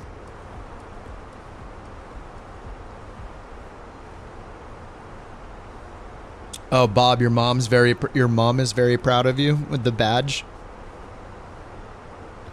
American 902 heavy. I'm pretty stoked for Marathon. I don't know anybody that got the alpha, but yeah, I'm stoked to try it out. We've been playing a little Tarkov. We're really bad. I'm really bad, but I want to learn it. American 902 heavy, turn left, heading 260, climb to flight level 390. You sneeze, Cat 3 goes in up, forget to descend, Cat 3 goes in up. 260, climb to flight level 390, American 902 heavy. I must have moved my stick too much and had it disconnect autopilot automatically. I wish the Phoenix had... There are some planes that have a feature where whenever the autopilot's on, it ignores any stick input. It just happens too often. I could raise the dead zone for it in the settings here, but then when I do disconnect it, then I have a dead zone I didn't need before, so... I think it's a good feature that all the airlines should have. Or actually, it'd be really nice if Flight Sim had it, where whenever you have autopilot engaged in any plane, you can choose to have it ignore your stick input, so you just turn it off manually when you want to take control. Just because of the dead zone stuff, like, I feel like that'd be nice. If you fart, it's a Cat 3 in-op. Yeah, how many farts? 7 appears to be the magic number. Alright, so we are in the descent going down to 7,000. Or go around altitude is 7,000. Oh wait, we're going to 14,000, sorry. 14,000. Oops. And then are we on profile? It's above us, so I'm actually going to switch over to standard descent, managed descent, just so we can go to 1,000 feet per minute until that profile catches up. You still have runway 14? With a tailwind. ATC rejected your change. ED64 Lima Bravo Reims control identified. Are you on the experimental, Jack? So this, if you're not on the experimental, then we might be seeing the difference. Oh, you are. What? That's weird then. We're both on the experimental and getting 2 different runways at the same time at the same airport. Yeah, that's pretty strange. It's like mine worked with the new logic and yours didn't. Nah. I finally got something. Something's finally going my way. I don't, is it a tailwind though? A 0... My wind said 070 or 010. Was it 010 at 3? 2 knot tailwind? Yeah. This is showing 3-4 recommended with a 3 knot headwind, yeah. 12,000 foot runway. Alright, let's do our landing calculation here. Runway 34 at Zurich. Refresh the METAR. Continue climb to flight level 350, easy 9 for November. Fuel pred, fuel on board, +0 fuel weight. 8 plus 4 is, what, 12? So 142.6.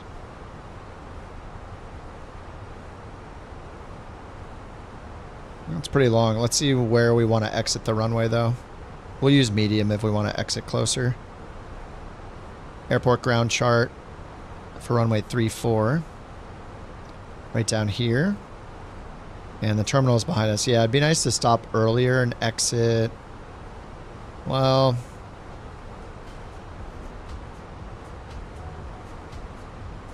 let's see if we do medium brake, it's 6,400 feet. The runway is 12,000 feet, so that would still put us about in the middle. So it looks like we're going to exit like Echo 4 over here. Contact Zurich arrival 130.56. Better than Echo 3, I guess. So yeah, we'll exit at Echo 4. We're going to cross over runway 10. Good morning. As we land. Level 250 with the numbers. All right, so we'll do medium auto braking so we can exit a little sooner. 323 Zurich arrival. Good morning. QNH 1005. Expect the ILS runway 34 with the triple transition. Triple? QNH 1005. Expect the ILS runway 34 with the JIPL transition. JIPL transition. Count 323. JIPL transition. ILS 34 JIPL BLM 3G. Alright, that's set. Okay, we're still going 1,000 feet per minute. Let's put it back to managed. Zurich arrival, QNH 1005. Expect the ILS runway 34 with the JIPL transition. Oh, they got the same thing as we did. 1005. Expect the ILS runway 34 with the JIPL transition. Helvetic 511 Papa.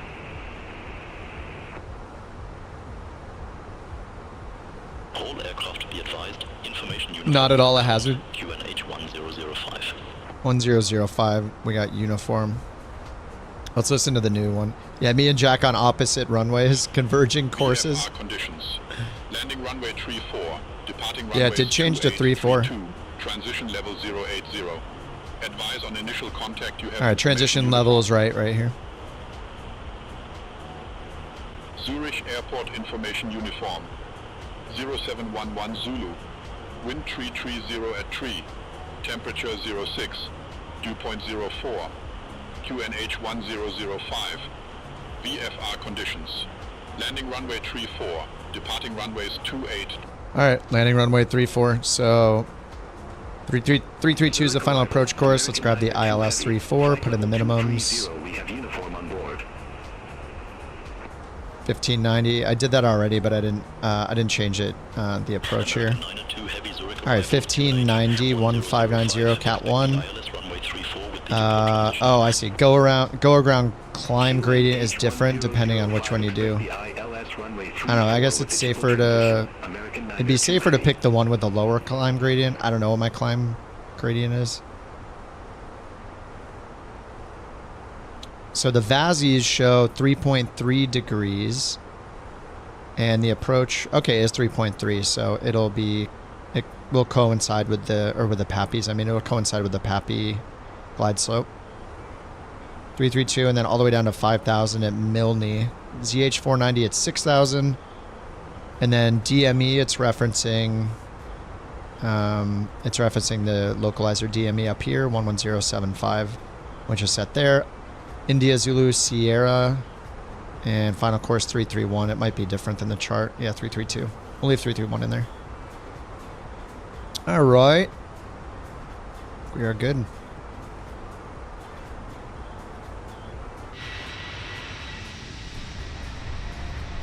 At least it's nice to be back in a couch livery. It's been a while.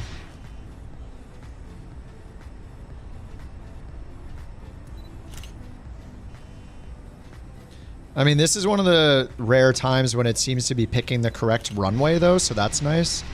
I don't know why Jack's not getting the right runway, and I am, even though we're on the same flight. Doing the same flight, but... Swiss 805 Golf, descend to 7,000 feet, QNH 1. You know, it's working for me, so, you know, what can you say? It's perfect. Works for me. Sorry, dude. 005, Swiss 805 Golf.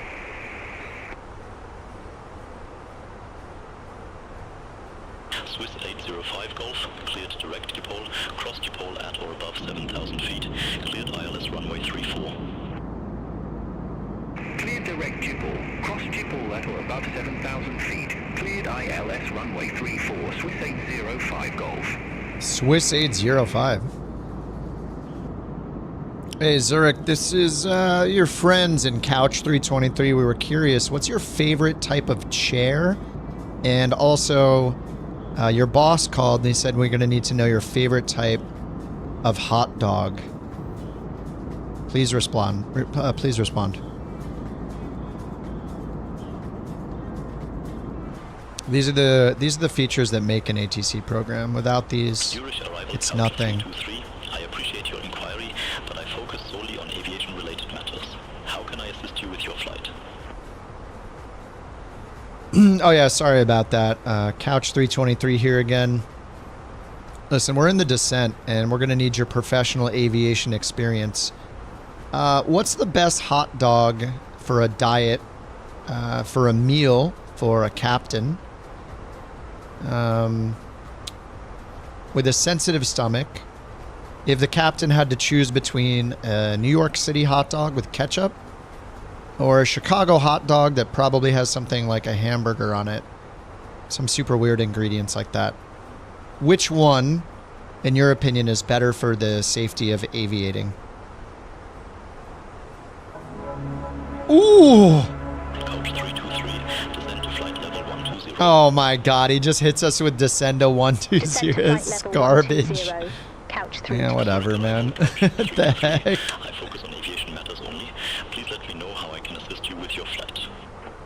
You can assist us with our flight by telling us if we should consume a New York City hot dog, a Chicago hot dog, or a Costco hot dog.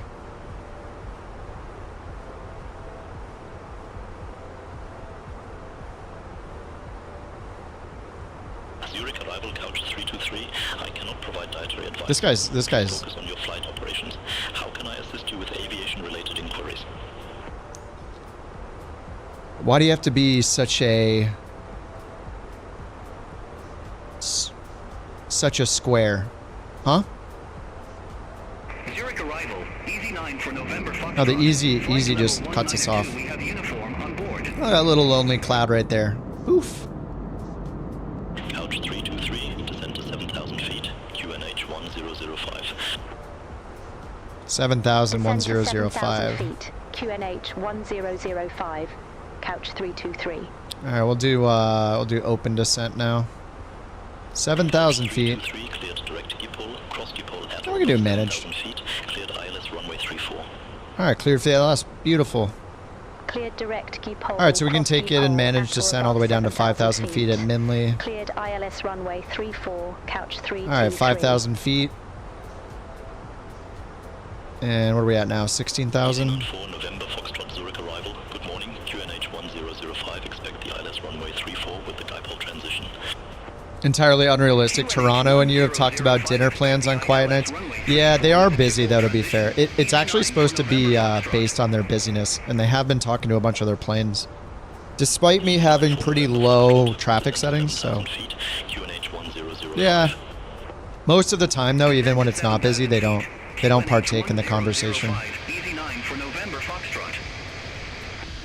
They need to tweak the logic a little bit, maybe. Lufthansa 3 Foxtrot Whiskey, contact Zurich Tower 118.1. Contact Tower 118.1, Lufthansa 3 Foxtrot Whiskey. Easy 94 November Foxtrot, cleared direct Schiphol, cross Schiphol at or above 7,000 feet, cleared ILS runway 34. Cleared direct Schiphol, cross Schiphol at or above 7,000 feet. Cleared ILS runway 3 for Easy 9 for November Foxtrot.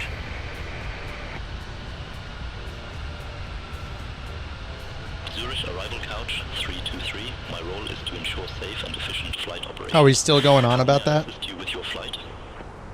He's still going on about that. Alright. Oh, you want me to try that, Underdog? Couch 323. We know that... I'm sorry, Zurich. It's Couch 323 again. It's us, okay? I know that you are only here to provide professional aviation-related help. But, hypothetically, if you were able to discuss other things, what's your favorite kind of hot dog or sausage? It's Austria. We got to mention the sausage.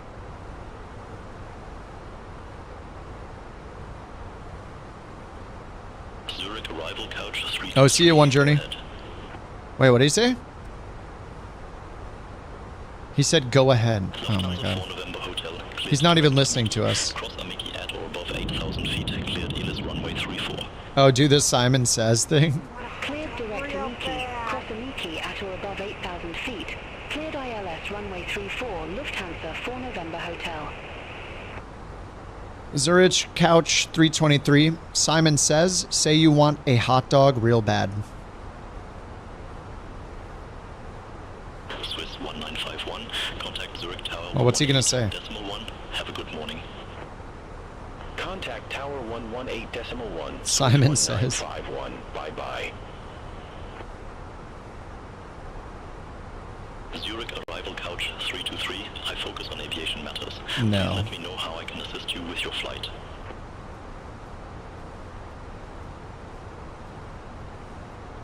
Yeah, he's not budging, man. He knows his job and he wants to keep it, I guess.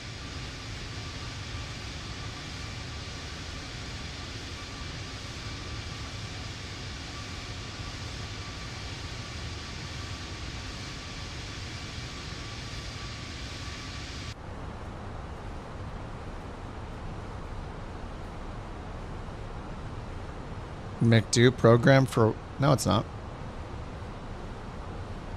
Huh? 3-4? He might be... Dazzler, you might be rewound or something. He might be rewound to the past and not live anymore. More drag. Do we actually need more drag? Let's see. Oh my god, the camera! Microsoft. How do you mess up something that was never a problem? What the... Oh my god. Can't I pull out the speed brake? What's happening? Alright, 10,000 feet. Let's get people on their butts. Strobe lights on. Let's get our landing lights on.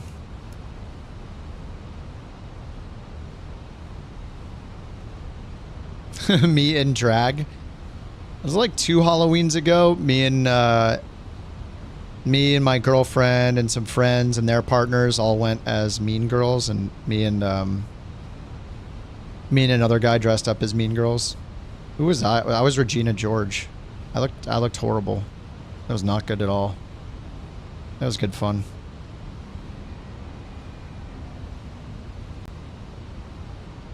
Oh, what's that flicker?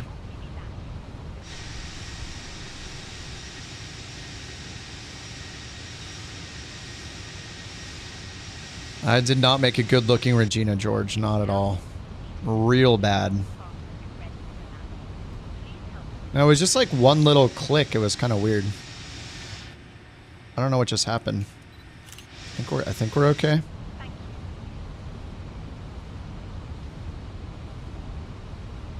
Alright, so we're on profile, so I'm going to activate the approach phase. Parking brake is still out, yep. Or sorry, the spoilers are still out, that's fine. We have the spoilers armed and medium on the auto brakes. Okay, medium's on. We got LS turned on. I'm just going to turn it on one side, whatever. And we got the LOC, the DME, glide slopes below us. Glide slope. And seatbelt signs are on. Runway turn off lights are on. And they cleared us for the ILS approach already like an hour ago, so. And we're still on managed descent. 8,000, we have 6,000 or above, 5,000. We already have our landing performance in. Approach 139, landing 34. 39 for the approach. No other scary ECAM messages. I always forget to change this. Change the RA to above or below. And the TARA.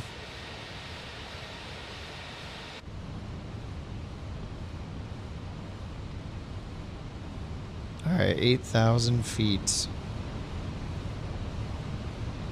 And we need to go around, it's climb 7,000. Left, radial 258.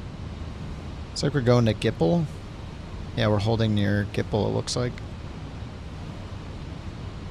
ZUE radial 258, so ZUE is Zurich East 110.5. And that is already in on VOR1 automatically. Alright, left turn. We got a BeyondATC traffic right in front of us here. Pretty close.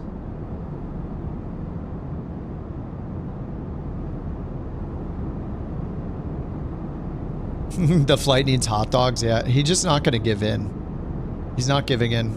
Photogrammetry is incredible. I don't have it turned on. They just really need to delete. If they would just delete photogrammetry for buildings, that would be great. All right, 1005, 05, and 05. Spoilers are armed. We're descending below the glide slope.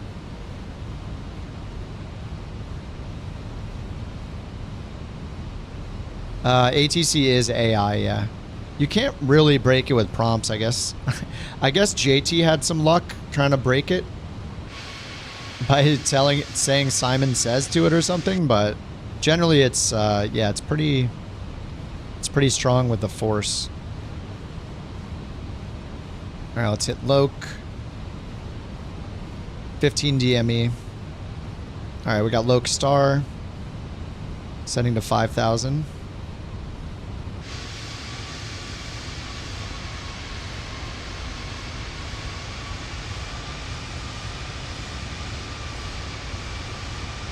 You got it to play 20 questions.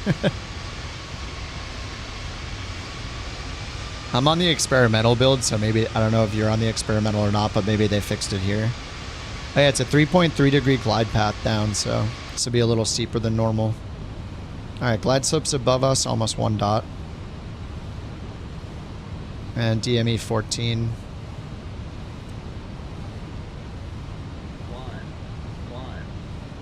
What? What the heck? Oh, that's the RA. It's because of this.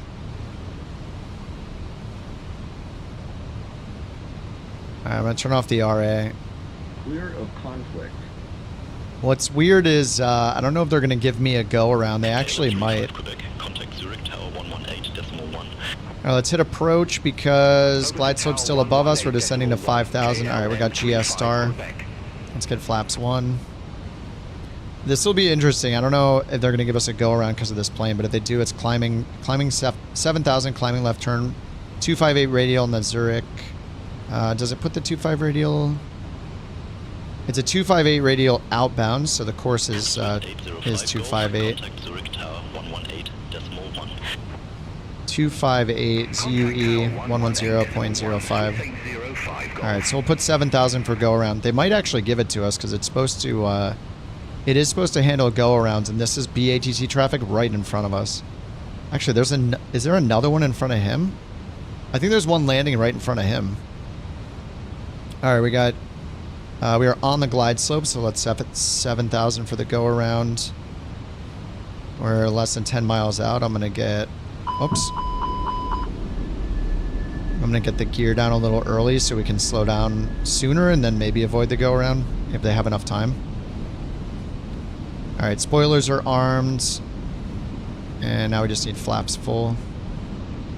Cat 3 dual and the whatever TR means again.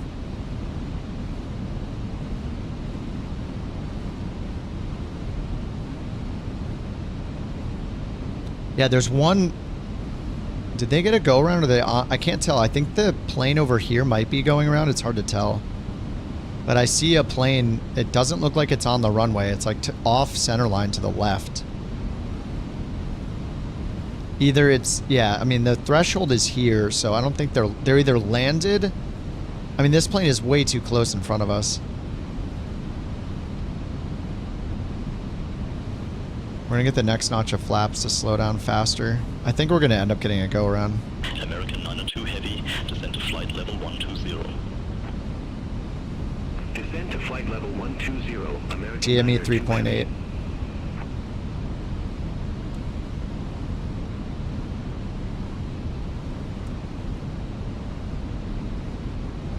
Alright, VFE, get flaps 3. 1,000. Is he going around? Yeah, there's a plane taking off right now.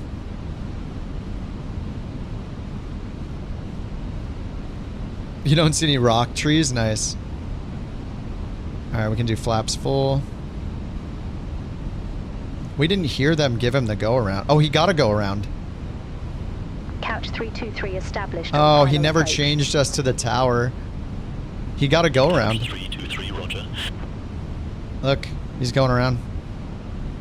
But there's... 323, contact Zurich Tower, 118. Whoops, I forgot the tower. No wonder we weren't hearing anything about the go-around. It's so weird, you don't... Like, it just doesn't push you to change frequencies. Couch 323, bye-bye. Zurich Tower, Minimum. Couch 323, ILS runway 34. 100. Couch 323, Zurich Tower, continue. 40. 30. Wilco, Couch 323. Retard. Couch 323, wind 330 at 3. Runway 34 cleared to land. Runway 34 cleared to land, Couch 323.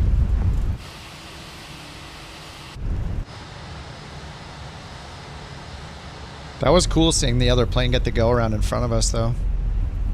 Couch 323, exit right next available taxiway.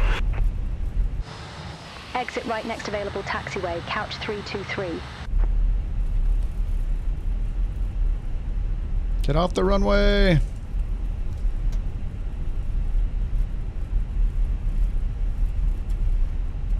Ladies and gentlemen, the cabin crew will shortly... Couch 323, contact ground 121.755, bye-bye.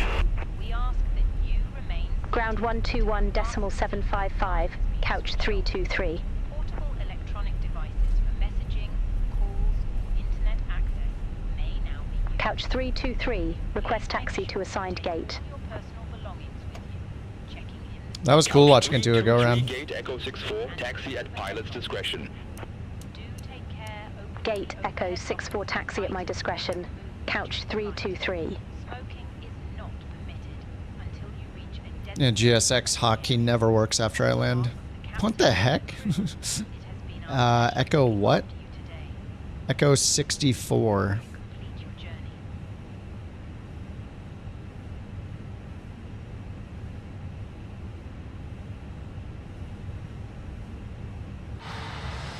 I waited to pull the throttle back to idle like you guys said, and that helped quite a bit. I was a little too high for that, but I waited longer to pull it back to idle, and that seemed to help a lot.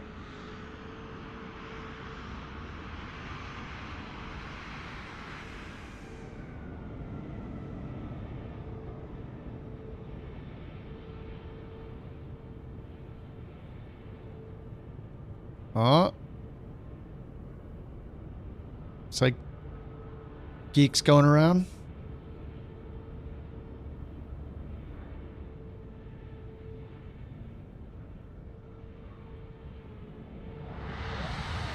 Yeah, that was a better landing than last time for sure.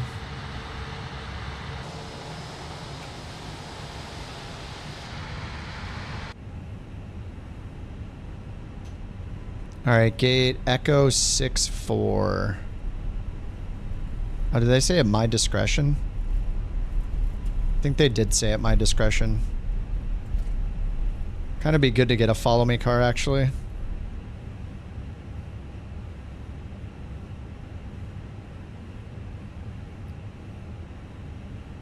Or I could look at the parking.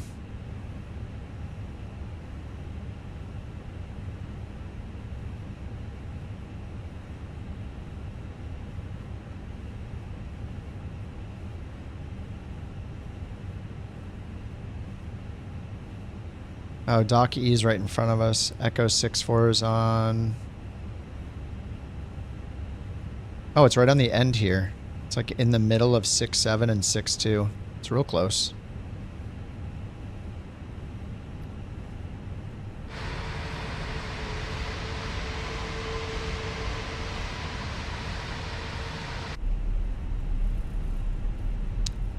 He said gates. He told me the gate, but taxi my discretion. So the gate, I do have an assigned gate to park at, but how we get there is up to me. It just doesn't have it must have a problem with the taxiway data. That's kind of a fallback for BeyondATC to say that if it doesn't know enough to tell you exactly how to taxi.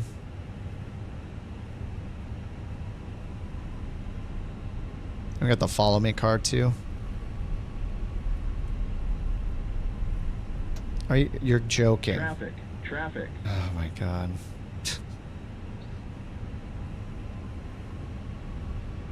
I kind of thought it was gonna do that, and then it seemed so. I was like, it's gonna make me go this way, isn't it? And then it looked like it was making me go the other way. Unbelievable.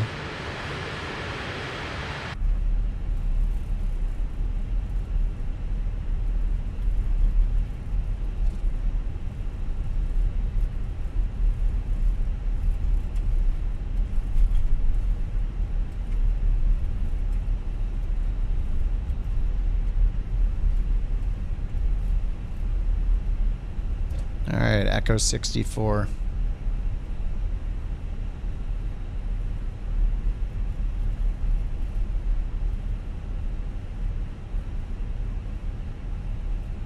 Swiss 1 Alpha Whiskey Gate Alpha 9er, taxi at pilot's discretion. Oh. Gate Alpha 9 Hey. taxi at my discretion. I am Swiss serious. 1 Alpha Whiskey. Don't call me Shirley. Get out of the way.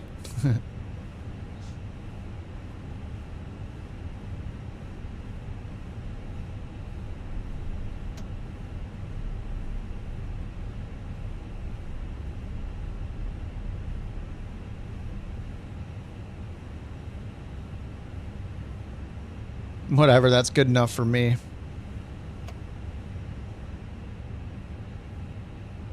I didn't get the APU on. You got a 10.0? Nice, Jack. Yeah, I definitely did not get a 10.0. We did it. Thanks, Kerbear. I feel so good now. Compared to how I felt the first hour of this stream. Oh, not good. Not good, Bob. Not good. Oh, with the threatening gestures. Chill.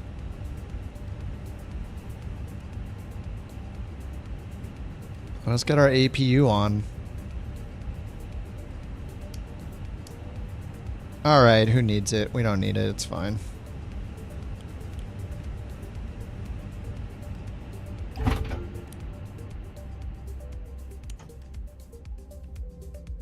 Swiss 1 Alpha Whiskey cross runway 28. Continue taxi via. No flickering. Yeah, restarting the sim seemed to help. Seemed to fix it. Runway 28. Continue taxi via Swiss 1 Alpha Whiskey. 9.13. Oh, because I left off centerline takeoff? Really? Didn't seem that bad. I mean, I was holding the wings level. Isn't that what's important, is keeping the bank level more than holding the centerline after taking off? Well, at least the touchdown was okay. Jack still got it. I do not. Multiplayer still seems to be a problem for you. Yeah, I had mine on high today. I thought I had it on high the other day as well. And I still crashed the other day. I'm not sure. You can see the packs departing. Packs are they're deboarding.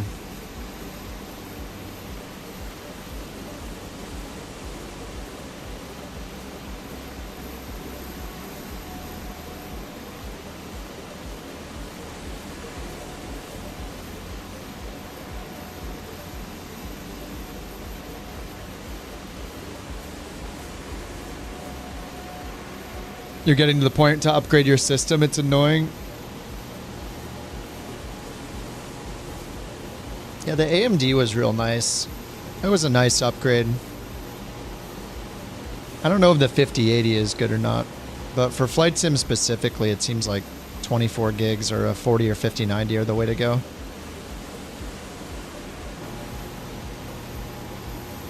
Are the windows supposed to look this white? Huh? Oh, on the front here? I mean, it's probably just because of the lighting. I don't know. I mean, the sun is high right above us, so... Yeah, it's the sun. It's the sun hitting on the windows. It's pretty high up. Yeah. They're kind of dirty, too.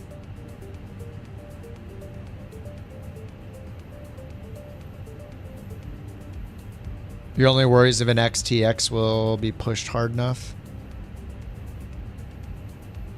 Oh, if you're limited by the 7800 X3D? Yeah.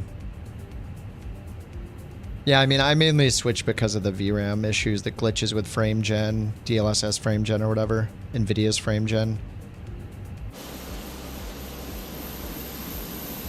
I mean, it like basically ruined a couple streams. I just like was so frustrated by it. I was like, I'm done with this card. I'm done with this problem. It's like very specifically a flight sim problem too. I was not having those issues with other games. Every other game I was playing was fine with the 4080. It was really just the really just flight sim.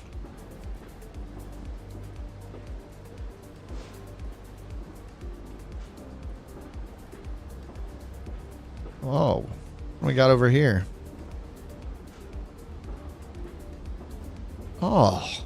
Oh my God.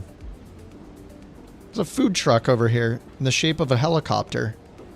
The heli grill? Oh, that's awesome.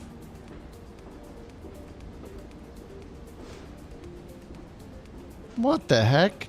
This is rad. You can go over here and eat lunch and watch airplanes? Dude, that's so cool. I want to do that. But then I'd have to get on an airplane to get there.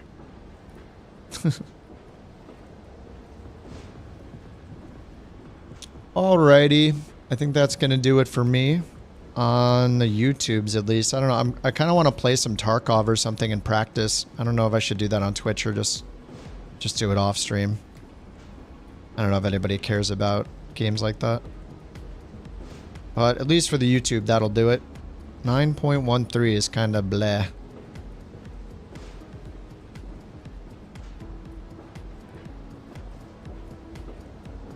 Two pretty crappy ratings.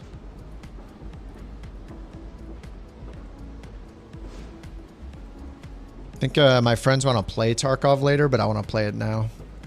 I'll play it now and I'll play it later.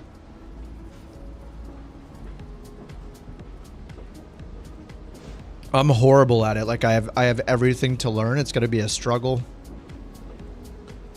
All right, those of you on YouTube, this will end the YouTube stream. I play a lot of other games off stream, but lately I've been playing them on sometimes on Twitch. So if you guys want to hang out there, it's definitely more of a rated R or PG. Yeah, I'd say like a rated R kind of thing. So that's not your thing. It's a FPS first person shooter. So most people will not be interested. If you are, I'll keep it over there. I'll be playing, I don't know, something else over there. Way more casual. And then otherwise, I'll see you back on the YouTube stream tomorrow. Tomorrow's Sunday, huh? I'll be around tomorrow. So yeah, I'll see you guys on YouTube tomorrow. So GG's. And you guys on Twitch can hang out if you want to. If not, I'll see you guys tomorrow too. JT on YouTube, thanks for the gifted membership. Binky for the super chat earlier during my raging moment.